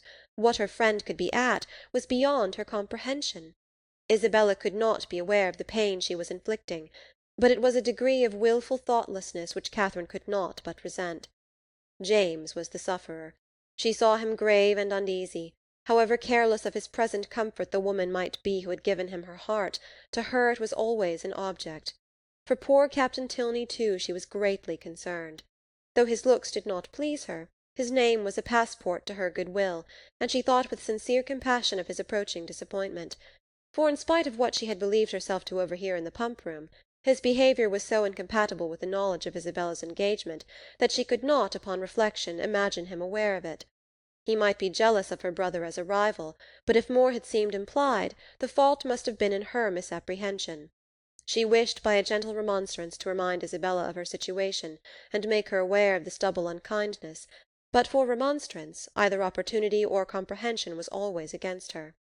If able to suggest a hint, Isabella could never understand it. In this distress the intended departure of the Tilney family became her chief consolation. Their journey into Gloucestershire was to take place within a few days, and Captain Tilney's removal would at least restore peace to every heart but his own. But Captain Tilney had at present no intention of removing. He was not to be of the party to Northanger. He was to continue at Bath. When Catherine knew this, her resolution was directly made. She spoke to Henry Tilney on the subject, regretting his brother's evident partiality for Miss Thorpe, and entreating him to make known her prior engagement.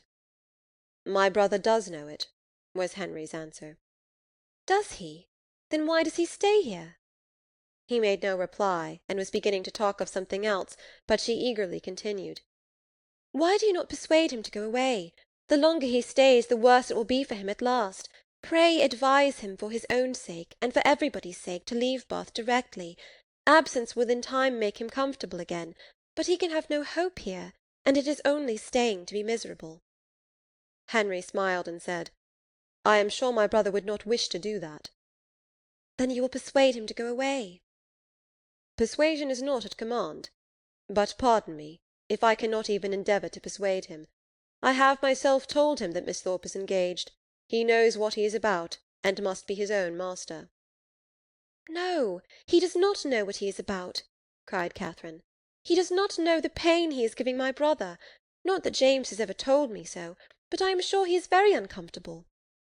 "And are you sure it is my brother's doing?" "Yes, very sure." "Is it my brother's attentions to Miss Thorpe, or Miss Thorpe's admission of them, that gives the pain?" "Is not it the same thing?" "I think Mr. Morland would acknowledge a difference. No man is offended by another man's admiration of the woman he loves. It is the woman only who can make it a torment." Catherine blushed for her friend, and said, "Isabella is wrong, but I am sure she cannot mean to torment, for she is much attached to my brother. She has been in love with him ever since they first met, and while my father's consent was uncertain, she fretted herself almost into a fever. You know she must be attached to him." "I understand. She is in love with James, and flirts with Frederick." "Oh no, not flirts. A woman in love with one man cannot flirt with another." "It is probable that she will neither love so well nor flirt so well as she might do either singly. The gentlemen must each give up a little." After a short pause, Catherine resumed with, "Then you do not believe Isabella so very much attached to my brother?" "I can have no opinion on that subject." "But what can your brother mean? If he knows her engagement, what can he mean by his behaviour?" "You are a very close questioner." "Am I? I only ask what I want to be told." "But do you only ask what I can be expected to tell?" "Yes, I think so, for you must know your brother's heart." "My brother's heart, as you term it, on the present occasion, I assure you I can only guess at." "Well?" "Well! Nay, if it is to be guess-work, let us all guess for ourselves. To be guided by second-hand conjecture is pitiful. The premises are before you. My brother is a lively, and perhaps sometimes a thoughtless young man. He has had about a week's acquaintance with your friend, and he has known her engagement almost as long as he has known her." "Well," said Catherine, after some moments' consideration, "you may be able to guess at your brother's intentions from all this, but I am sure I cannot. But is not your father uncomfortable about it? Does not he want Captain Tilney to go away? Sure, if your father were to speak to him, he would go." "My dear Miss Morland," said Henry, "in this amiable solicitude for your brother's comfort, may you not be a little mistaken? Are you not carried a little too far?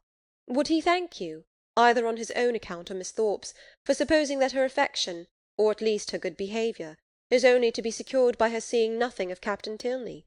Is he safe only in solitude? Or is her heart constant to him only when unsolicited by anybody else? He cannot think this, and you may be sure that he would not have you think it. I will not say, do not be uneasy, because I know that you are so at this moment, but be as little uneasy as you can. You have no doubt of the mutual attachment of your brother and your friend. Depend upon it, therefore, that real jealousy never can exist between them. Depend upon it that no disagreement between them can be of any duration. Their hearts are open to each other, as neither heart can be to you. They know exactly what is required and what can be borne, and you may be certain that one will never tease the other beyond what is known to be pleasant." Perceiving her still to look doubtful and grave, he added, "Though Frederick does not leave Bath with us, he will probably remain but a very short time, perhaps only a few days behind us. His leave of absence will soon expire, and he must return to his regiment. And what will then be their acquaintance? The mess-room will drink Isabella Thorpe for a fortnight, and she will laugh with your brother over poor Tilney's passion for a month." Catherine would contend no longer against comfort. She had resisted its approaches during the whole length of a speech, but now it carried her captive. Henry Tilney must know best. She blamed herself for the extent of her fears, and resolved never to think so seriously on the subject again. Her resolution was supported by Isabella's behaviour in their parting interview. The Thorpes spent the last evening of Catherine's stay in Pulteney Street, and nothing passed between the lovers to excite her uneasiness, or make her quit them in apprehension. James was in excellent spirits, and Isabella most engagingly placid. Her tenderness for her friend seemed rather the first feeling of her heart, but that at such a moment was allowable, and once she gave her lover a flat contradiction, and once she drew back her hand, but Catherine remembered Henry's instructions, and placed it all to judicious affection. The embraces, tears, and promises of the parting fair ones may be fancied. Chapter 20. Mr. and Mrs. Allen were sorry to lose their young friend, whose good humour and cheerfulness had made her a valuable companion, and in the promotion of whose enjoyment their own had been greatly increased. Her happiness in going with Miss Tilney, however, prevented their wishing it otherwise, and as they were to remain only one more week in Bath themselves, her quitting them now would not long be felt. Mr. Allen attended her to Milsom Street, where she was to breakfast, and saw her seated with the kindest welcome among her new friends. But so great was her agitation in finding herself as one of the family, and so fearful was she of not doing exactly what was right, and of not being able to preserve their good opinion, that, in the embarrassment of the first 5 minutes, she could almost have wished to return with him to Pulteney Street. Miss Tilney's manners and Henry's smile soon did away some of her unpleasant feelings, but still she was far from being at ease, nor could the incessant attentions of the General himself entirely reassure her.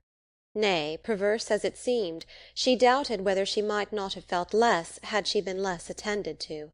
His anxiety for her comfort, his continual solicitations that she would eat, and his often expressed fears of her seeing nothing to her taste, though never in her life before had she beheld half such variety on a breakfast-table, made it impossible for her to forget for a moment that she was a visitor.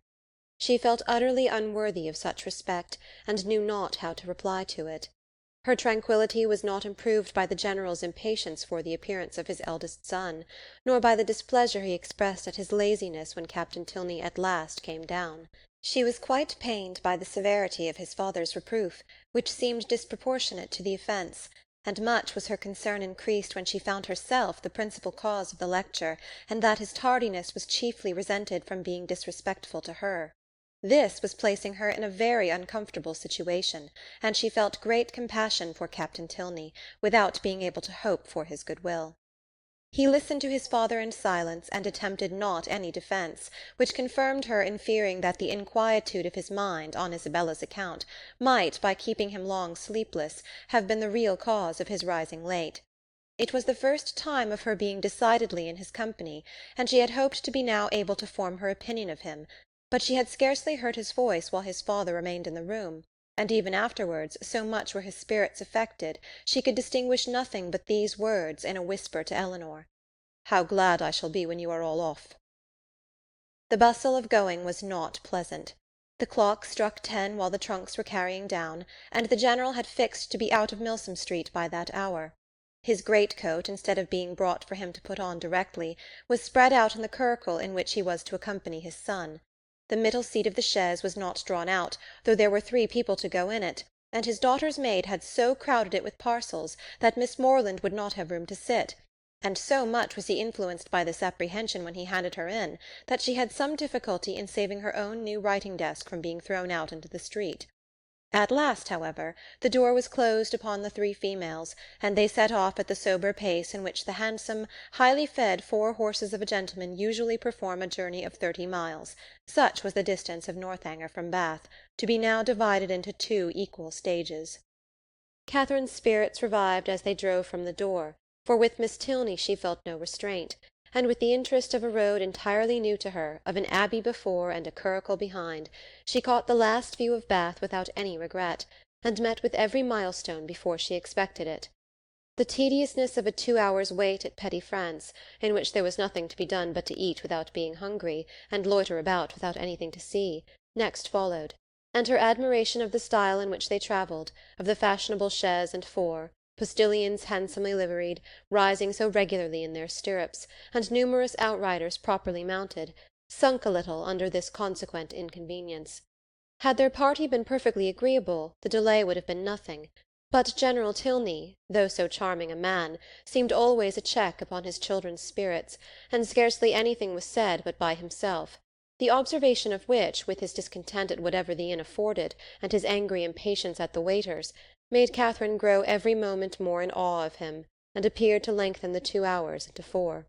At last, however, the order of release was given, and much was Catherine then surprised by the General's proposal of her taking his place in his son's curricle for the rest of the journey. The day was fine, and he was anxious for her seeing as much of the country as possible. The remembrance of Mr. Allen's opinion, respecting young men's open carriages, made her blush at the mention of such a plan, and her first thought was to decline it, but her second was of greater deference for General Tilney's judgment. He could not propose anything improper for her, and in the course of a few minutes she found herself with Henry in the curricle, as happy a being as ever existed. A very short trial convinced her that a curricle was the prettiest equipage in the world. The chaise and four wheeled off with some grandeur, to be sure, but it was a heavy and troublesome business, and she could not easily forget its having stopped 2 hours at Petty France. Half the time would have been enough for the curricle, and so nimbly were the light horses disposed to move, that had not the General chosen to have his own carriage lead the way, they could have passed it with ease in half a minute. But the merit of the curricle did not all belong to the horses. Henry drove so well, so quietly, without making any disturbance, without parading to her or swearing at them, so different from the only gentleman coachman whom it was in her power to compare him with. And then his hat sat so well, and the innumerable capes of his greatcoat looked so becomingly important. To be driven by him, next to being dancing with him, was certainly the greatest happiness in the world. In addition to every other delight, she had now that of listening to her own praise, of being thanked, at least, on his sister's account, for her kindness in thus becoming her visitor, of hearing it ranked as real friendship, and described as creating real gratitude. His sister, he said, was uncomfortably circumstanced. She had no female companion, and in the frequent absence of her father was sometimes without any companion at all. "But how can that be?" said Catherine. "Are not you with her?" "Northanger is not more than half my home. I have an establishment at my own house in Woodston, which is nearly 20 miles from my father's, and some of my time is necessarily spent there." "How sorry you must be for that." "I am always sorry to leave Eleanor." "Yes, but besides your affection for her, you must be so fond of the Abbey. After being used to such a home as the Abbey, an ordinary parsonage house must be very disagreeable." He smiled and said, "You have formed a very favourable idea of the Abbey." "To be sure I have. Is it not a fine old place, just like what one reads about?" "And are you prepared to encounter all the horrors that a building such as what one reads about may produce? Have you a stout heart? Nerves fit for sliding panels and tapestry?" "Oh, yes. I do not think I should be easily frightened, because there would be so many people in the house. And besides, it has never been uninhabited, and left deserted for years, and then the family come back to it unawares without giving any notice, as generally happens." "No, certainly. We shall not have to explore our way into a hall dimly lighted by the expiring embers of a wood fire, nor be obliged to spread our beds on the floor of a room without windows, doors, or furniture. But you must be aware that when a young lady is, by whatever means, introduced into a dwelling of this kind, she is always lodged apart from the rest of the family. While they snugly repair to their own end of the house, she is formally conducted by Dorothy, the ancient housekeeper, up a different staircase, and along many gloomy passages, into an apartment never used since some cousin or kin died in it about 20 years before. Can you stand such a ceremony as this? Will not your mind misgive you when you find yourself in this gloomy chamber, too lofty and extensive for you, with only the feeble rays of a single lamp to take in its size, its walls hung with tapestry exhibiting figures as large as life, and the bed, of dark green stuff or purple velvet, presenting even a funereal appearance? Will not your heart sink within you?" "Oh, but this will not happen to me, I am sure." "How fearfully will you examine the furniture of your apartment! And what will you discern? Not tables, toilettes, wardrobes, or drawers, but on one side, perhaps, the remains of a broken lute, on the other, a ponderous chest which no efforts can open, and over the fireplace the portrait of some handsome warrior, whose features will so incomprehensibly strike you that you will not be able to withdraw your eyes from it. Dorothy, meanwhile, no less struck by your appearance, gazes on you in great agitation, and drops a few unintelligible hints. To raise your spirits, moreover, she gives you reason to suppose that the part of the Abbey you inhabit is undoubtedly haunted, and informs you that you will not have a single domestic within call. With this parting cordial she curtsies off. You listen to the sound of her receding footsteps as long as the last echo can reach you, and when, with fainting spirits, you attempt to fasten your door, you discover with increased alarm that it has no lock. Oh, Mr. Tilney, how frightful! This is just like a book. But it cannot really happen to me. I am sure your housekeeper is not really Dorothy. Well, what then? Nothing further to alarm perhaps may occur the first night. After surmounting your unconquerable horror of the bed, you will retire to rest, and get a few hours' unquiet slumber. But on the second, or at farthest the third night after your arrival, you will probably have a violent storm. Peals of thunder so loud as to seem to shake the edifice to its foundation will roll round the neighbouring mountains, and during the frightful gusts of wind which accompany it, you will probably think you discern, for your lamp is not extinguished, one part of the hanging more violently agitated than the rest. Unable, of course, to repress your curiosity in so favourable a moment for indulging it, you will instantly arise, and throwing your dressing-gown around you, proceed to examine this mystery.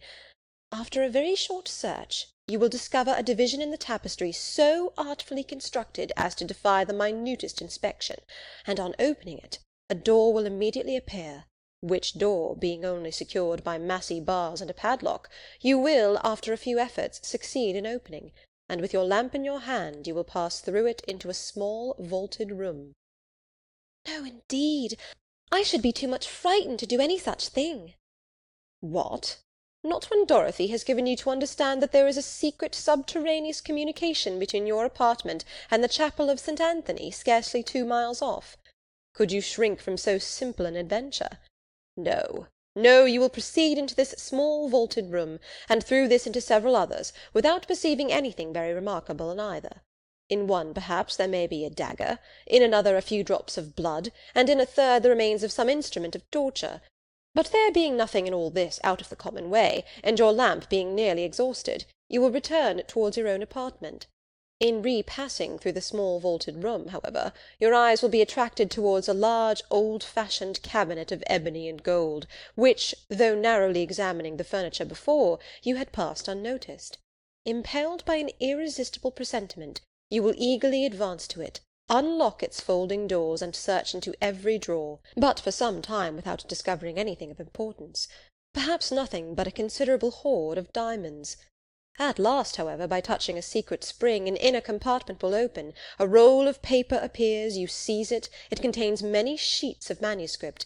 You hasten with the precious treasure into your own chamber, but scarcely have you been able to decipher, "Oh, thou, whomsoever thou mayest be, into whose hands these memoirs of the wretched Matilda may fall," when your lamp suddenly expires in the socket, and leaves you in total darkness. Oh, no, no, do not say so. Well, go on. But Henry was too much amused by the interest he had raised to be able to carry it further.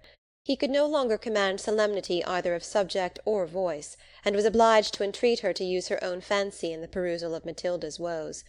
Catherine, recollecting herself, grew ashamed of her eagerness, and began earnestly to assure him that her attention had been fixed without the smallest apprehension of really meeting with what he related. Miss Tilney, she was sure, would never put her into such a chamber as he had described. She was not at all afraid.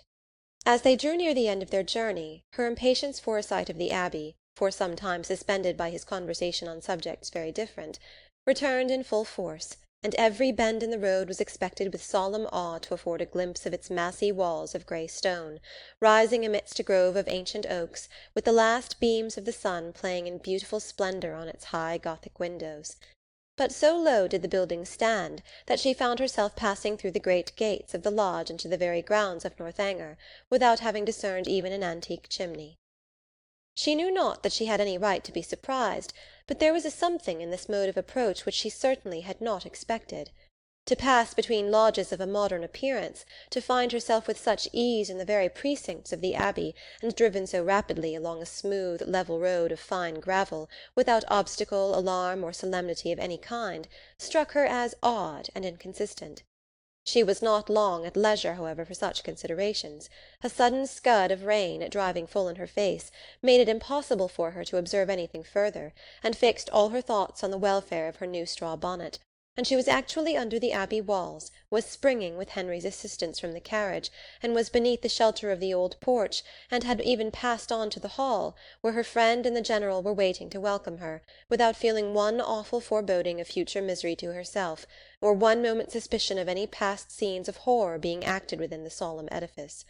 The breeze had not seemed to waft the sighs of the murdered to her, it had wafted nothing worse than a thick mizzling rain, and having given a good shake to her habit, she was ready to be shown into the common drawing-room, and capable of considering where she was. An abbey! Yes, it was delightful to be really in an abbey. But she doubted as she looked round the room whether anything within her observation would have given her the consciousness. The furniture was in all the profusion and elegance of modern taste. The fireplace, where she had expected the ample width and ponderous carving of former times, was contracted to a Rumford, with slaps of plain though handsome marble, and ornaments over it of the prettiest English china. The windows, to which she looked with peculiar dependence, from having heard the General talk of his preserving them in their Gothic form with reverential care, were yet less what her fancy had portrayed. To be sure, the pointed arch was preserved, the form of them was Gothic, they might even be casements, but every pane was so large, so clear, so light. To an imagination which had hoped for the smallest divisions and the heaviest stonework, for painted glass, dirt, and cobwebs, the difference was very distressing.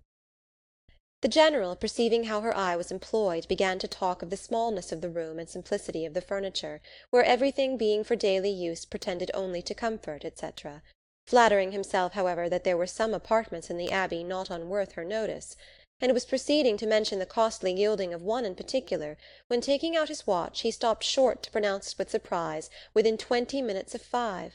This seemed the word of separation, and Catherine found herself hurried away by Miss Tilney in such a manner as convinced her that the strictest punctuality to the family hours would be expected at Northanger. Returning through the large and lofty hall, they ascended a broad staircase of shining oak, which, after many flights and many landing-places, brought them upon a long, wide gallery. On one side it had a range of doors, and it was lighted on the other by windows which Catherine had only time to discover looked into a quadrangle, before Miss Tilney led the way into a chamber, and scarcely staying to hope she would find it comfortable, left her with an anxious entreaty that she would make as little alteration as possible in her dress. Chapter 21. A moment's glance was enough to satisfy Catherine that her apartment was very unlike the one which Henry had endeavoured to alarm her by the description of. It was by no means unreasonably large, and contained neither tapestry nor velvet. The walls were papered, the floor was carpeted, the windows were neither less perfect nor more dim than those of the drawing-room below. The furniture, though not of the latest fashion, was handsome and comfortable, and the air of the room altogether far from uncheerful. Her heart instantaneously at ease on this point, she resolved to lose no time in particular examination of anything, as she greatly dreaded disobliging the General by any delay. Her habit therefore was thrown off with all possible haste, and she was preparing to unpin the linen package which the chaise seat had conveyed for her immediate accommodation, when her eye suddenly fell on a large high chest, standing back in a deep recess on one side of the fireplace. The sight of it made her start, and forgetting everything else, she stood gazing on it in motionless wonder, while these thoughts crossed her. "This is strange indeed. I did not expect such a sight as this. An immense heavy chest. What can it hold? Why should it be placed here? Pushed back, too, as if meant to be out of sight. I will look into it. Cost me what it may, I will look into it, and directly, too, by daylight. If I stay till evening, my candle may go out." She advanced and examined it closely. It was of cedar, curiously inlaid with some darker wood, and raised about a foot from the ground on a carved stand of the same. The lock was silver, though tarnished from age. At each end were the imperfect remains of handles also of silver, broken perhaps prematurely by some strange violence. and on the centre of the lid was a mysterious cipher in the same metal. Catherine bent over it intently, but without being able to distinguish anything with certainty. She could not, in whatever direction she took it, believe the last letter to be a T, and yet that it should be anything else in that house was a circumstance to raise no common degree of astonishment. If not originally theirs, by what strange events could it have fallen into the Tilney family? Her fearful curiosity was every moment growing greater, and seizing with trembling hands the hasp of the lock, she resolved at all hazards to satisfy herself at least as to its contents. With difficulty, for something seemed to resist her efforts, she raised the lid a few inches, but at that moment a sudden knocking at the door of the room made her, starting, quit her hold, and the lid closed with alarming violence. This ill-timed intruder was Miss Tilney's maid, sent by her mistress to be of use to Miss Morland, and though Catherine immediately dismissed her, it recalled her to the sense of what she ought to be doing, and forced her, in spite of her anxious desire to penetrate this mystery, to proceed in her dressing without further delay. Her progress was not quick, for her thoughts and her eyes were still bent on the object so well calculated to interest and alarm, and though she dared not waste a moment upon a second attempt, she could not remain many paces from the chest. At length, however, having slipped one arm into her gown, her toilette seemed so nearly finished that the impatience of her curiosity might safely be indulged. One moment surely might be spared, and so desperate should be the exertion of her strength that, unless secured by supernatural means, the lid in one moment should be thrown back. With this spirit she sprang forward, and her confidence did not deceive her. Her resolute effort threw back the lid, and gave to her astonished eyes the view of a white cotton counterpane, properly folded, reposing at one end of the chest in undisputed possession.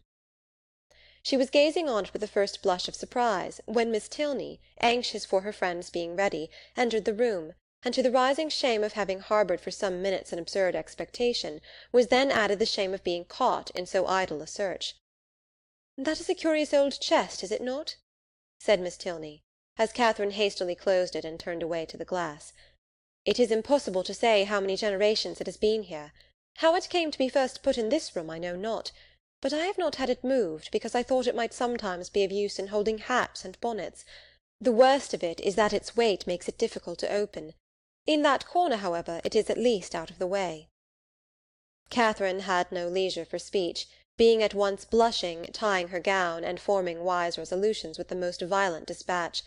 Miss Tilney gently hinted her fear of being late, and in half a minute they ran downstairs together, in an alarm not wholly unfounded, for General Tilney was pacing the drawing-room, his watch in his hand, and having on the very instant of their entering pulled the bell with violence, ordered "Dinner to be on table directly." Catherine trembled at the emphasis with which he spoke, and sat pale and breathless, in a most humble mood, concerned for his children and detesting old chests. And the General, recovering his politeness as he looked at her, spent the rest of his time in scolding his daughter for so foolishly hurrying her fair friend, who was absolutely out of breath from haste, when there was not the least occasion for hurry in the world. But Catherine could not at all get over the double distress of having involved her friend in a lecture and been a great simpleton herself, till they were happily seated at the dinner-table, when the General's complacent smiles, and a good appetite of her own, restored her to peace. The dining-parlour was a noble room, suitable in its dimensions to a much larger drawing-room than the one in common use, and fitted up in a style of luxury and expense which was almost lost on the unpractised eye of Catherine, who saw little more than its spaciousness and the number of their attendants. Of the former she spoke aloud her admiration, and the General, with very gracious countenance, acknowledged that it was by no means an ill-sized room, and further confessed that, though as careless on such subjects as most people, he did look upon a tolerably large eating-room as one of the necessaries of life. He supposed, however, that she must have been used to much better-sized apartments at Mr. Allen's. "No, indeed," was Catherine's honest assurance. "Mr. Allen's dining-parlour was not more than half as large." And she had never seen so large a room as this in her life. The General's good humour increased. Why, as he had such rooms, he thought it would be simple not to make use of them, but upon his honour he believed there might be more comfort in rooms of only half their size. Mr. Allen's house, he was sure, must be exactly of the true size for rational happiness. The evening passed without any further disturbance, and in the occasional absence of General Tilney, with much positive cheerfulness. It was only in his presence that Catherine felt the smallest fatigue from her journey, and even then, even in moments of languor or restraint, a sense of general happiness preponderated, and she could think of her friends in Bath without one wish of being with them. The night was stormy. The wind had been rising at intervals the whole afternoon, and by the time the party broke up it blew and rained violently. Catherine, as she crossed the hall, listened to the tempest with sensations of awe, and when she heard it rage round a corner of the ancient building and close with sudden fury a distant door, felt for the first time that she was really in an abbey. Yes, these were characteristic sounds. They brought to her recollection a countless variety of dreadful situations and horrid scenes which such buildings had witnessed, and such storms ushered in, and most heartily did she rejoice in the happier circumstances attending her entrance within walls so solemn. She had nothing to dread from midnight assassins or drunken gallants. Henry had certainly been only in jest in what he had told her that morning. In a house so furnished and so guarded she could have nothing to explore or to suffer, and might go to her bedroom as securely as if it had been her own chamber at Fullerton. Thus wisely fortifying her mind, as she proceeded upstairs, she was enabled, especially on perceiving that Miss Tilney slept only 2 doors from her, to enter her room with a tolerably stout heart, and her spirits were immediately assisted by the cheerful blaze of a wood fire. "How much better is this," said she as she walked to the fender, "how much better to find a fire ready lit, than to have to wait shivering in the cold till all the family are in bed, as so many poor girls have been obliged to do, and then to have the faithful old servant frightening one by coming in with a faggot. How glad I am that Northanger is what it is! If it had been like some other places, I do not know that, in such a night as this, I could have answered for my courage, but now to be sure there was nothing to alarm one." She looked round the room. The window curtains seemed in motion. It could be nothing but the violence of the wind penetrating through the divisions of the shutters, and as she stepped boldly forward, carelessly humming a tune, to assure herself of its being so, peeped courageously behind each curtain, saw nothing on either low window-seat to scare her, and on placing a hand against the shutter, felt the strongest conviction of the wind's force. A glance at the old chest as she turned away from this examination was not without its use. She scorned the causeless fears of an idle fancy, and began with the most happy indifference to prepare herself for bed. She should take her time. She should not hurry herself. She did not care if she were the last person up in the house. But she would not make up her fire. That would seem cowardly, as if she wished for the protection of light after she were in bed. The fire therefore died away, and Catherine, having spent the best part of an hour in her arrangements, was beginning to think of stepping into bed, when, on giving a parting glance round the room, she was struck by the appearance of a high, old-fashioned black cabinet, which, though in a situation conspicuous enough, had never caught her notice before. Henry's words, his description of the ebony cabinet which was to escape her observation at first, immediately rushed across her, and though there could be nothing really in it, there was something whimsical. It was certainly a very remarkable coincidence.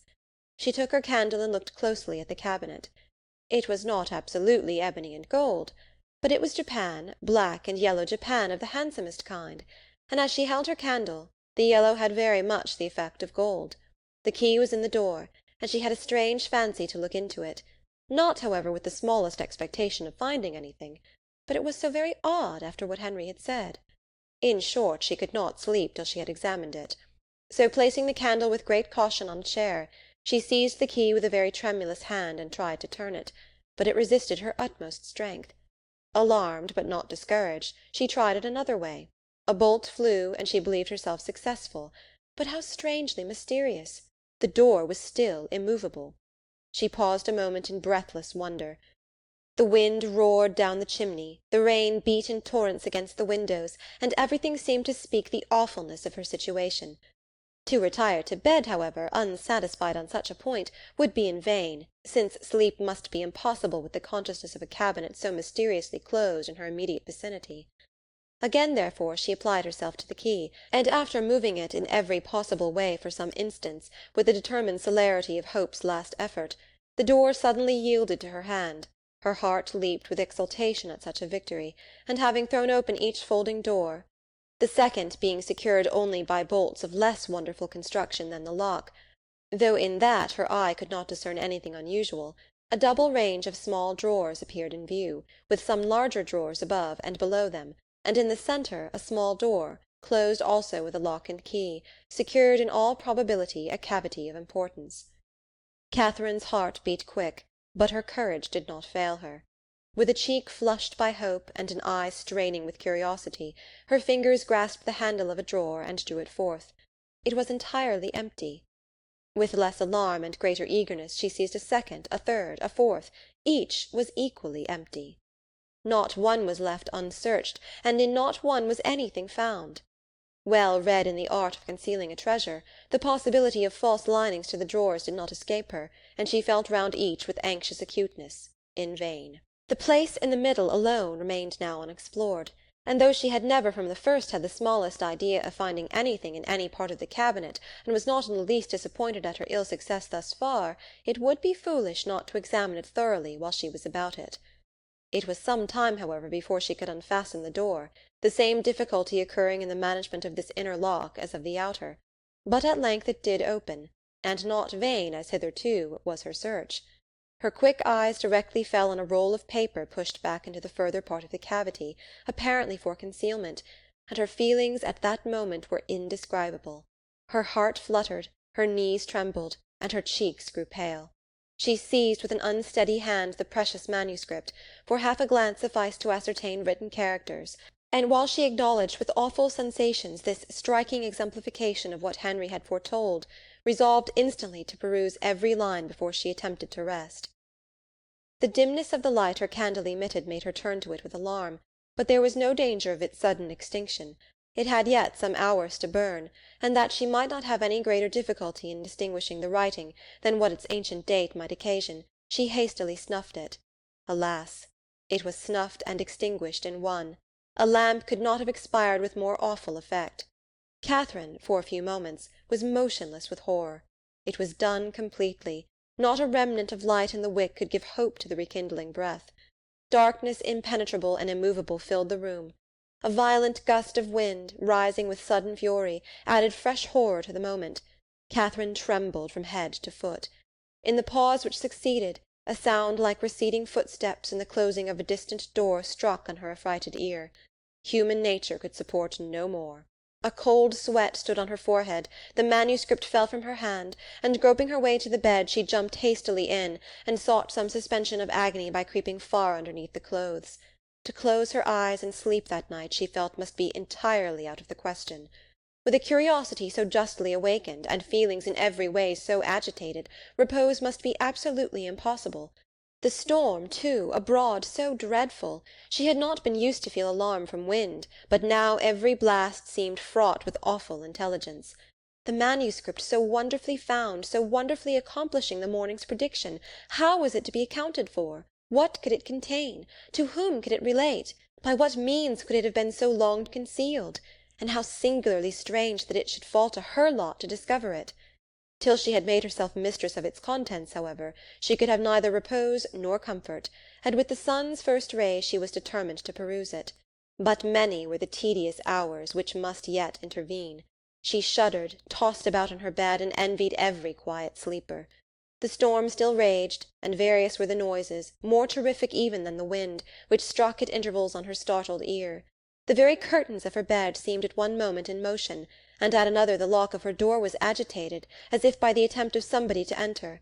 Hollow murmurs seemed to creep along the gallery, and more than once her blood was chilled by the sound of distant moans. Hour after hour passed away, and the wearied Catherine had heard 3 proclaimed by all the clocks in the house before the tempest subsided, or she unknowingly fell fast asleep. Chapter 22.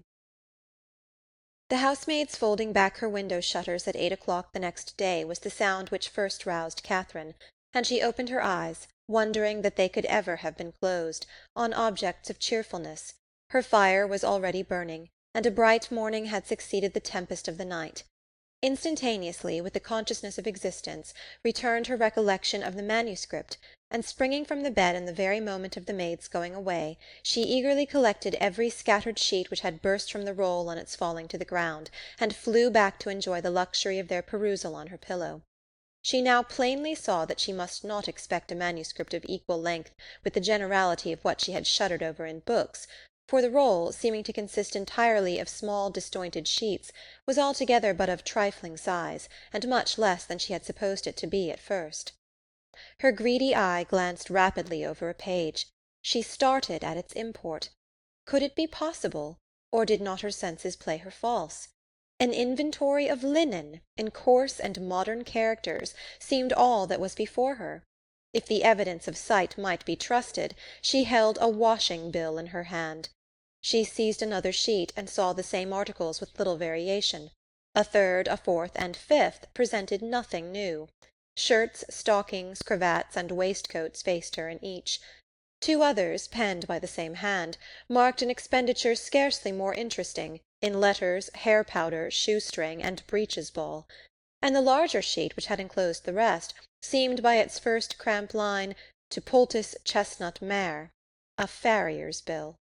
Such was the collection of papers, left perhaps, as she could then suppose, by the negligence of a servant in the place whence she had taken them, which had filled her with expectation and alarm, and robbed her of half her night's rest.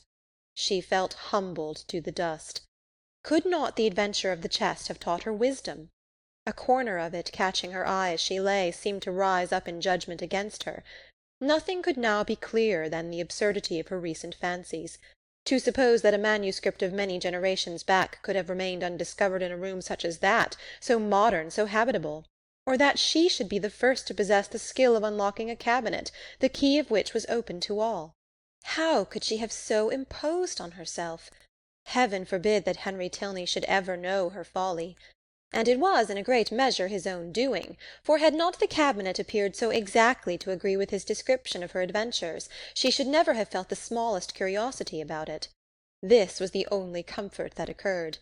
Impatient to get rid of those hateful evidences of her folly, those detestable papers then scattered over the bed, she rose directly, and folding them up as nearly as possible in the same shape as before, returned them to the same spot within the cabinet, with a very hearty wish that no untoward accident might ever bring them forward again, to disgrace her even with herself. Why the locks should have been so difficult to open, however, was still something remarkable, for she could now manage them with perfect ease.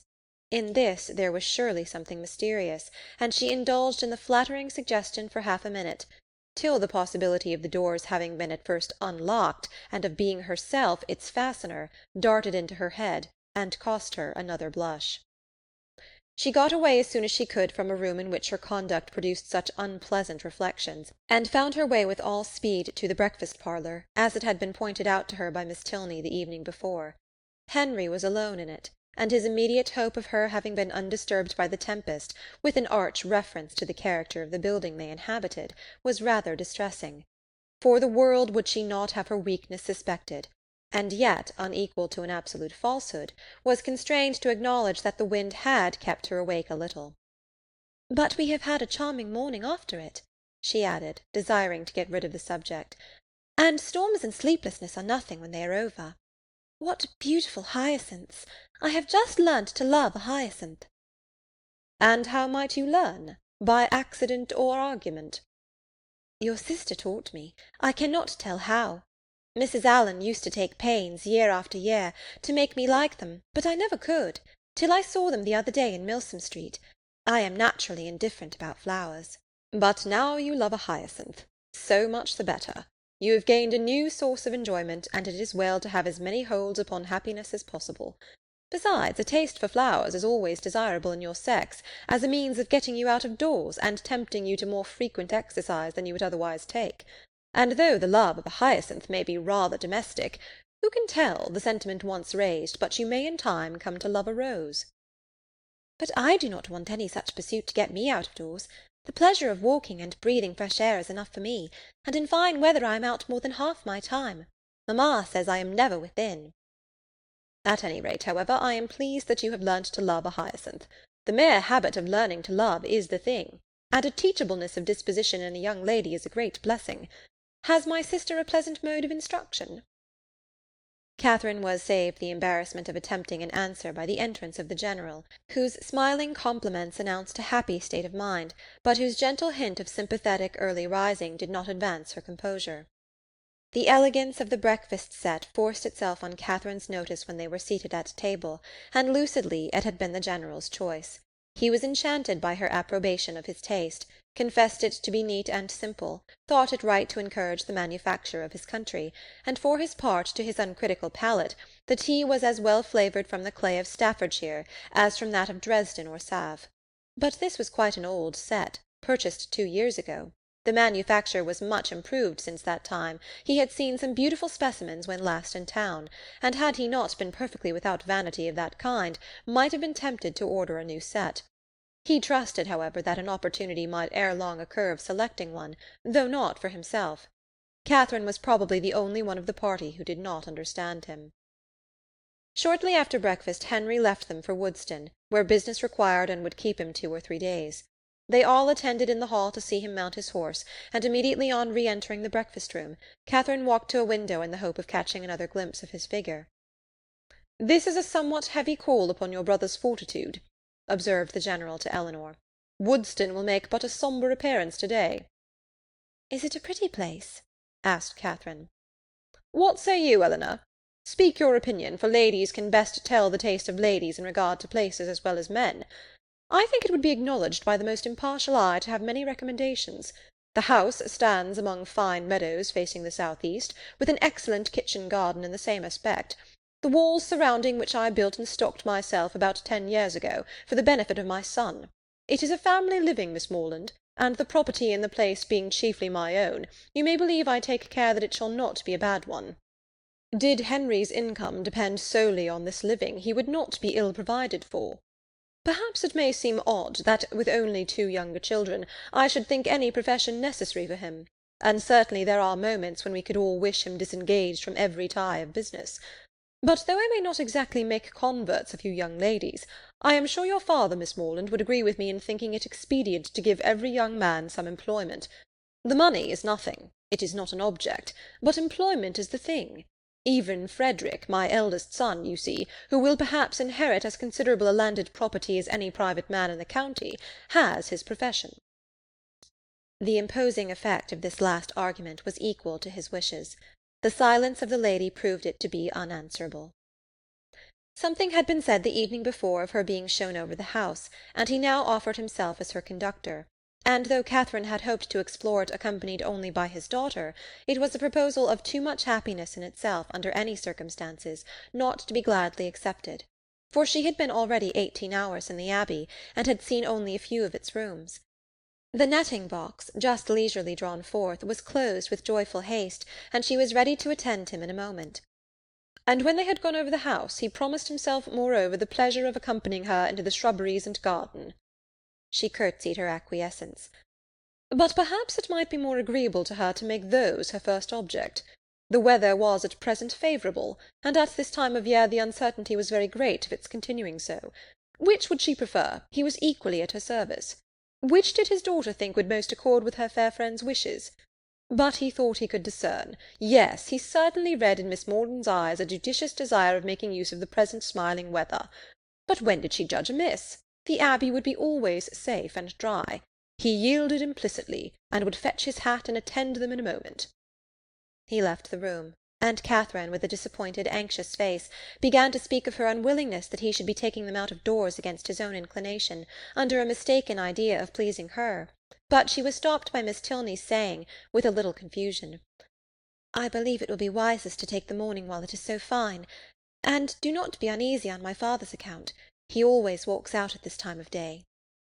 Catherine did not exactly know how this was to be understood. Why was Miss Tilney embarrassed? Could there be any unwillingness on the General's side to show her over the Abbey? The proposal was his own, and was it not odd that he should always take his walk so early? Neither her father nor Mr. Allen did so. It was certainly very provoking. She was all impatience to see the house, and had scarcely any curiosity about the grounds. If Henry had been with them indeed! But now she should not know what was picturesque when she saw it. Such were her thoughts, but she kept them to herself, and put on her bonnet in patient discontent. She was struck, however, beyond her expectation by the grandeur of the Abbey, as she saw it for the first time from the lawn, and 2 sides of the quadrangle, rich in Gothic ornaments, stood forward for admiration. The remainder was shut off by knolls of old trees or luxuriant plantations, and the steep woody hills rising behind, to give it shelter, were beautiful even in the leafless month of March. Catherine had seen nothing to compare with it, and her feelings of delight were so strong that, without waiting for any better authority, she boldly burst forth in wonder and praise. The General listened with assenting gratitude, and it seemed as if his own estimation of Northanger had waited unfixed till that hour. The kitchen garden was to be next admired, and he led the way to it across a small portion of the park. The number of acres contained in this garden was such as Catherine could not listen to without dismay, being more than double the extent of all Mr. Allen's, as well as her father's, including churchyard and orchard. The walls seemed countless in number, endless in length.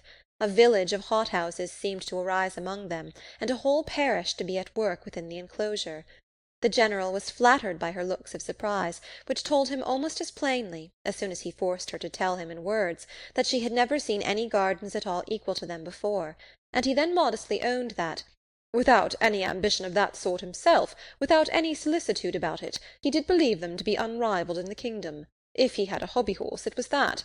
He loved a garden. Though careless enough in most matters of eating, he loved good fruit, or if he did not, his friends and children did. There were great vexations, however, attending such a garden as his. The utmost care could not always secure the most valuable fruits. The pinery had yielded only 100 in the last year. Mr. Allen, he supposed, must feel these inconveniences as well as himself. No, not at all. Mr. Allen did not care about the garden, and never went into it. With a triumphant smile of self-satisfaction, the General wished he could do the same, for he never entered his, without being vexed in some way or another by its falling short of his plan. "How were Mr. Allen's succession-houses worked?" describing the nature of his own as they entered them. Mr. Allen had only one small hothouse, which Mrs. Allen had the use of for her plants in winter, and there was a fire in it now and then. "He is a happy man," said the General, with a look of very happy contempt. Having taken her into every division and led her under every wall, till she was heartily weary of seeing and wondering, he suffered the girls at last to seize the advantage of an outer door, and then, expressing his wish to examine the effect of some recent alterations about the tea-house, proposed it as no unpleasant extension of their walk, if Miss Morland were not tired. "But where are you going, Eleanor? Why do you choose that cold, damp path to it? Miss Morland will get wet. Our best way is across the park." "This is so favourite a walk of mine," said Miss Tilney, "that I always think it the best and nearest way. But perhaps it may be damp." It was a narrow winding path through a thick grove of old Scotch firs, and Catherine, struck by its gloomy aspect and eager to enter it, could not, even by the General's disapprobation, be kept from stepping forward. He perceived her inclination, and having again urged the plea of health in vain, was too polite to make further opposition.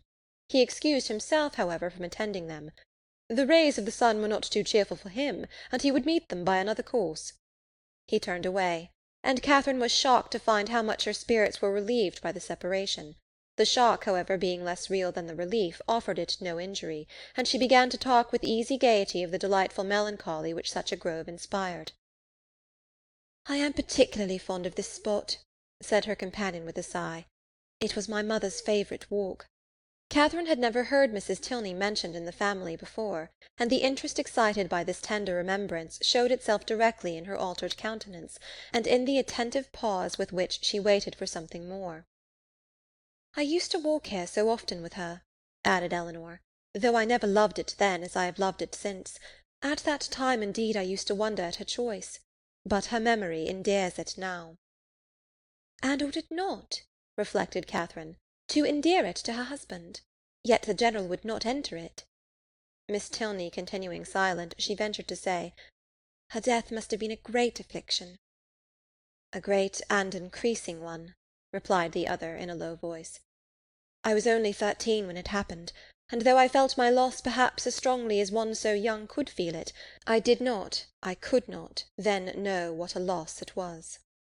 She stopped for a moment, and then added with great firmness, "I have no sister, you know, and though my brothers are very affectionate, and Henry is a great deal here, which I am most thankful for, it is impossible for me not to be often solitary." "To be sure, you must miss him very much." "A mother would have been always present. A mother would have been a constant friend. Her influence would have been beyond all other." "Was she a very charming woman? Was she handsome? Was there any picture of her in the Abbey? And why had she been so partial to that grove? Was it from dejection of spirits? Were questions now eagerly poured forth. The first three received a ready affirmative, the two others were passed by, and Catherine's interest in the deceased Mrs. Tilney augmented with every question, whether answered or not. Of her unhappiness in marriage she felt persuaded. The General certainly had been an unkind husband. He did not love her walk. Could he therefore have loved her? And besides, handsome as he was, there was a something in the turn of his features which spoke his not having behaved well to her. Her picture, I suppose, blushing at the consummate art of her own question, hangs in your father's room? No, it was intended for the drawing-room, but my father was dissatisfied with the painting, and for some time it had no place. Soon after her death I obtained it for my own, and hung it in my bedchamber, where I shall be happy to show it you. It is very like. Here was another proof. A portrait, very like, of a departed wife, not valued by the husband. He must have been dreadfully cruel to her. Catherine attempted no longer to hide from herself the nature of the feelings which, in spite of all his attentions, he had previously excited, and what had been terror and dislike before was now absolute aversion. Yes, aversion. His cruelty to such a charming woman made him odious to her. She had often read of such characters which Mr. Allen had been used to call unnatural and overdrawn, but here was proof positive of the contrary. She had just settled this point when the end of the path brought them directly upon the General, and in spite of all her virtuous indignation, she found herself again obliged to walk with him, listen to him, and even to smile when he smiled. Being no longer able, however, to receive pleasure from the surrounding objects, she soon began to walk with lassitude. The General perceived it, and with a concern for her health, which seemed to reproach her for her opinion of him, was most urgent for returning with his daughter to the house. He would follow them in a quarter of an hour. Again they parted, but Eleanor was called back in half a minute to receive a strict charge against taking her friend round the Abbey till his return. This second instance of his anxiety to delay what she so much wished for struck Catherine as very remarkable. Chapter 23. An hour passed away before the General came in, spent, on the part of his young guest, in no very favourable consideration of his character. This lengthened absence, these solitary rambles, did not speak a mind at ease, or a conscience void of reproach. At length he appeared, and whatever might have been the gloom of his meditations, he could still smile with them. Miss Tilney, understanding in part her friend's curiosity to see the house, soon revived the subject, and her father being, contrary to Catherine's expectations, unprovided with any pretence for further delay, beyond that of stopping 5 minutes to order refreshments to be in the room by their return, was at last ready to escort them. They set forward, and with a grandeur of air, a dignified step which caught the eye, but could not shake the doubts of the well-read Catherine, he led the way across the hall, through the common drawing-room and one useless antechamber, into a room magnificent both in size and furniture, the real drawing-room, used only with company of consequence. It was very noble, very grand, very charming, was all that Catherine had to say, for her indiscriminating eyes scarcely discerned the colour of the satin, and all minuteness of praise, all praise that had much meaning, was supplied by the General. The costliness or elegance of any room's fitting up could be nothing to her. She cared for no furniture of a more modern date than the 15th century. When the General had satisfied his own curiosity, in a close examination of every well-known ornament, they proceeded into the library, an apartment in its way of equal magnificence, exhibiting a collection of books on which an humble man might have looked with pride. Catherine heard, admired, and wondered with more genuine feeling than before, gathered all that she could from this storehouse of knowledge by running over the titles of half a shelf, and was ready to proceed. But suites of apartments did not spring up with her wishes. Large as was the building, she had already visited the greatest part, though on being told that, with the addition of the kitchen, the 6 or 7 rooms she had now seen surrounded 3 sides of the court, she could scarcely believe it, or overcome the suspicion of there being many chambers secreted. It was some relief, however, that they were to return to the rooms in common use, by passing through a few of less importance, looking into the court, which, with occasional passages, not wholly unintricate, connected the different sides, and she was further soothed in her progress by being told that she was treading what had once been a cloister, having traces of cells pointed out, and observing several doors that were neither opened nor explained to her, by finding herself successively in a billiard-room and in the General's private apartment, without comprehending their connection, or being able to turn aright when she left them, and lastly by passing through a dark little room, owning Henry's authority, and strewed with his litter of books, guns, and greatcoats. From the dining-room, of which, though already seen and always to be seen at 5 o'clock, the General could not forego the pleasure of pacing out the length for the more certain information of Miss Morland as to what she neither doubted nor cared for, they proceeded by quick communication to the kitchen, the ancient kitchen of the convent, rich in the massy walls and smoke of former days, and in the stoves and hot closets of the present.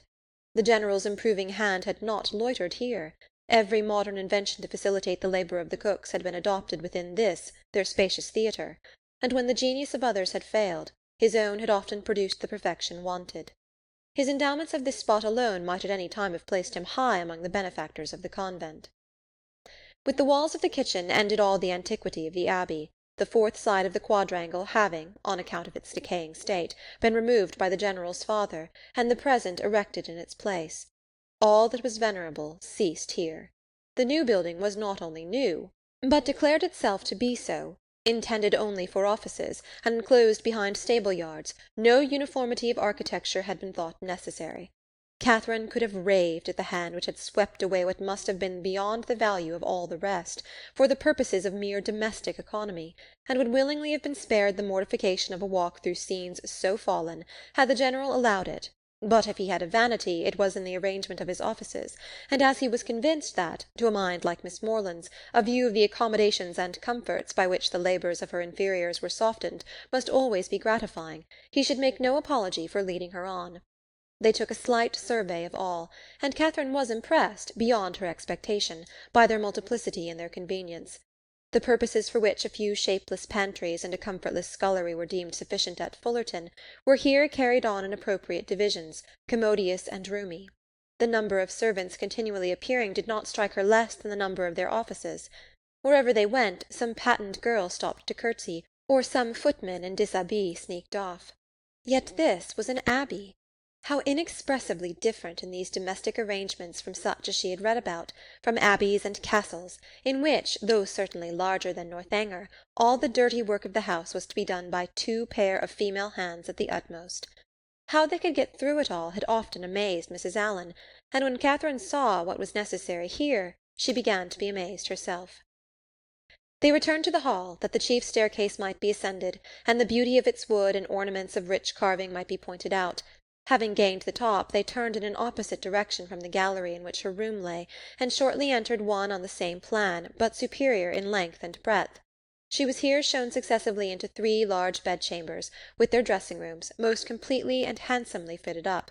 Everything that money and taste could do, to give comfort and elegance to apartments, had been bestowed on these, and being furnished within the last 5 years, they were perfect in all that would be generally pleasing, and wanting in all that could give pleasure to Catherine. As they were surveying the last, the General, after slightly naming a few of the distinguished characters by whom they had been at times honoured, turned with a smiling countenance to Catherine, and ventured to hope that henceforward some of their earliest tenants might be "our friends from Fullerton."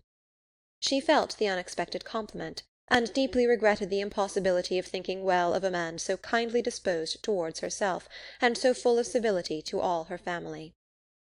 The gallery was terminated by folding doors, which Miss Tilney, advancing, had thrown open, and passed through, and seemed on the point of doing the same by the first door to the left, in another long reach of gallery, when the General, coming forwards, called her hastily, and, as Catherine thought, rather angrily back, demanding whither she were going, and what was there more to be seen? Had not Miss Morland already seen all that could be worth her notice?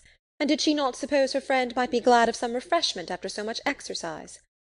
Miss Tilney drew back directly, and the heavy doors were closed upon the mortified Catherine, who, having seen in a momentary glance beyond them a narrower passage, more numerous openings, and symptoms of a winding staircase, believed herself at last within the reach of something worth her notice, and felt as she unwillingly paced back the gallery that she would rather be allowed to examine that end of the house than see all the finery of all the rest. The General's evident desire of preventing such an examination was an additional stimulant. Something was certainly to be concealed. Her fancy, though it had trespassed lately once or twice, could not mislead her here. And what that something was, a short sentence of Miss Tilney's, as they followed the General at some distance downstairs, seemed to point out. "I was going to take you into what was my mother's room, the room in which she died," were all her words; but few as they were, they conveyed pages of intelligence to Catherine. It was no wonder that the General should shrink from the sight of such objects as that room must contain, a room in all probability never entered by him since the dreadful scene had passed, which released his suffering wife, and left him to the stings of conscience. She ventured, when next alone with Eleanor, to express her wish of being permitted to see it, as well as all the rest of that side of the house, and Eleanor promised to attend her there, whatever they should have a convenient hour. Catherine understood her. The General must be watched from home, before that room could be entered. "It remains as it was, I suppose?" said she, in a tone of feeling. "Yes, entirely." "And how long ago may it be that your mother died?" "She has been dead these 9 years." And 9 years, Catherine knew, was a trifle of time, compared with what generally elapsed after the death of an injured wife, before her room was put to rights. "You were with her, I suppose, to the last?" "No," said Miss Tilney, sighing. "I was unfortunately from home. Her illness was sudden and short, and before I arrived it was all over." Catherine's blood ran cold with the horrid suggestions which naturally sprang from these words. Could it be possible? Could Henry's father? And yet how many were the examples to justify even the blackest suspicions! And when she saw him in the evening, while she worked with her friend, slowly pacing the drawing-room for an hour together in silent thoughtfulness, with downcast eyes and contracted brow, she felt secure from all possibility of wronging him. It was the air and attitude of a Montoni. What could more plainly speak the gloomy workings of a mind not wholly dead to every sense of humanity, in its fearful review of past scenes of guilt? Unhappy man! And the anxiousness of her spirits directed her eyes towards his figure so repeatedly as to catch Miss Tilney's notice. "My father," she whispered, "often walks about the room in this way. It is nothing unusual." So much the worse, thought Catherine. Such ill-timed exercise was of a piece with the strange unseasonableness of his morning walks, and boded nothing good. After an evening, the little variety and seeming length of which made her peculiarly sensible of Henry's importance among them, she was heartily glad to be dismissed, though it was a look from the General not designed for her observation which sent his daughter to the bell. When the butler would have lit his master's candle, however, he was forbidden. The latter was not going to retire. "I have many pamphlets to finish," said he to Catherine, "before I can close my eyes, and perhaps may be poring over the affairs of the nation for hours after you are asleep. Can either of us be more meekly employed? My eyes will be blinding for the good of others, and yours preparing by rest for future mischief." But neither the business alleged nor the magnificent compliment could win Catherine from thinking that some very different object must occasion so serious a delay of proper repose. To be kept up for hours after the family were in bed by stupid pamphlets was not very likely. There must be some deeper cause. Something was to be done which could be done only while the household slept, and the probability that Mrs. Tilney yet lived, shut up for causes unknown, and receiving from the pitiless hands of her husband a nightly supply of coarse food, was the conclusion which necessarily followed. Shocking as was the idea, it was at least better than a death unfairly hastened, as, in the natural course of things, she must ere long be released. The suddenness of her reputed illness, the absence of her daughter, and probably of her other children at the time, all favoured the supposition of her imprisonment. Its origin, jealousy perhaps, or wanton cruelty, was yet to be unravelled. In revolving these matters, while she undressed, it suddenly struck her as not unlikely that she might that morning have passed near the very spot of this unfortunate woman's confinement, might have been within a few paces of the cell in which she languished out her days, for what part of the Abbey could be more fitted for the purpose than that which yet bore the traces of monastic division? In the high arched passage, paved with stone, which already she had trodden with peculiar awe, she well remembered the doors of which the General had given no account. To what might not those doors lead? In support of the plausibility of this conjecture, it further occurred to her that the forbidden gallery, in which lay the apartments of the unfortunate Mrs. Tilney, must be, as certainly as her memory could guide her, exactly over this suspected range of cells, and the staircase by the side of those apartments of which she had caught a transient glimpse, communicating by some secret means with those cells, might well have favoured the barbarous proceedings of her husband. Down that staircase she had perhaps been conveyed in a state of well-prepared insensibility. Catherine sometimes started at the boldness of her own surmises, and sometimes hoped or feared that she had gone too far, but they were supported by such appearances as made their dismissal impossible. The side of the quadrangle in which she supposed the guilty scene to be acting, being, according to her belief, just opposite her own, it struck her that, if judiciously watched, some rays of light from the General's lamp might glimmer through the lower windows as he passed to the prison of his wife, and twice before she stepped into bed she stole gently from her room to the corresponding window in the gallery to see if it appeared, but all abroad was dark, and it must yet be too early. The various ascending noises convinced her that the servants must still be up. Till midnight she supposed it would be in vain to watch, but then, when the clock had struck 12, and all was quiet, she would, if not quite appalled by darkness, steal out and look once more.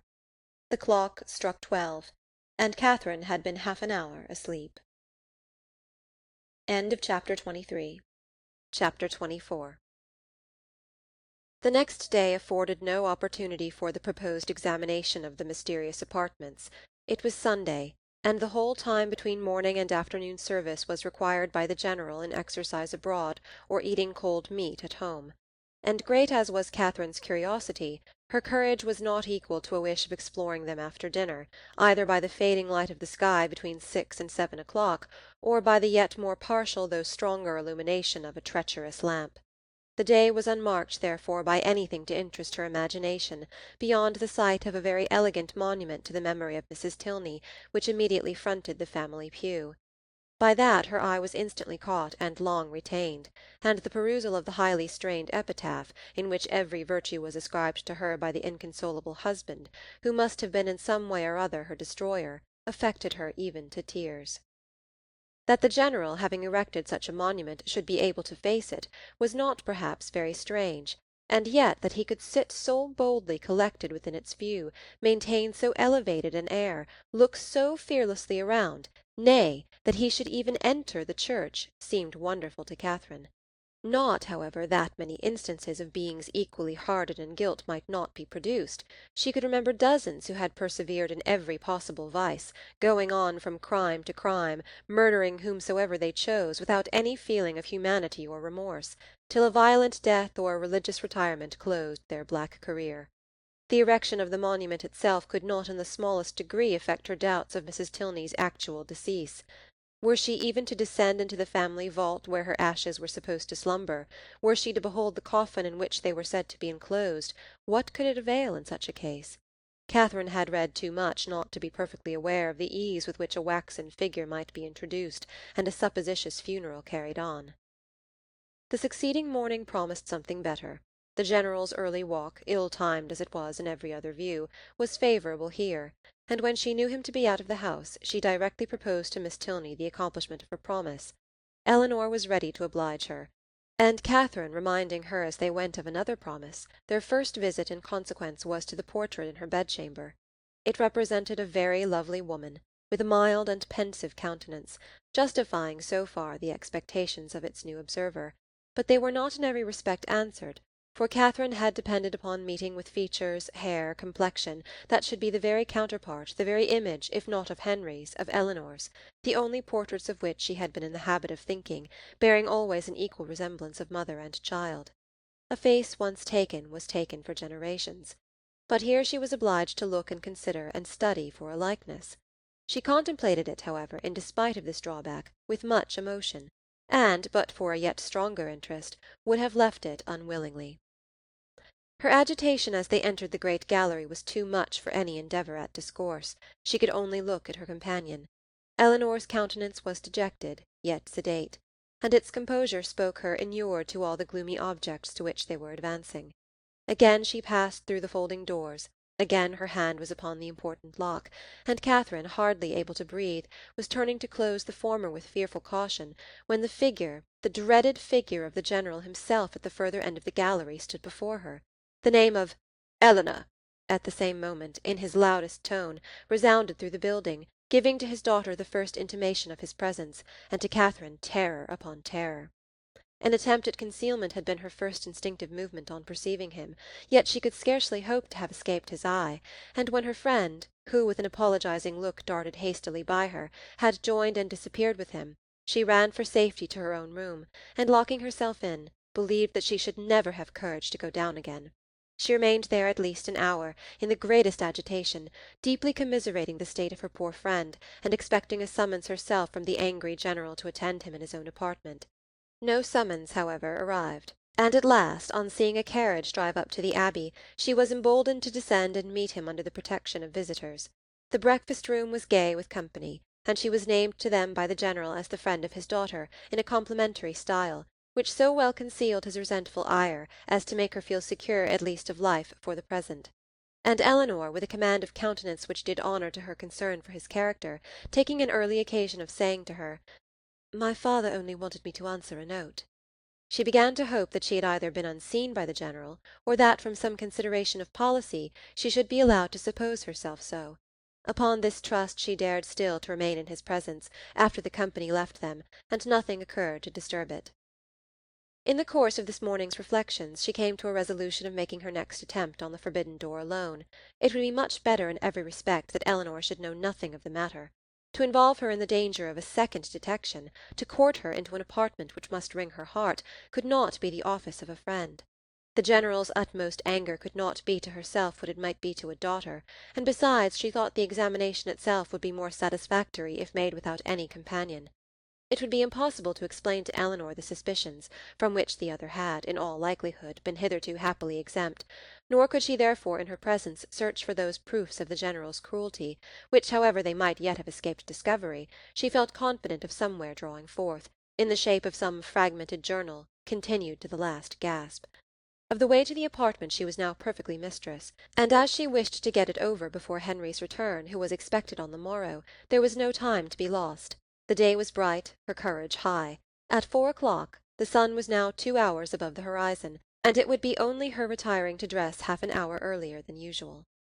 It was done, and Catherine found herself alone in the gallery before the clocks had ceased to strike. It was no time for thought. She hurried on, slipped with the least possible noise through the folding doors, and without stopping to look or breathe, rushed forward to the one in question. The lock yielded to her hand, and luckily with no sullen sound that could alarm a human being. On tiptoe she entered. The room was before her, but it was some minutes before she could advance another step.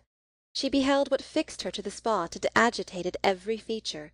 She saw a large, well-proportioned apartment, a handsome dimity bed, arranged as unoccupied with a housemaid's care, a bright bath stove, mahogany wardrobes, and neatly painted chairs, on which the warm beams of a western sun gaily poured through 2 sash windows. Catherine had expected to have her feelings worked, and worked they were. Astonishment and doubt first seized them, and a shortly succeeding ray of common sense added some bitter emotions of shame. She could not be mistaken as to the room, but how grossly mistaken in everything else, in Miss Tilney's meaning, in her own calculation. This apartment, to which she had given a date so ancient, a position so awful, proved to be one end of what the General's father had built. There were 2 other doors in the chamber, leading probably into dressing-closets, but she had no inclination to open either. Would the veil in which Mrs. Tilney had last walked, or the volume in which she had last read, remain to tell what nothing else was allowed to whisper? No. Whatever might have been the General's crimes, he had certainly too much wit to let them sue for detection. She was sick of exploring, and desired but to be safe in her own room, with her own heart only privy to its folly, and she was on the point of retreating as softly as she had entered, when the sound of footsteps, she could hardly tell where, made her pause and tremble.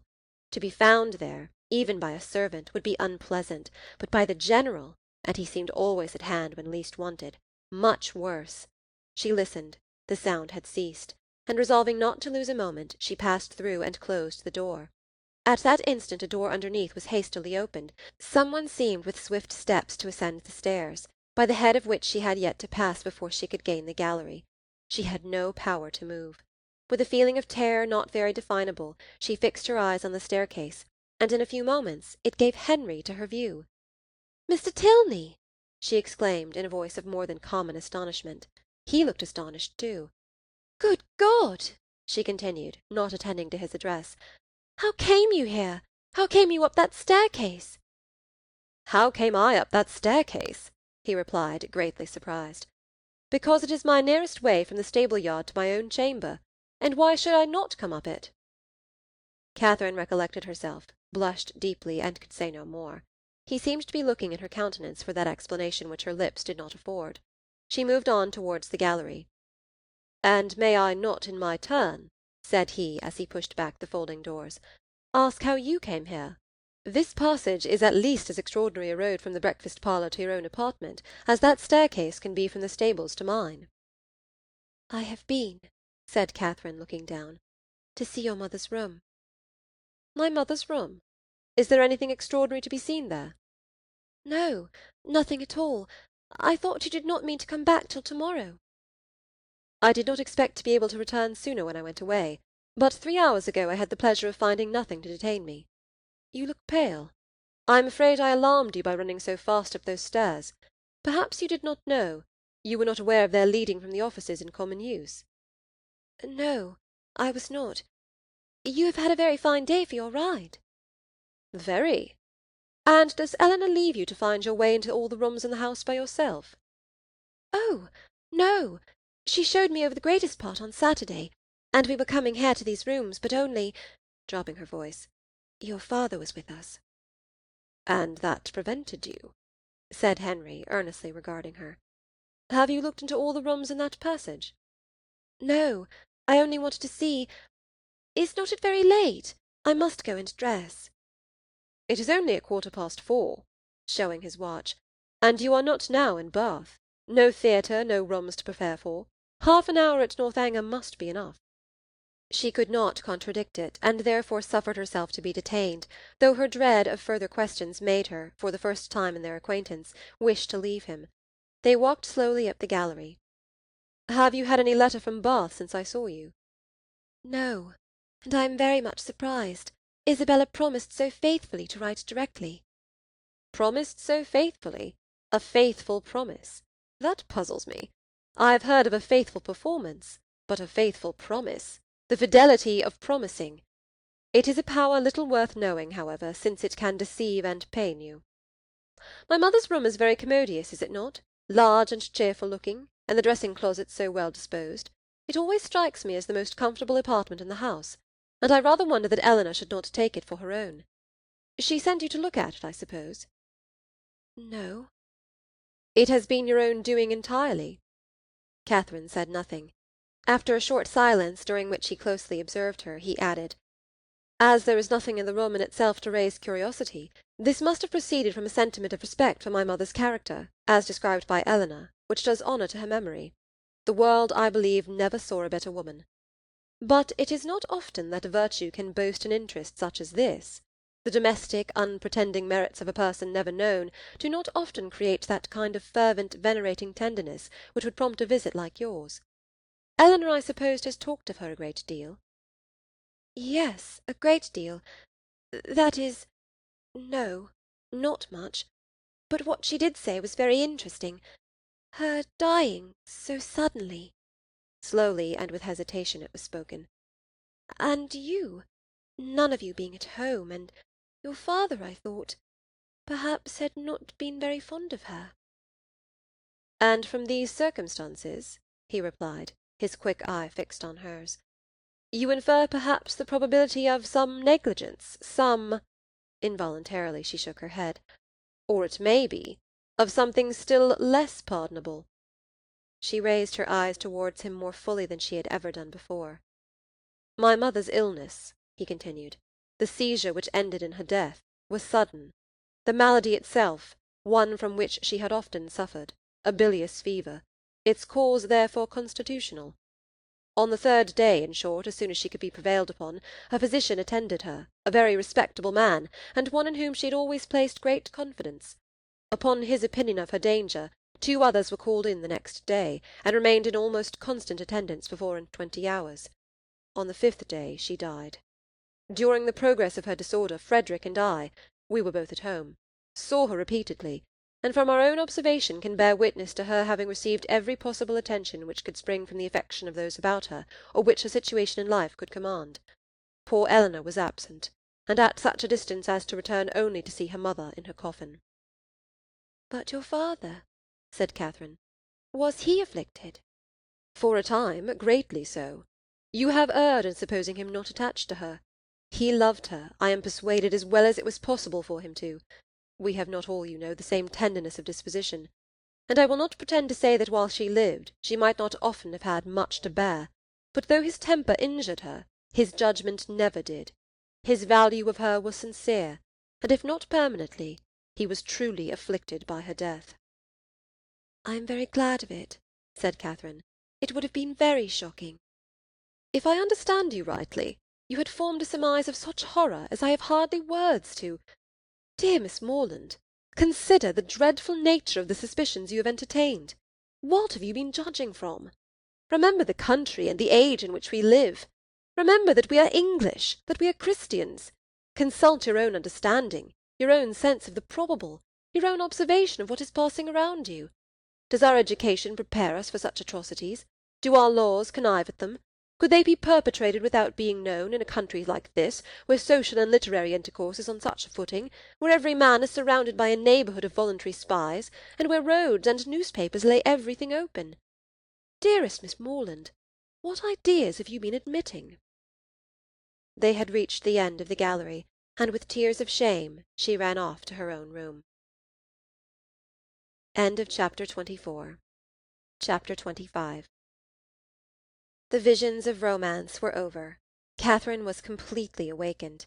Henry's address, short as it had been, had more thoroughly opened her eyes to the extravagance of her late fancies than all their several disappointments had done. Most grievously was she humbled, most bitterly did she cry. It was not only with herself that she was sunk, but with Henry. Her folly, which now seemed even criminal, was all exposed to him, and he must despise her forever. The liberty which her imagination had dared to take with the character of his father, could he ever forgive it? The absurdity of her curiosity and her fears, could they ever be forgotten? She hated herself more than she could express. He had, she thought he had, once or twice before this fatal morning, shown something like affection for her. But now, in short, she made herself as miserable as possible for about half an hour, went down when the clock struck 5 with a broken heart, and could scarcely give an intelligible answer to Eleanor's inquiry if she was well. The formidable Henry soon followed her into the room, and the only difference in his behaviour to her was that he paid her rather more attention than usual. Catherine had never wanted comfort more, and he looked as if he was aware of it. The evening wore away with no abatement of this soothing politeness, and her spirits were gradually raised to a modest tranquillity. She did not learn either to forget or defend the past, but she learned to hope that it would never transpire farther, and that it might not cost her Henry's entire regard. Her thoughts being still chiefly fixed on what she had with such causeless terror felt and done, nothing could shortly be clearer than that it had all been a voluntary, self-created delusion, each trifling circumstance receiving importance from an imagination resolved on alarm, and everything forced to bend to one purpose by a mind which, before she entered the Abbey, had been craving to be frightened. She remembered with what feelings she had prepared for a knowledge of Northanger. She saw that the infatuation had been created, the mischief settled, long before her quitting Bath, and it seemed as if the whole might be traced to the influence of that sort of reading which she had there indulged. Charming as were all Mrs. Radcliffe's works, and charming even as were the works of all her imitators, it was not in them perhaps that human nature, at least in the Midland counties of England, was to be looked for. Of the Alps and Pyrenees, with their pine forests and their vices, they might give a faithful delineation, and Italy, Switzerland, and the south of France might be as fruitful in horrors as they were there represented. Catherine dared not doubt beyond her own country, and even of that, if hard pressed, would have yielded the northern and western extremities. But in the central part of England there was surely some security for the existence even of a wife not beloved in the laws of the land and the manners of the age. Murder was not tolerated, servants were not slaves, and neither poison nor sleeping potions to be procured, like rhubarb, from every druggist. Among the Alps and Pyrenees, perhaps, there were no mixed characters. There, such as were not as spotless as an angel might have the dispositions of a fiend, but in England it was not so. Among the English, she believed, in their hearts and habits, there was a general though unequal mixture of good and bad.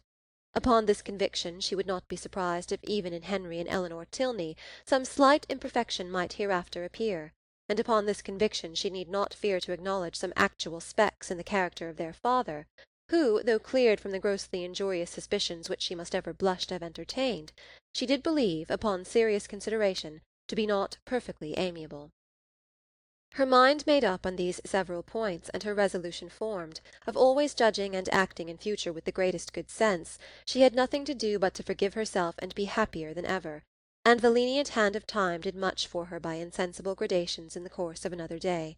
Henry's astonishing generosity and nobleness of conduct, in never alluding in the slightest way to what had passed, was of the greatest assistance to her, and sooner than she could have supposed it possible in the beginning of her distress, her spirits became absolutely comfortable, and capable, as heretofore, of continual improvement by anything he said. There were still some subjects, indeed, under which she believed they must always tremble, the mention of a chest or a cabinet, for instance, and she did not love the sight of Japan in any shape.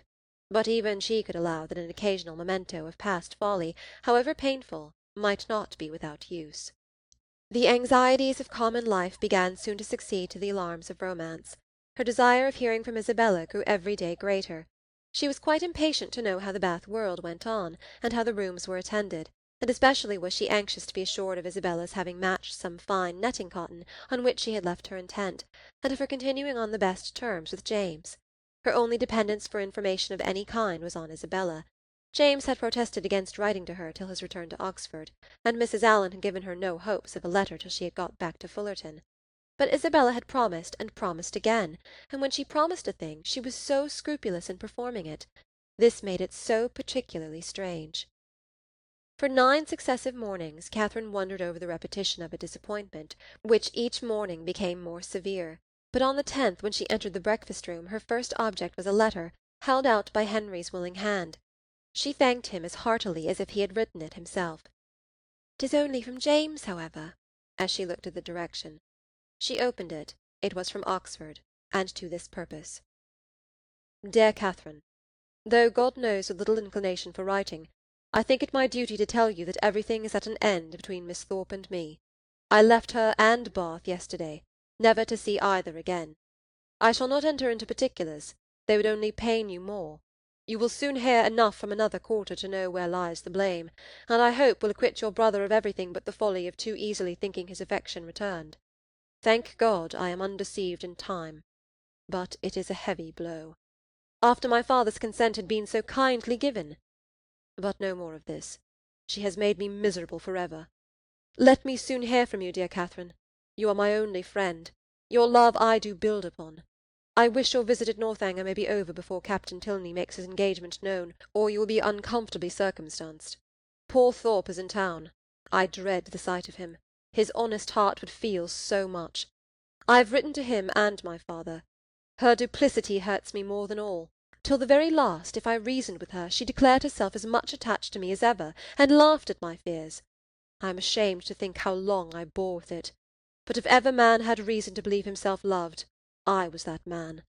I cannot understand even now what she would be at, for there could be no need of my being played off to make her secure of Tilney. We parted at last by mutual consent. Happy for me had we never met. I can never expect to know another such woman.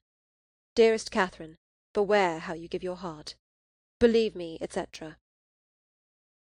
Catherine had not read 3 lines before her sudden change of countenance and short exclamations of sorrowing wonder declared her to be receiving unpleasant news, and Henry, earnestly watching her throughout the whole letter, saw plainly that it ended no better than it began.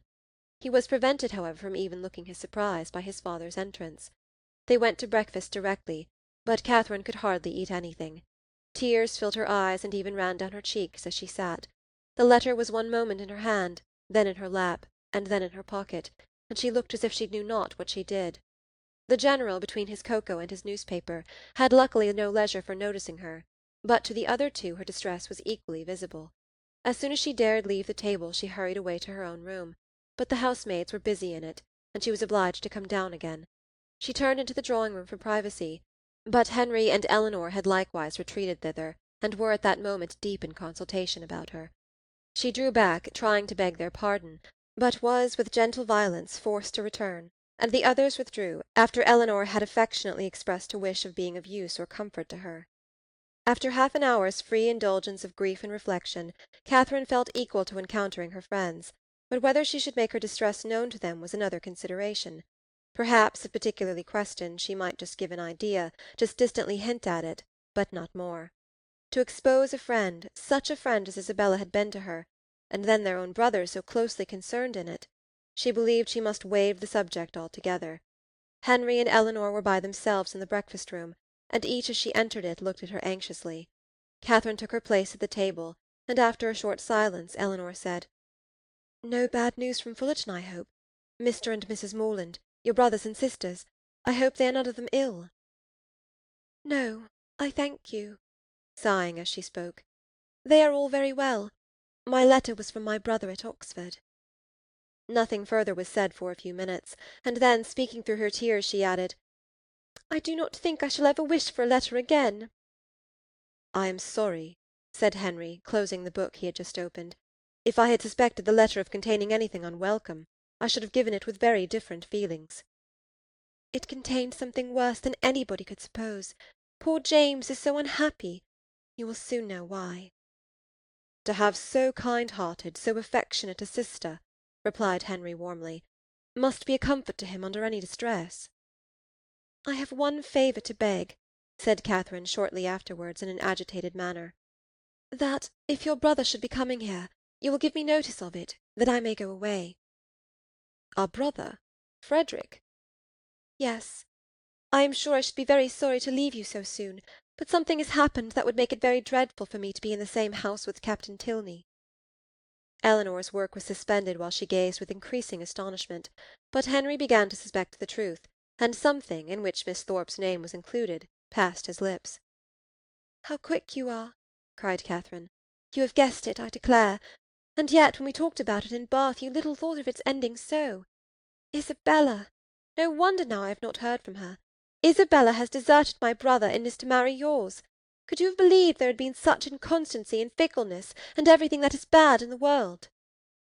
"I hope, so far as concerns my brother, you are misinformed. I hope he has not had any material share in bringing on Mr. Morland's disappointment. His marrying Miss Thorpe is not probable. I think you must be deceived so far. I am very sorry for Mr. Morland, sorry that any one you love should be unhappy, but my surprise would be greater at Frederick's marrying her than at any other part of the story."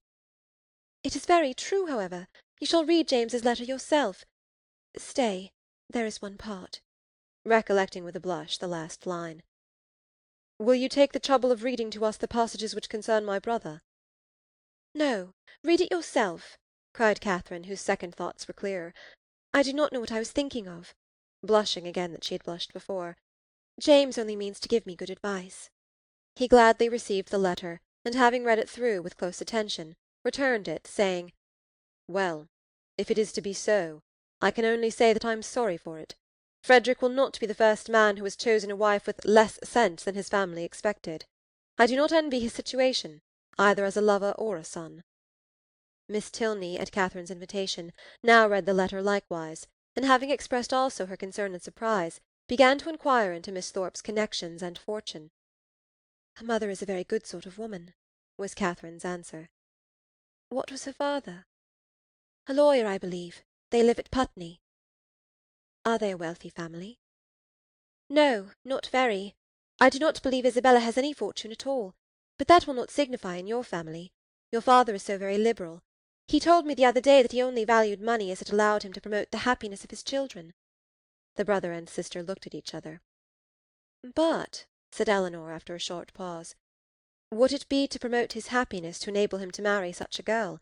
She must be an unprincipled one, or she could not have used your brother so. And how strange an infatuation on Frederick's side! A girl who, before his eyes, is violating an engagement voluntarily entered into with another man. Is it not inconceivable, Henry? Frederick, too, who always wore his heart so proudly, who found no woman good enough to be loved." "That is the most unpromising circumstance, the strongest presumption against him. When I think of his past declarations, I give him up.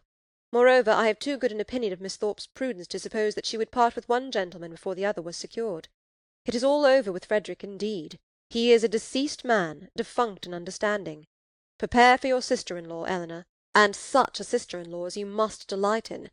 Open, candid, artless, guileless, with affections strong but simple, forming no pretensions, and knowing no disguise." "Such a sister-in-law, Henry, I should delight in," said Eleanor with a smile. "But perhaps," observed Catherine, "though she has behaved so ill by our family, she may behave better by yours. Now she has really got the man she likes, she may be constant." "Indeed, I am afraid she will," replied Henry. "I am afraid she will be very constant, unless a baronet should come in her way. That is Frederick's only chance. I will get the Bath paper and look over the arrivals." "You think it is all for ambition, then? And upon my word there are some things that seem very like it. I cannot forget that, when she first knew what my father would do for them, she seemed quite disappointed that it was not more. I never was so deceived in any one's character in my life before." "Among all the great variety that you have known and studied." "My own disappointment and loss in her is very great, but as for poor James, I suppose he will hardly ever recover it." "Your brother is certainly very much to be pitied at present, but we must not, in our concern for his sufferings, undervalue yours. You feel, I suppose, that in losing Isabella you lose half yourself. You feel a void in your heart which nothing else can occupy. Society is becoming irksome. And as for the amusements in which you were wont to share at Bath, the very idea of them without her is abhorrent. You would not, for instance, now go to a ball for the world. You feel that you have no longer any friend to whom you can speak with unreserve, on whose regard you can place dependence, or whose counsel in any difficulty you could rely on. You feel all this?" "No," said Catherine, after a few moments' reflection. "I do not. Ought I? To say the truth, though I am hurt and grieved, that I cannot still love her, that I am never to hear from her, perhaps never to see her again, I do not feel so very, very much afflicted as one would have thought." "You feel, as you always do, what is most to the credit of human nature. Such feelings ought to be investigated, that they may know themselves." Catherine, by some chance or other, found her spirits so very much relieved by this conversation that she could not regret her being led on, though so unaccountably, to mention the circumstance which had produced it. Chapter 26. From this time the subject was frequently canvassed by the three young people, and Catherine found, with some surprise, that her two young friends were perfectly agreed in considering Isabella's want of consequence and fortune as likely to throw great difficulties in the way of her marrying their brother. Their persuasion that the General would, upon this ground alone, independent of the objection that might be raised against her character, oppose the connection, turned her feelings moreover with some alarm towards herself. She was as insignificant, and perhaps as portionless, as Isabella, and if the heir of the Tilney property had not grandeur and wealth enough in himself, at what point of interest were the demands of his younger brother to rest? The very painful reflections to which this thought led could be only dispersed by a dependence on the effect of that particular partiality, which, as she was given to understand by his words as well as his actions, she had from the first been so fortunate as to excite in the General, and by a recollection of some most generous and disinterested sentiments on the subject of money, which she had more than once heard him utter, and which tempted her to think his disposition in such matters misunderstood by his children. They were so fully convinced, however, that their brother would not have the courage to apply in person for his father's consent, and so repeatedly assured her that he had never in his life been less likely to come to Northanger than at the present time, that she suffered her mind to be at ease as to the necessity of any sudden removal of her own. But as it was not to be supposed that Captain Tilney, whenever he made his application, would give his father any just idea of Isabella's conduct, it occurred to her as highly expedient that Henry should lay the whole business before him as it really was, enabling the General by that means to form a cool and impartial opinion, and prepare his objections on a fairer ground than inequality of stations. She proposed it to him accordingly, but he did not catch at the measure so eagerly as she had expected. "No," said he, "my father's hands need not be strengthened, and Frederick's confession of folly need not be forestalled. He must tell his own story." "But he will only tell half of it." "A quarter would be enough." A day or two passed away, and brought no tidings of Captain Tilney. His brother and sister knew not what to think.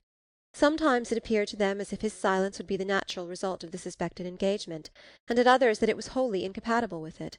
The General, meanwhile, though offended every morning by Frederick's remissness in writing, was free from any real anxiety about him, and had no more pressing solicitude than that of making Miss Morland's time at Northanger pass pleasantly. He often expressed his uneasiness on this head, feared the sameness of every-day society and employments would disgust her with the place, wished the Lady Frasers had been in the country, talked every now and then of having a large party to dinner, and once or twice began even to calculate the number of young dancing people in the neighbourhood. But then it was such a dead time of year, no wild fowl, no game, and the Lady Frasers were not in the country. And it all ended at last in his telling Henry one morning that when he next went to Woodston they would take him by surprise there some day or other, and eat their mutton with him. Henry was greatly honoured and very happy, and Catherine was quite delighted with the scheme. "And when do you think, sir, I may look forward to this pleasure? I must be at Woodston on Monday to attend the parish meeting, and shall probably be obliged to stay 2 or 3 days." "Well, well, we will take our chance some one of these days. There is no need to fix. You are not to put yourself at all out of your way. Whatever you may happen to have in the house will be enough. I think I can answer for the young ladies making allowance for a bachelor's table. Let me see. Monday will be a busy day with you. You will not come on Monday. And Tuesday will be a busy one with me. I expect my surveyor from Brockham with his report in the morning, and afterwards I cannot in decency fail attending the club. I really could not face my acquaintance if I stayed away now, for as I am known to be in the country, it would be taken exceedingly amiss. And it is a rule with me, Miss Morland, never to give offence to any of my neighbours, if a small sacrifice of time and attention can prevent it. They are a set of very worthy men. They have half a buck from Northanger twice a year, and I dine with them whenever I can. Tuesday, therefore, we may say is out of the question. But on Wednesday, I think, Henry, you may expect us. And we shall be with you early, that we may have time to look about us. 2 hours and 3/4 will carry us to Woodston, I suppose. We shall be in the carriage by 10. So about 1:15 on Wednesday you may look for us." A ball itself could not have been more welcome to Catherine than this little excursion, so strong was her desire to be acquainted with Woodston, and her heart was still bounding with joy when Henry, about an hour afterwards, came booted and greatcoated into the room where she and Eleanor were sitting, and said, "I am come, young ladies, in a very moralizing strain, to observe that our pleasures in this world are always to be paid for, and that we often purchase them at a great disadvantage, giving ready-moneyed actual happiness for a draught on the future that may not be honoured.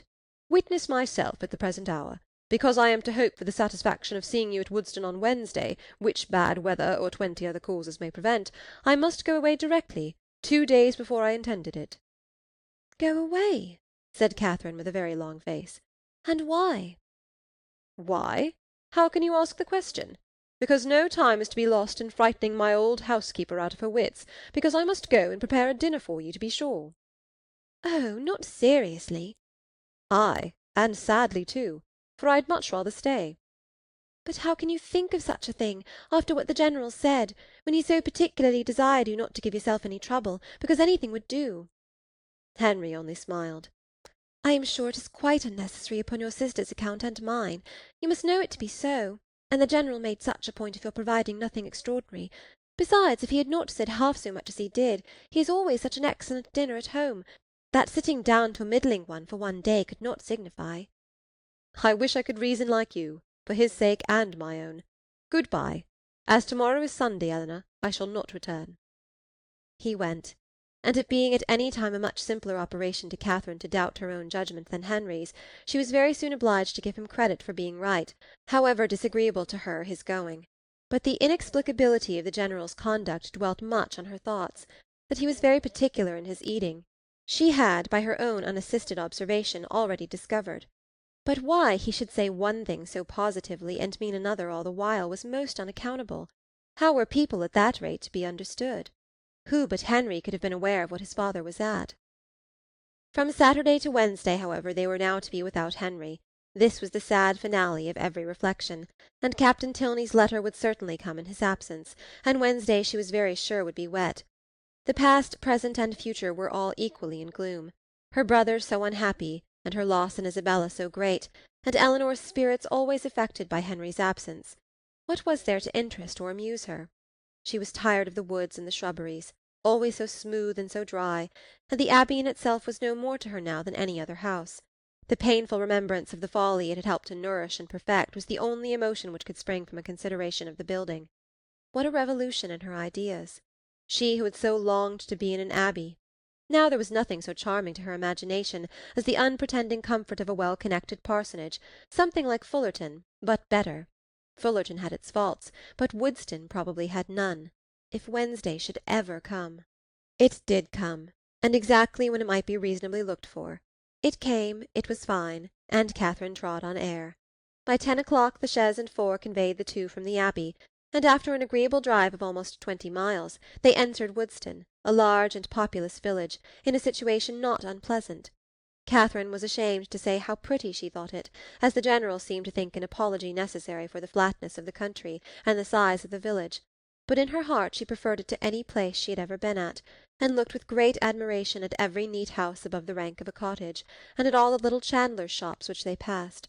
At the further end of the village, and tolerably disengaged from the rest of it, stood the parsonage, a new-built substantial stone house, with its semicircular sweep and green gates, and as they drove up to the door, Henry, with the friends of his solitude, a large Newfoundland puppy and 2 or 3 terriers, was ready to receive and make much of them. Catherine's mind was too full, as she entered the house, for her either to observe or to say a great deal, and till called on by the General for her opinion of it, she had very little idea of the room in which she was sitting. Upon looking round it, then, she perceived in a moment that it was the most comfortable room in the world, but she was too guarded to say so, and the coldness of her praise disappointed him. "We are not calling it a good house," said he. "We are not comparing it with Fullerton and Northanger. We are considering it as a mere parsonage, small and confined, we allow, but decent, perhaps, and habitable, and altogether not inferior to the generality. Or, in other words, I believe there are few country parsonages in England half so good. It may admit of improvement, however. Far be it from me to say otherwise, and anything in reason, a beau thrown out, perhaps. Though between ourselves, if there is one thing more than another my aversion, it is a patched-on beau." Catherine did not hear enough of this speech to understand or be pained by it, and other subjects being studiously brought forward and supported by Henry, at the same time that a tray full of refreshments was introduced by his servant, the General was shortly restored to his complacency, and Catherine to all her usual ease of spirits. The room in question was of a commodious, well-proportioned size, and handsomely fitted up as a dining-parlour, and on their quitting it to walk round the grounds, she was shown, first into a smaller apartment, belonging peculiarly to the master of the house, and made unusually tidy on the occasion, and afterwards into what was to be the drawing-room, with the appearance of which, though unfurnished, Catherine was delighted enough even to satisfy the General.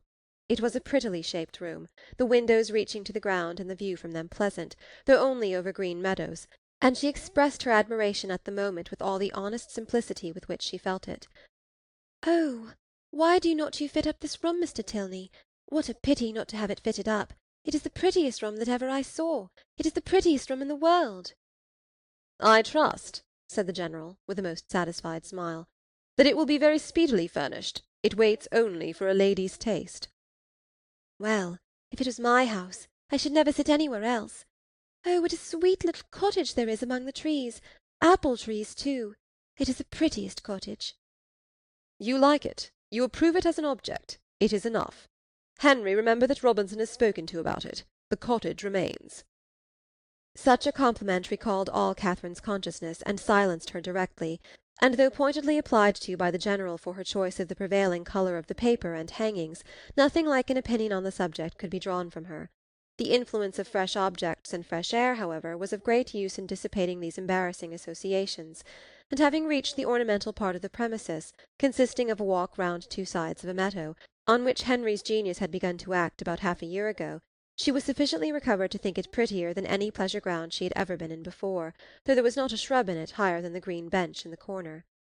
A saunter into other meadows, and through part of the village, with a visit to the stables to examine some improvements, and a charming game of play with a litter of puppies just able to roll about, brought them to 4 o'clock, when Catherine scarcely thought it could be 3. At 4 they were to dine, and at 6 to set off on their return. Never had any day passed so quickly. She could not but observe that the abundance of the dinner did not seem to create the smallest astonishment in the General, nay, that he was even looking at the side-table for cold meat which was not there. His son and daughter's observations were of a different kind. They had seldom seen him eat so heartily at any table but his own, and never before known him so little disconcerted by the melted butters being oiled. At 6 o'clock, the General having taken his coffee, the carriage again received them, and so gratifying had been the tenor of his conduct throughout the whole visit, so well assured was her mind on the subject of his expectations, that, could she have felt equally confident of the wishes of his son, Catherine would have quitted Woodston with little anxiety as to the how or the when she might return to it. Chapter 26. Chapter 27. The next morning brought the following very unexpected letter from Isabella. Bath, April. My dearest Catherine, I received your 2 kind letters with the greatest delight, and have 1,000 apologies to make for not answering them sooner. I really am quite ashamed of my idleness, but in this horrid place one can find time for nothing. I have had my pen in my hand to begin a letter to you almost every day since you left Bath, but have always been prevented by some silly trifle or other. Pray write to me soon, and direct my own home. Thank God we leave this vile place to-morrow. Since you went away I have had no pleasure in it. The dust is beyond anything, and everybody one cares for is gone. I believe if I could see you I should not mind the rest, for you are dearer to me than anybody can conceive. I am quite uneasy about your dear brother, not having heard from him since he went to Oxford, and am fearful of some misunderstanding. Your kind offices will set all right. He is the only man I ever did or ever could love, and I trust you will convince him of it. The spring fashions are partly down, and the hats the most frightful you can imagine. I hope you spend your time pleasantly, but am afraid you never think of me. I will not say all that I could of the family you are with, because I would not be ungenerous, or set you against those you esteem, but it is very difficult to know whom to trust, and young men never know their minds 2 days together. I rejoice to say that the young man whom of all others I particularly abhor has left Bath. You will know from this description I must mean Captain Tilney, who, as you may remember, was amazingly disposed to follow and tease me before you went away. Afterwards he got worse, and became quite my shadow. Many girls might have been taken in, for never were such attentions, but I knew the fickle sex too well. He went away to his regiment 2 days ago, and I trust I shall never be plagued with him again. He is the greatest coxcomb I ever saw, and amazingly disagreeable. The last 2 days he was always by the side of Charlotte Davis. I pitied his taste, but took no notice of him. The last time we met was in Bath Street, and I turned directly into a shop that he might not speak to me. I would not even look at him. He went into the pump-room afterwards, but I would not have followed him for all the world. Such a contrast between him and your brother. Pray send me some news of the latter. I am quite unhappy about him. He seemed so uncomfortable when he went away, with a cold or something that affected his spirits. I would write to him myself, but have mislaid his direction, and as I hinted above, am afraid he took something in my conduct amiss. Pray explain everything to his satisfaction, or if he still harbours any doubt, a line from himself to me, or a call at Putney when next in town, might set all to rights. I have not been to the rooms this age, nor to the play, except going in last night with the Hodges for a frolic, at half price. They teased me into it, and I was determined they should not say I shut myself up because Tilney was gone. We happened to sit by the Mitchells, and they pretended to be quite surprised to see me out. I knew their spite. At one time they could not be civil to me, but now they are all friendship. But I am not such a fool as to be taken in by them. You know I have a pretty good spirit of my own. Anne Mitchell had tried to put on a turban like mine, as I wore it the week before at the concert, but made wretched work of it. It happened to become my odd face, I believe. At least Tilney told me so at the time, and said every eye was upon me. But he is the last man whose word I would take. I wear nothing but purple now. I know I look hideous in it, but no matter. It is your dear brother's favourite colour. Lose no time, my dearest, sweetest Catherine, in writing to him and to me, whoever am, etc. Such a strain of shallow artifice could not impose even upon Catherine. Its inconsistencies, contradictions, and falsehoods struck her from the very first. She was ashamed of Isabella, and ashamed of having ever loved her. Her professions of attachment were now as disgusting as her excuses were empty, and her demands imprudent. Write to James on her behalf? No, James should never hear Isabella's name mentioned by her again. On Henry's arrival from Woodstock, she made known to him and Eleanor their brother's safety, congratulating them with sincerity on it, and reading aloud the most material passages of her letter with strong indignation. When she had finished it, "So much for Isabella," she cried, "and for all our intimacy. She must think me an idiot, or she could not have written so. But perhaps this has served to make her character better known to me than mine is to her. I see what she has been about. She is a vain coquette, and her tricks have not answered. I do not believe she had ever any regard either for James or for me, and I wish I had never known her." "It will soon be as if you never had," said Henry. "There is but one thing that I cannot understand. I see that she has had designs on Captain Tilney which have not succeeded, but I do not understand what Captain Tilney has been about all this time. Why should he pay her such attentions as to make her quarrel with my brother, and then fly off himself?"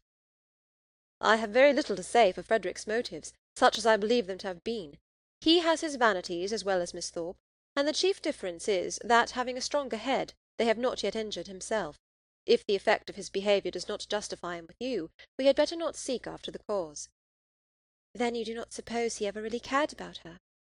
I am persuaded that he never did. And only made believe to do so for mischief's sake. Henry bowed his assent. Well, then, I must say that I do not like him at all. Though it has turned out so well for us, I do not like him at all. As it happens, there is no great harm done, because I do not think Isabella has any heart to lose. But suppose he had made her very much in love with him? But we must first suppose Isabella to have had a heart to lose, consequently to have been a very different creature, and in that case she would have met with very different treatment. It is very right that you should stand by your brother. And if you would stand by yours, you would not be much distressed by the disappointment of Miss Thorpe. But your mind is warped by an innate principle of general integrity, and therefore not accessible to the cool reasonings of family partiality, or a desire of revenge. Catherine was complimented out of further bitterness. Frederick could not be unpardonably guilty, while Henry made himself so agreeable. She resolved on not answering Isabella's letter, and tried to think no more of it. End of chapter 27. Chapter 28. Soon after this the General found himself obliged to go to London for a week, and he left Northanger earnestly regretting that any necessity should rob him even for an hour of Miss Morland's company, and anxiously recommending the study of her comfort and amusement to his children as their chief object in his absence. His departure gave Catherine the first experimental conviction that a loss may be sometimes a gain. The happiness with which their time now passed, every employment voluntary, every laugh indulged, every meal a scene of ease and good humour, walking where they liked and when they liked, their hours, pleasures, and fatigues at their own command, made her thoroughly sensible of the restraint which the General's presence had imposed, and most thankfully feel their present release from it. Such ease and such delights made her love the place and the people more and more every day, and had it not been for a dread of its soon becoming expedient to leave the one, and an apprehension of not being equally beloved by the other, she would at each moment of each day have been perfectly happy. But she was now in the 4th week of her visit. Before the General came home the 4th week would be turned, and perhaps it might seem an intrusion if she stayed much longer. This was a painful consideration whenever it occurred, and eager to get rid of such a weight on her mind, she very soon resolved to speak to Eleanor about it at once, propose going away, and be guided in her conduct by the manner in which her proposal might be taken. Aware that if she gave herself much time, she might feel it difficult to bring forward so unpleasant a subject, she took the first opportunity of being suddenly alone with Eleanor, and of Eleanor's being in the middle of a speech about something very different, to start forth her obligation of going away very soon. Eleanor looked and declared herself much concerned. She had hoped for the pleasure of her company for a much longer time, had been misled, perhaps by her wishes, to suppose that a much longer visit had been promised, and could not but think that if Mr. and Mrs. Morland were aware of the pleasure it was to have her there, they would be too generous to hasten her return. Catherine explained. "Oh, as to that, papa and mamma were in no hurry at all. As long as she was happy, they would be always satisfied." Then why, might she ask, in such a hurry herself to leave them? Oh, because she had been there so long. Nay, if you can use such a word, I can urge you no farther, if you think it long. Oh, no, I do not indeed. For my own pleasure I could stay with you as long again. And it was directly settled that, till she had, her leaving them was not even to be thought of. In having this cause of uneasiness so pleasantly removed, the force of the other was likewise weakened. The kindness, the earnestness of Eleanor's manner in pressing her to stay, and Henry's gratified look on being told that her stay was determined, were such sweet proofs of her importance with them, as left her only just so much solicitude as the human mind can never do comfortably without. She did, almost always, believe that Henry loved her, and quite always that his father and sister loved and even wished her to belong to them, and believing so far, her doubts and anxieties were merely sportive irritations. Henry was not able to obey his father's injunction of remaining wholly at Northanger in attendance on the ladies, during his absence in London, the engagements of his curate at Woodstock obliging him to leave them on Saturday for a couple of nights. His loss was not now what it had been while the General was at home. It lessened their gaiety, but did not ruin their comfort, and the two girls, agreeing in occupation and improving in intimacy, found themselves so well sufficient for the time to themselves that it was 11 o'clock, rather a late hour at the Abbey, before they quitted the supper-room on the day of Henry's departure. They had just reached the head of the stairs when it seemed, as far as the thickness of the walls would allow them to judge, that a carriage was driving up to the door, and the next moment confirmed the idea by the loud noise of the house-bell. After the first perturbation of surprise had passed away, in a "Good heaven! What can be the matter?"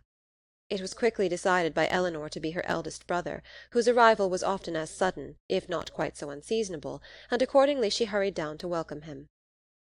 Catherine walked on to her chamber, making up her mind as well as she could to a further acquaintance with Captain Tilney, and comforting herself under the unpleasant impression his conduct had given her, and the persuasion of his being by far too fine a gentleman to approve of her, that at least they should not meet under such circumstances as would make their meeting materially painful.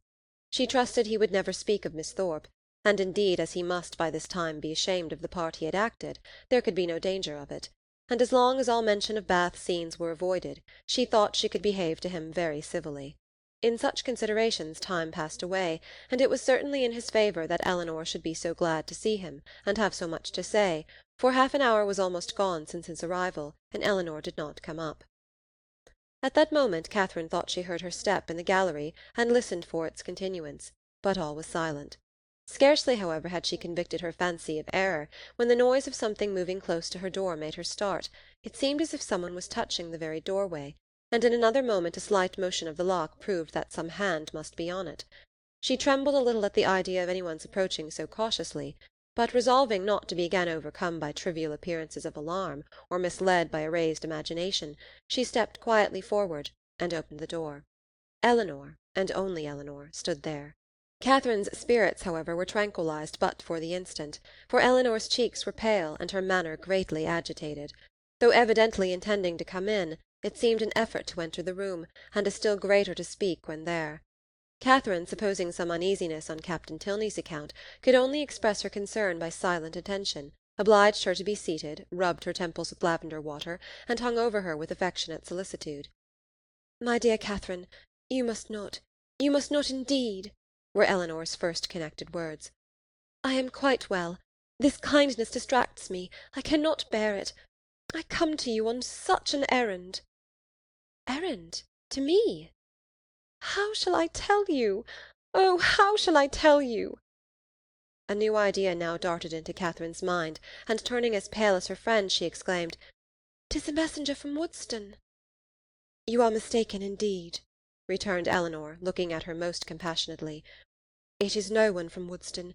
It is my father himself." Her voice faltered, and her eyes were turned to the ground as she mentioned his name. His unlooked-for return was enough in itself to make Catherine's heart sink, and for a few moments she hardly supposed there were anything worse to be told. She said nothing, and Eleanor, endeavouring to collect herself and speak with firmness, but with eyes still cast down, soon went on. "You are too good, I am sure, to think the worse of me for the part I am obliged to perform. I am indeed a most unwilling messenger. After what has so lately passed, so lately been settled between us, how joyfully, how thankfully on my side, as to your continuing here as I hoped for many, many weeks longer, how can I tell you that your kindness is not to be accepted, and that the happiness your company has hitherto given us is to be repaid by— But I must not trust myself with words. My dear Catherine, we are to part. My father has recollected an engagement that takes our whole family away on Monday. We are going to Lord Longtown's, near Hereford, for a fortnight. Explanation and apology are equally impossible. I cannot attempt either." "My dear Eleanor," cried Catherine, suppressing her feelings as well as she could, "do not be so distressed. A second engagement must give way to a first. I am very, very sorry we are to part, so soon, and so suddenly too. But I am not offended, indeed I am not. I can finish my visit here, you know, at any time, or I hope you will come to me. Can you, when you return from this lord's, come to Fullerton?" "It will not be in my power, Catherine." "Come when you can, then." Eleanor made no answer, and Catherine's thoughts recurring to something more directly interesting, she added, thinking aloud, "Monday, so soon as Monday, and you will go. Well, I am certain I shall be able to take leave, however. I need not go till just before you do, you know. Do not be distressed, Eleanor. I can go on Monday very well. My father and mother's having no notice of it is of very little consequence. The General will send a servant with me, I dare say, half the way, and then I shall soon be at Salisbury, and then I am only 9 miles from home." "Ah, Catherine, were it settled so, It would be somewhat less intolerable, though in such common attentions you would have received but half what you ought. But how can I tell you? To-morrow morning is fixed for your leaving us, and not even the hour is left to your choice. The very carriage is ordered, and will be here at 7 o'clock, and no servant will be offered you. Catherine sat down, breathless and speechless. I could hardly believe my senses when I heard it, and no displeasure, no resentment that you can feel at this moment, however justly great, can be more than I myself. But I must not talk of what I felt. Oh, that I could suggest anything in extenuation! Good God! What will your father and mother say? After courting you from the protection of real friends to this, almost double distance from your home, to have you driven out of the house without the considerations even of decent civility. Dear, dear Catherine, in being the bearer of such a message, I seem guilty myself of all its insult. Yet I trust you will acquit me, for you must have been long enough in this house to see that I am but a nominal mistress of it, that my real power is nothing. Have I offended the General? said Catherine in a faltering voice. Alas! For my feelings as a daughter, all that I know, all that I answer for, is that you can have given him no just cause of offence. He certainly is greatly, very greatly discomposed. I have seldom seen him more so. His temper is not happy, and something has now occurred to ruffle it in an uncommon degree. Some disappointment, some vexation, which just at this moment seems important, but which I can hardly suppose you to have any concern in, for how is it possible? It was with pain that Catherine could speak at all, and it was only for Eleanor's sake that she attempted it. I am sure, said she, I am very sorry if I have offended him.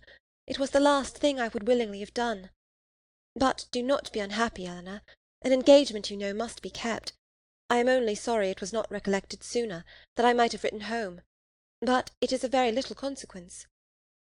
I earnestly hope that to your real safety it will be of none, but to everything else it is of the greatest consequence, to comfort, appearance, propriety, to your family, to the world. Were your friends, the Allans, still in Bath, you might go to them with comparative ease. A few hours would take you there.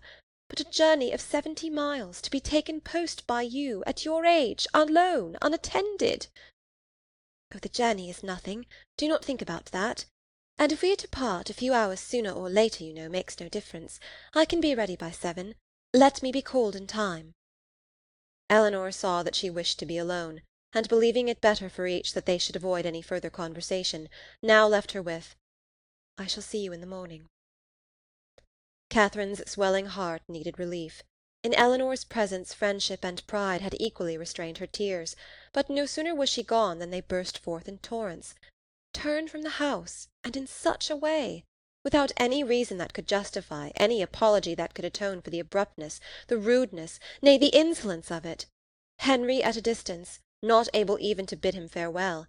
Every hope, every expectation from him suspended at least, and who could say how long? Who could say when they might meet again?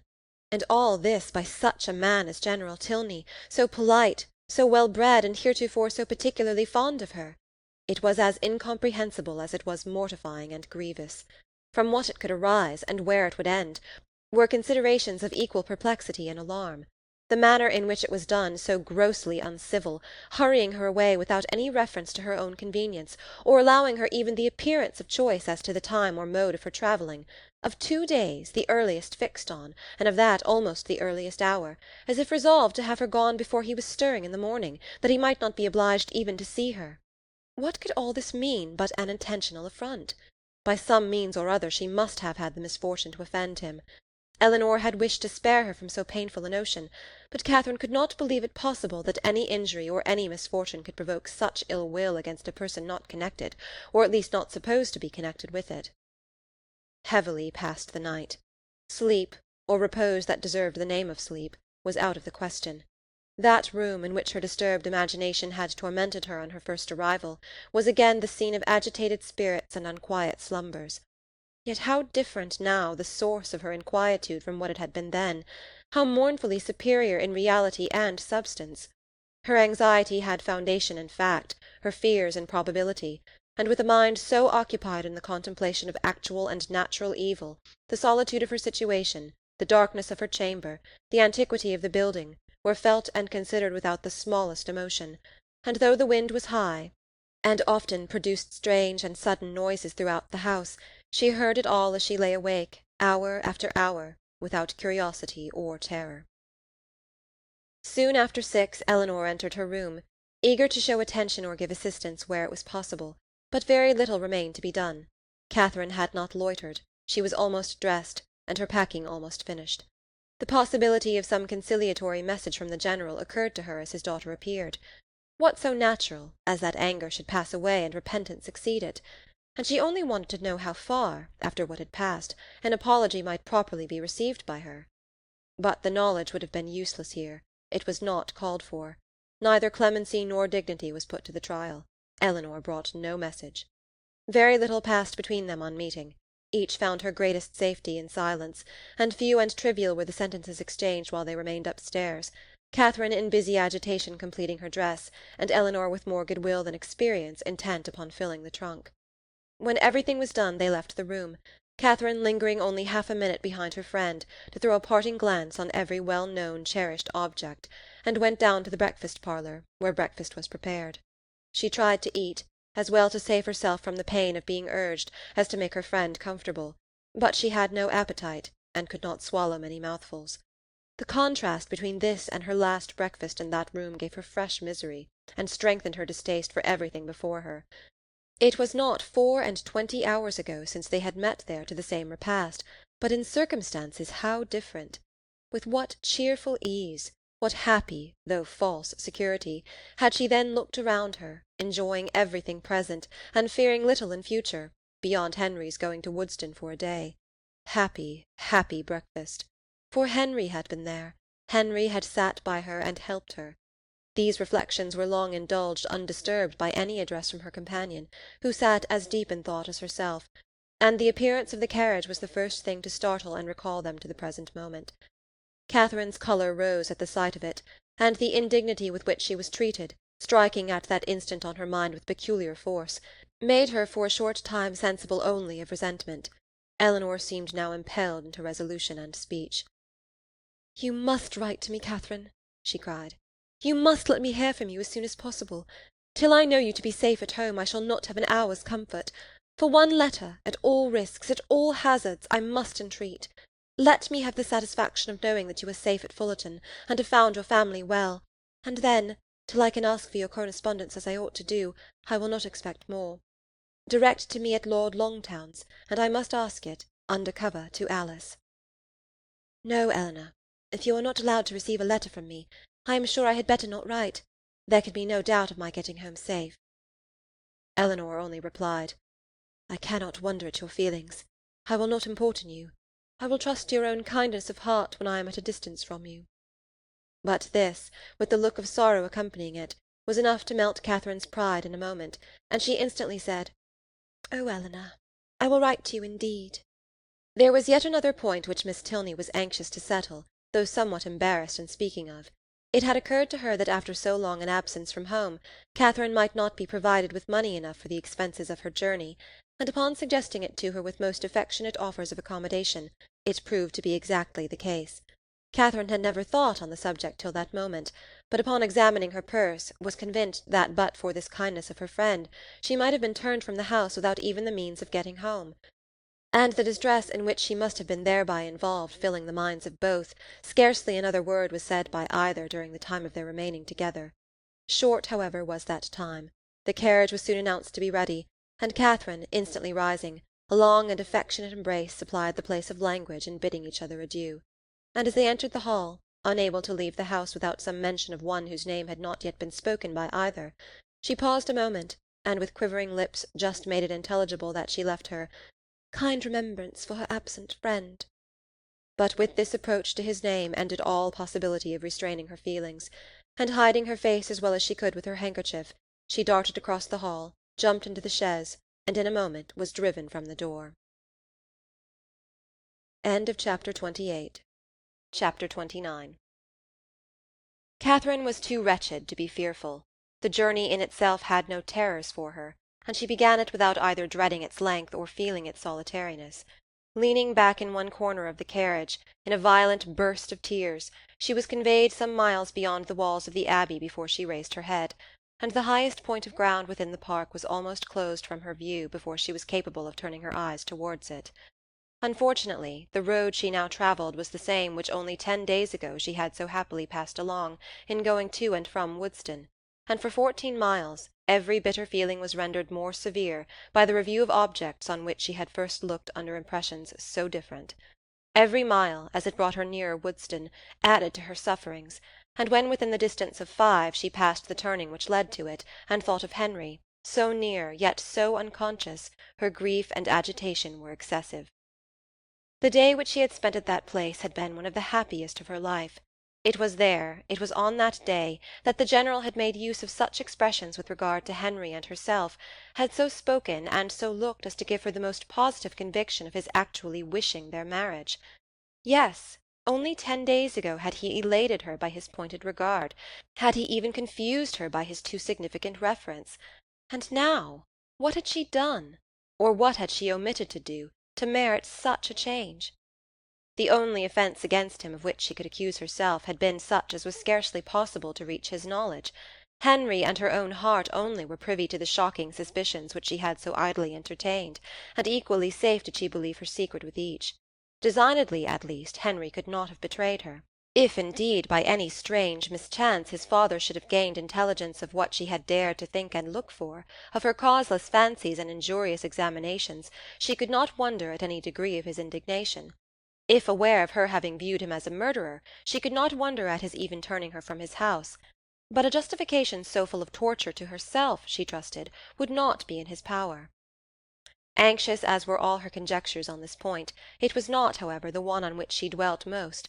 There was a thought yet nearer, a more prevailing, more impetuous concern. How would Henry think, and feel, and look, when he returned on the morrow to Northanger and heard of her being gone, was a question of force and interest to rise over every other, to be never ceasing, alternately irritating and soothing. It sometimes suggested the dread of his calm acquiescence, and at others was answered by the sweetest confidence in his regret and resentment. To the General, of course, he would not dare to speak, but to Eleanor, what might he not say to Eleanor about her? In this unceasing recurrence of doubts and inquiries, on any one article of which her mind was incapable of more than momentary repose, the hours passed away, and her journey advanced much faster than she looked for. The pressing anxieties of thought, which prevented her from noticing anything before her, when once beyond the neighbourhood of Woodston, saved her at the same time from watching her progress, and though no object on the road could engage a moment's attention, she found no stage of it tedious. From this she was preserved too by another cause, by feeling no eagerness for her journey's conclusion, for to return in such a manner to Fullerton was almost to destroy the pleasure of a meeting with those she loved best, even after an absence such as hers, an 11 weeks' absence. What had she to say that would not humble herself and pain her family, that would not increase her own grief by the confession of it, extend an useless resentment, and perhaps involve the innocent with the guilty in undistinguishing ill-will? She could never do justice to Henry and Eleanor's merit, she felt it too strongly for expression, and should a dislike be taken against them, should they be thought of unfavourably, on their father's account, it would cut her to the heart. With these feelings she rather dreaded than sought for the first view of that well-known spire which would announce her within 20 miles of home. Salisbury she had known to be her point on leaving Northanger. But after the first stage she had been indebted to the postmasters for the names of the places which were then to conduct her to it, so great had been her ignorance of her route. She met with nothing, however, to distress or frighten her. Her youth, civil manners, and liberal pay procured her all the attention that a traveller like herself could require, and stopping only to change horses, she travelled on for about 11 hours without accident or alarm, and between 6 and 7 o'clock in the evening found herself entering Fullerton. A heroine returning, at the close of her career, to her native village, in all the triumph of recovered reputation, and all the dignity of a countess, with a long train of noble relations in their several phaetons, and 3 waiting maids in a travelling chaise and 4 behind her, is an event on which the pen of the contriver may well delight to dwell. It gives credit to every conclusion, and the author must share in the glory she so liberally bestows. But my affair is widely different. I bring back my heroine to her home in solitude and disgrace, and no sweet elation of spirits can lead me into minuteness. A heroine in a hack post-chaise is such a blow upon sentiment as no attempt at grandeur or pathos can withstand. Swiftly, therefore, shall her post-boy drive through the village amid the gaze of Sunday groups, and speedy shall be her descent from it. But whatever might be the distress of Catherine's mind, as she thus advanced towards the parsonage, and whatever the humiliation of her biographer in relating it, she was preparing enjoyment of no everyday nature for those to whom she went, first in the appearance of her carriage, and secondly in herself. The chaise of a traveller being a rare sight in Fullerton, the whole family were immediately at the window, and to have it stop at the sweep-gate was a pleasure to brighten every eye and occupy every fancy, a pleasure quite unlooked for by all but the two youngest children, a boy and girl of 6 and 4 years old, who expected a brother or sister in every carriage. Happy the glance that first distinguished Catherine, happy the voice that proclaimed the discovery, but whether such happiness were the lawful property of George or Harriet could never be exactly understood. Her father, mother, Sarah, George, and Harriet, all assembled at the door to welcome her with affectionate eagerness, was a sight to awaken the best feelings of Catherine's heart, and in the embrace of each, as she stepped from the carriage, she found herself soothed beyond anything that she had believed possible. So surrounded, so caressed, she was even happy. In the joyfulness of family love everything for a short time was subdued, and the pleasure of seeing her, leaving them at first little leisure for calm curiosity, they were all seated round the tea-table, which Mrs. Morland had hurried for the comfort of the poor traveller, whose pale and jaded looks soon caught her notice, before any inquiry so direct as to demand a positive answer was addressed to her. Reluctantly, and with much hesitation, did she then begin what might perhaps, at the end of half an hour, be termed by the courtesy of her hearers an explanation. But scarcely within that time could they at all discover the cause or collect the particulars of her sudden return. They were far from being an irritable race, far from any quickness in catching, or bitterness in resenting, affronts. But here, when the whole was unfolded, was an insult not to be overlooked, nor for the first half-hour to be easily pardoned. Without suffering any romantic alarm, in the consideration of their daughter's long and lonely journey, Mr. and Mrs. Morland could not but feel that it might have been productive of much unpleasantness to her, that it was what they could never have voluntarily suffered, and that, in forcing her on such a measure, General Tilney had acted neither honourably nor feelingly, neither as a gentleman nor as a parent. Why he had done it, what could have provoked him to such a breach of hospitality, and so suddenly turned all his partial regard for their daughter into actual ill-will, was a matter which they were at least as far from divining as Catherine herself, but it did not oppress them by any means so long, and after a due course of useless conjecture, that it was a strange business, and that he must be a very strange man, grew enough for all their indignation and wonder, though Sarah, indeed, still indulged in the sweets of incomprehensibility, exclaiming and conjecturing with youthful ardour. "My dear, you give yourself a great deal of needless trouble," said her mother at last. "Depend upon it, it is something not at all worth understanding." "I can allow for his wishing Catherine away when he recollected his engagement," said Sarah, "but why not do it civilly?" "I am sorry for the young people," returned Mrs. Morland. "They must have a sad time of it, but as for anything else, it is no matter now. Catherine is safe at home, and our comfort does not depend upon General Tilney." Catherine sighed. "Well," continued her philosophic mother, "I am glad I did not know of your journey at the time, but now it is all over, perhaps there is no great harm done.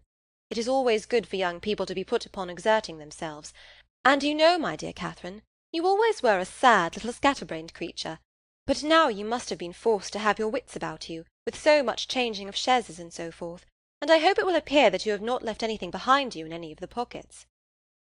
Catherine hoped so too, and tried to feel an interest in her own amendment, but her spirits were quite worn down, and to be silent and alone becoming soon her only wish, she readily agreed to her mother's next counsel of going early to bed. Her parents, seeing nothing in her ill looks and agitation but the natural consequence of mortified feelings, and of the unusual exertion and fatigue of such a journey, parted from her without any doubt of their being soon slept away, and though, when they all met the next morning, her recovery was not equal to their hopes, they were still perfectly unsuspicious of there being any deeper evil. They never once thought of her heart, which, for the parents of a young lady of 17, just returned from her first excursion from home, was odd enough. As soon as breakfast was over, she sat down to fulfil her promise to Miss Tilney, whose trust in the effect of time and distance on her friend's disposition was already justified, for already did Catherine reproach herself with having parted from Eleanor coldly, with having never enough valued her merits or kindness, and never enough commiserated her for what she had been yesterday left to endure. The strength of these feelings, however, was far from assisting her pen, and never had it been harder for her to write than in addressing Eleanor Tilney. To compose a letter which might at once do justice to her sentiments and her situation, convey gratitude without servile regret, be guarded without coldness, and honest without resentment, a letter which Eleanor might not be pained by the perusal of, and above all which she might not blush herself if Henry should chance to see, was an undertaking to frighten away all her powers of performance, and after long thought and much perplexity, to be very brief was all that she could determine on with any confidence of safety. The money, therefore, which Eleanor had advanced was enclosed with little more than grateful thanks, and the thousand good wishes of a most affectionate heart. "This has been a strange acquaintance," observed Mrs. Morland as the letter was finished. "Soon made and soon ended. I am sorry it happened so, for Mrs. Allen thought them very pretty kind of young people, and you were sadly out of luck too in your Isabella. Ah, poor James! Well, we must live and learn, and the next new friends you make I hope will be better worth keeping." Catherine coloured as she warmly answered, "No friend can be better worth keeping than Eleanor." "If so, my dear, I dare say you will meet again some time or other. Do not be uneasy. It is 10 to 1 but you are thrown together again in the course of a few years, and then what a pleasure it will be." Mrs. Morland was not happy in her attempt at consolation. The hope of meeting again in the course of a few years could only put into Catherine's head what might happen within that time to make a meeting dreadful to her.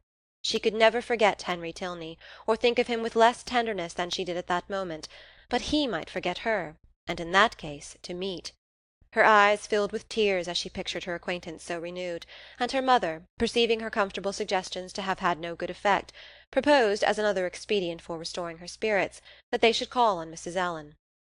The two houses were only 1/4 of a mile apart, and as they walked, Mrs. Morland quickly dispatched all that she felt on the score of James's disappointment. "We are sorry for him," said she, "but otherwise there is no harm done in the match going off, for it could not be a desirable thing to have him engaged to a girl whom we had not the smallest acquaintance with, and who was so entirely without fortune. And now, after such behaviour, we cannot think at all well of her.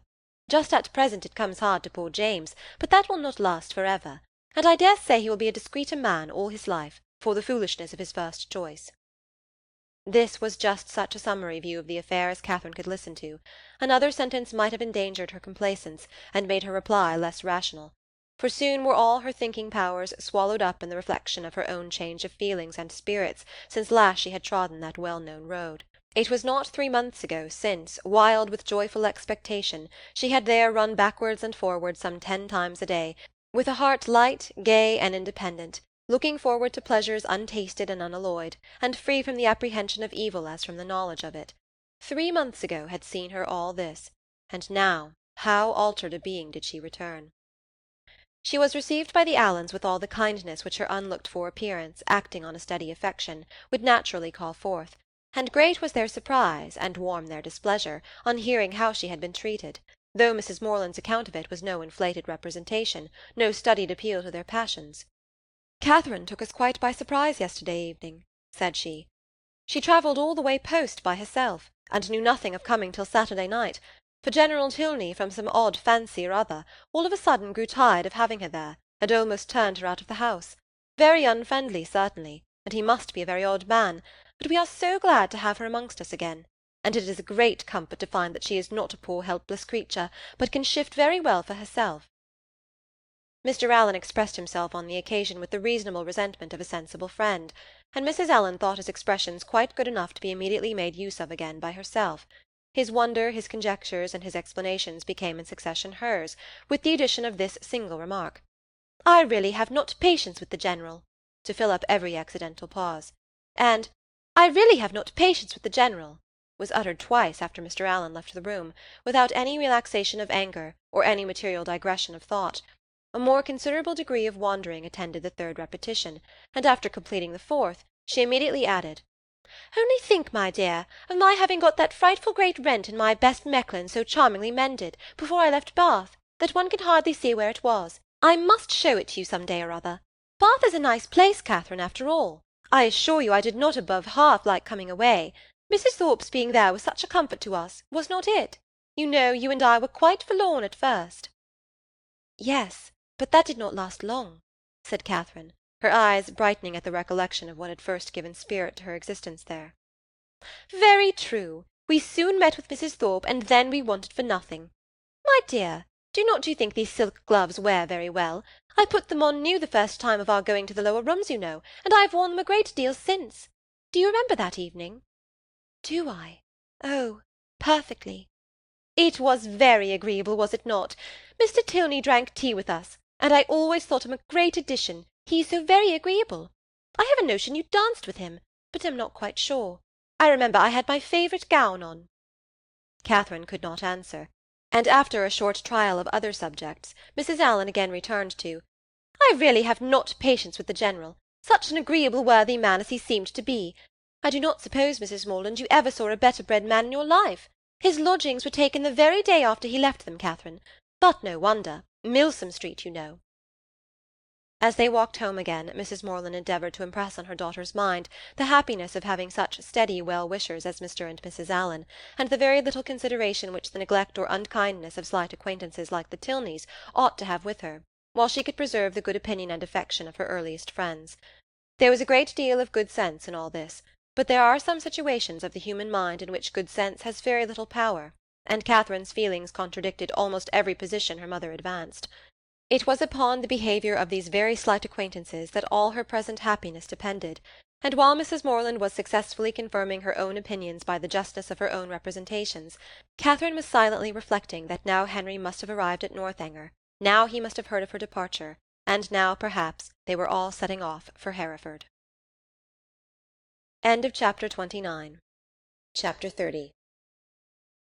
Catherine's disposition was not naturally sedentary, nor had her habits been ever very industrious, but whatever might hitherto have been her defects of that sort, her mother could not but perceive them now to be greatly increased. She could neither sit still nor employ herself for 10 minutes together, walking round the garden and orchard again and again, as if nothing but motion was voluntary, and it seemed as if she could even walk about the house rather than remain fixed for any time in the parlour. Her loss of spirits was a yet greater alteration. In her rambling and her idleness she might only be a caricature of herself, but in her silence and sadness she was the very reverse of all that she had been before. For 2 days Mrs. Morland allowed it to pass even without a hint, but when a third night's rest had neither restored her cheerfulness, improved her in useful activity, nor given her a greater inclination for needlework, she could no longer refrain from the gentle reproof of, "My dear Catherine, I am afraid you are growing quite a fine lady. I do not know when poor Richard's cravats would be done, if he had no friend but you. Your head runs too much upon Bath. But there is a time for everything, a time for balls and plays, and a time for work. You have had a long run of amusement, and now you must try to be useful." Catherine took up her work directly, saying in a dejected voice that her head did not run upon Bath much.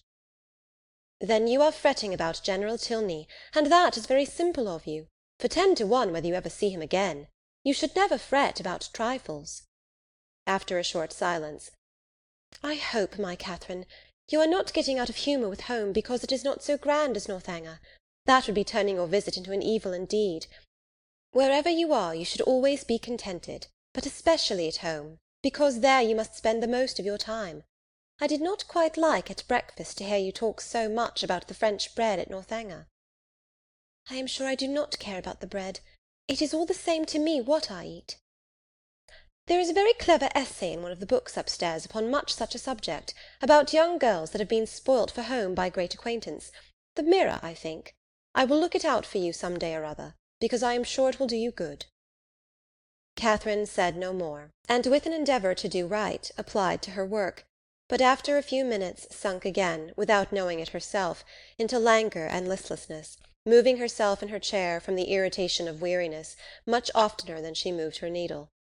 Mrs. Morland watched the progress of this relapse, and seeing in her daughter's absent and dissatisfied look the full proof of that repining spirit to which she had now begun to attribute her want of cheerfulness, hastily left the room to fetch the book in question, anxious to lose no time in attacking so dreadful a malady.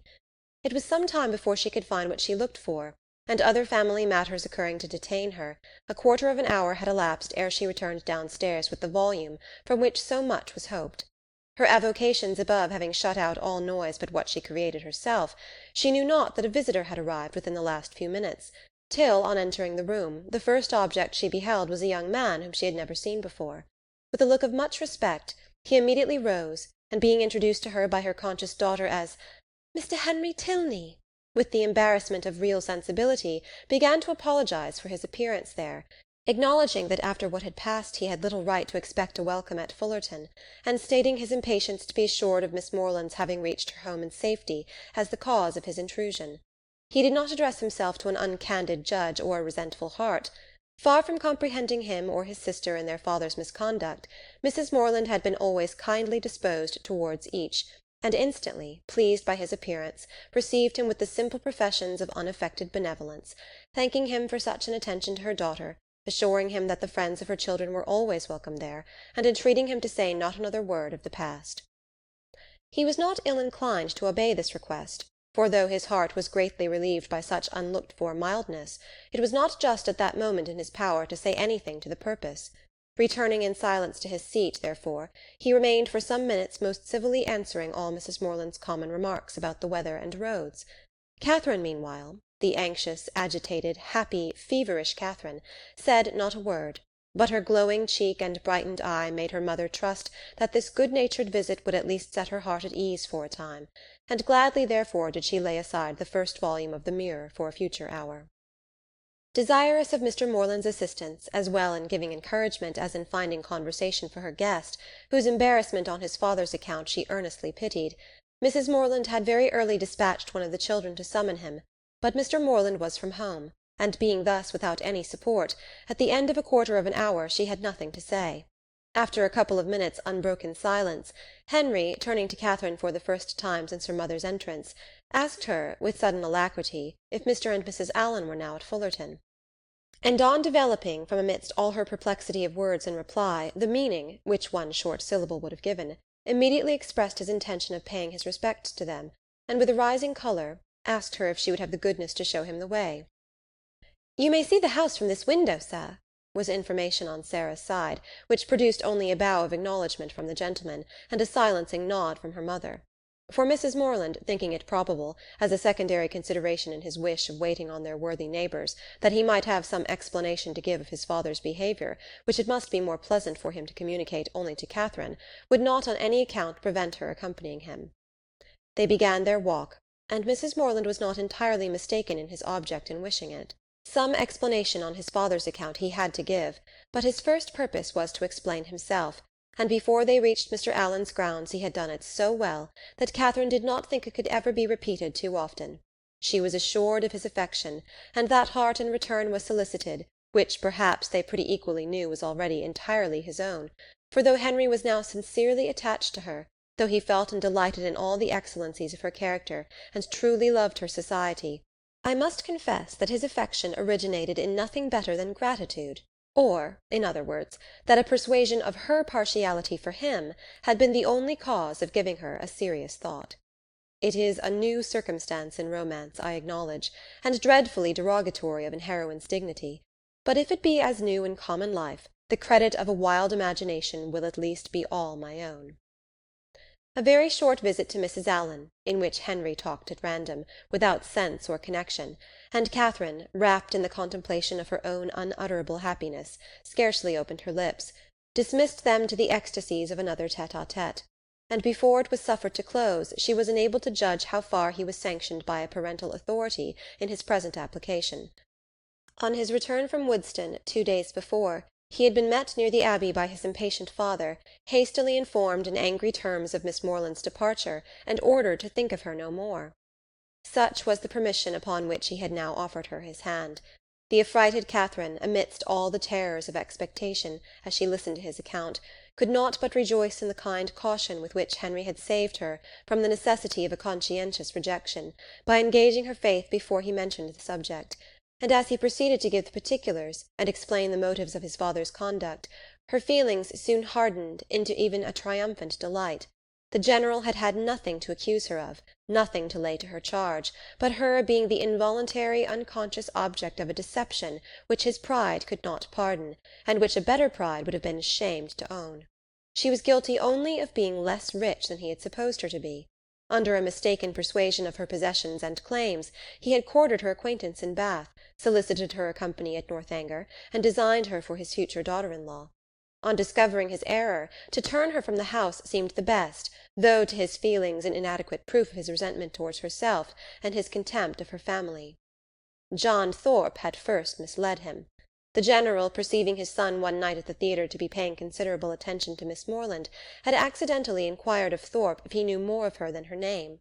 Thorpe, most happy to be on speaking terms with a man of General Tilney's importance, had been joyfully and proudly communicative, and being at that time not only in daily expectation of Morland's engaging Isabella, but likewise pretty well resolved upon marrying Catherine himself, his vanity induced him to represent the family as yet more wealthy than his vanity and avarice had made him believe them. With whomsoever he was, or was likely to be connected, his own consequence always required that theirs should be great, and as his intimacy with any acquaintance grew, so regularly grew their fortune. The expectations of his friend Morland, therefore, from the first overrated, had ever since his introduction to Isabella been gradually increasing. And by merely adding twice as much for the grandeur of the moment, by doubling what he chose to think the amount of Mr. Morland's preferment, trebling his private fortune, bestowing a rich aunt, and sinking half the children, he was able to represent the whole family to the General in a most respectable light. For Catherine, however, the peculiar object of the General's curiosity, and his own speculations, he had yet something more in reserve, and the 10,000 or 15,000 pounds which her father could give her would be a pretty addition to Mr. Allen's estate. Her intimacy there had made him seriously determine on her being handsomely legacied hereafter, and to speak of her therefore as the almost acknowledged future heiress of Fullerton naturally followed. Upon such intelligence the General had proceeded, for never had it occurred to him to doubt its authority.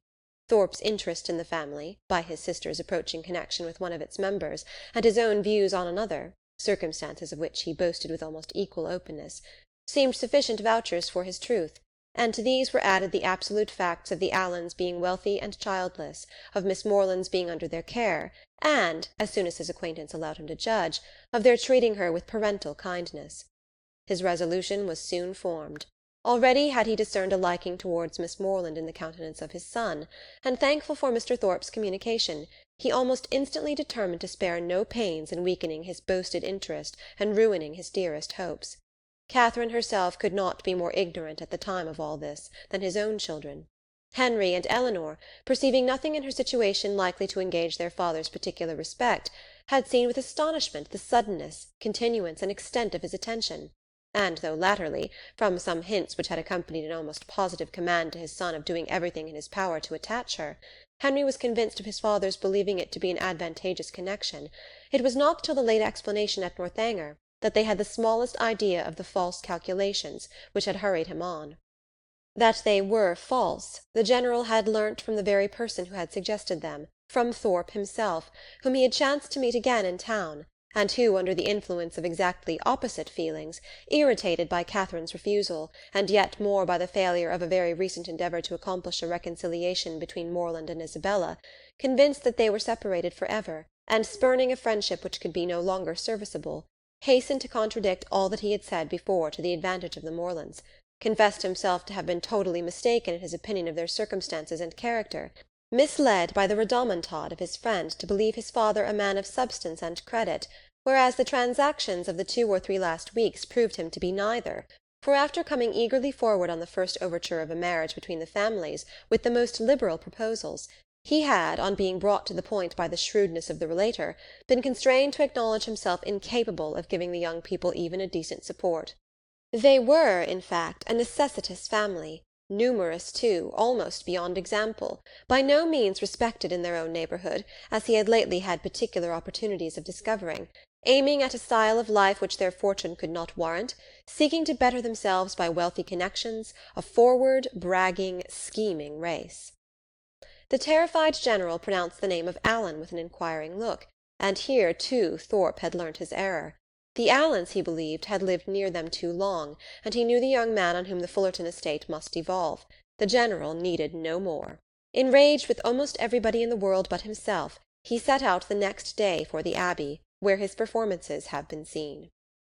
I leave it to my reader's sagacity to determine how much of all this it was possible for Henry to communicate at this time to Catherine, how much of it he could have learnt from his father, in what point his own conjectures might assist him, and what portion must yet remain to be told in a letter from James. I have united for their case what they must divide for mine. Catherine, at any rate, heard enough to feel that in suspecting General Tilney of either murdering or shutting up his wife, she had scarcely sinned against his character, or magnified his cruelty.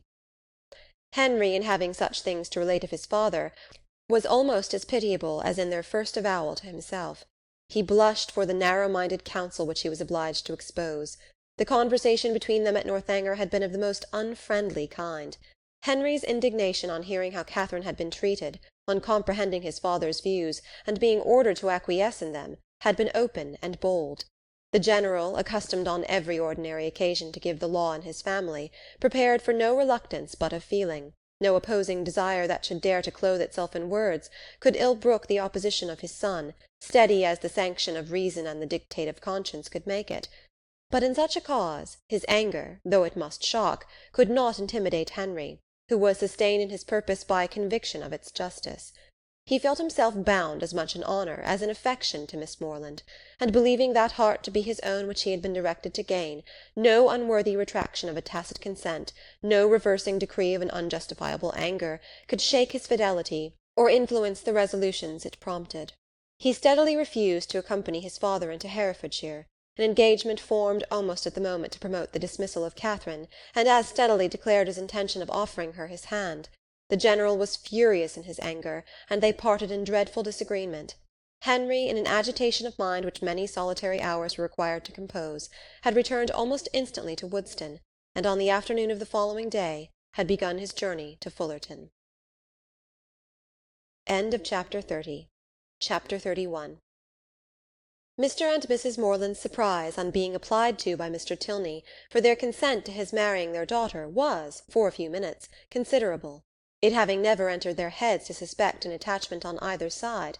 But as nothing, after all, could be more natural than Catherine's being beloved, they soon learnt to consider it with only the happy agitation of gratified pride, and as far as they alone were concerned, had not a single objection to start. His pleasing manners and good sense were self-evident recommendations, and having never heard evil of him, it was not their way to suppose any evil could be told. Good-will supplying the place of experience, his character needed no attestation. "Catherine would make a sad, heedless young housekeeper, to be sure," was her mother's foreboding remark, but quick was the consolation of there being nothing like practice. There was but one obstacle, in short, to be mentioned, but till that one was removed it must be impossible for them to sanction the engagement.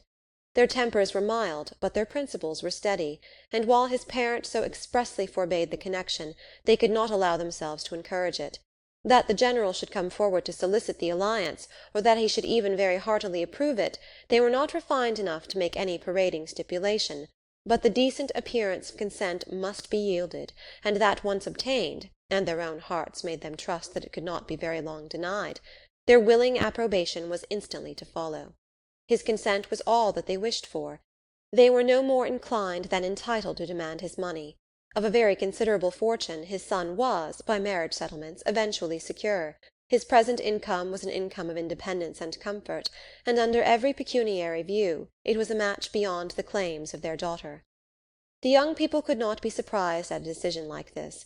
They felt and they deplored, but they could not resent it, and they parted, endeavouring to hope that such a change in the General, as each believed almost impossible, might speedily take place, to unite them again in the fullness of privileged affection.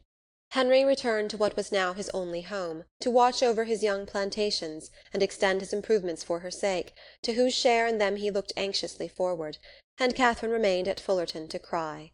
Whether the torments of absence were softened by a clandestine correspondence, let us not inquire. Mr. and Mrs. Morland never did. They had been too kind to exact any promise, and whenever Catherine received a letter, as at that time happened pretty often, they always looked another way. The anxiety, which in this state of their attachment must be the portion of Henry and Catherine, and of all who loved either, as to its final event, can hardly extend, I fear, to the bosom of my readers, who will see in the tell-tale compression of the pages before them that we are all hastening together to perfect felicity. The means by which their early marriage was effected can be the only doubt. What probable circumstance could work upon a temper like the General's? The circumstance which chiefly availed was the marriage of his daughter with a man of fortune and consequence, which took place in the course of the summer, an accession of dignity that threw him into a fit of good humour, from which he did not recover till after Eleanor had obtained his forgiveness of Henry, and his permission for him to be a fool if he liked it. The marriage of Eleanor Tilney, her removal from all the evils of such a home as Northanger had been made by Henry's banishment, to the home of her choice and the man of her choice, is an event which I expect to give general satisfaction among all her acquaintance. My own joy on the occasion is very sincere. I know no one more entitled, by unpretending merit, or better prepared by habitual suffering, to receive and enjoy felicity. Her partiality for this gentleman was not of recent origin, and he had been long withheld only by inferiority of situation from addressing her.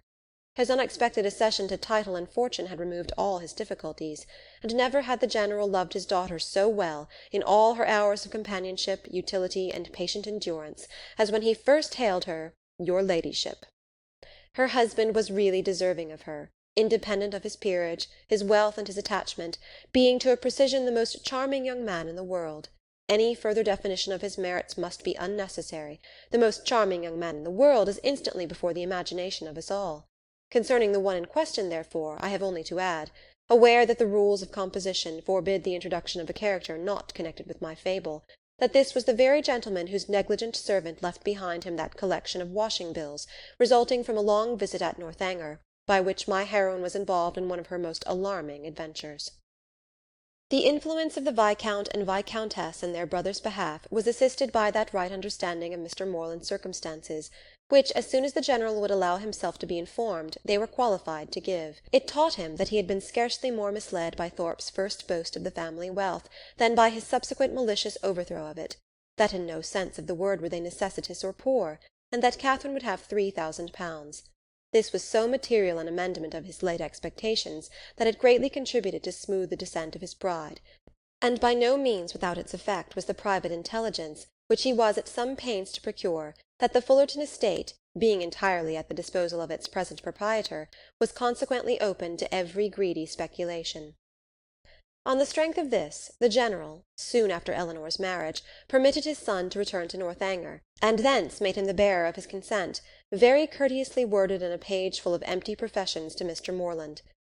The event which it authorized soon followed. Henry and Catherine were married, the bells rang, and everybody smiled, and as this took place within a 12-month from the first day of their meeting, it will not appear, after all the dreadful delays occasioned by the General's cruelty, that they were essentially hurt by it.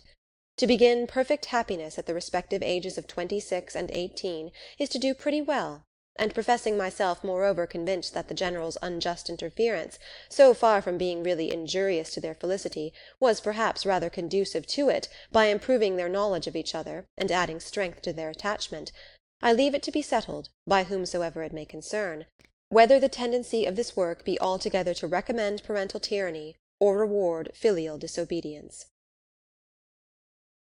End of Northanger Abbey,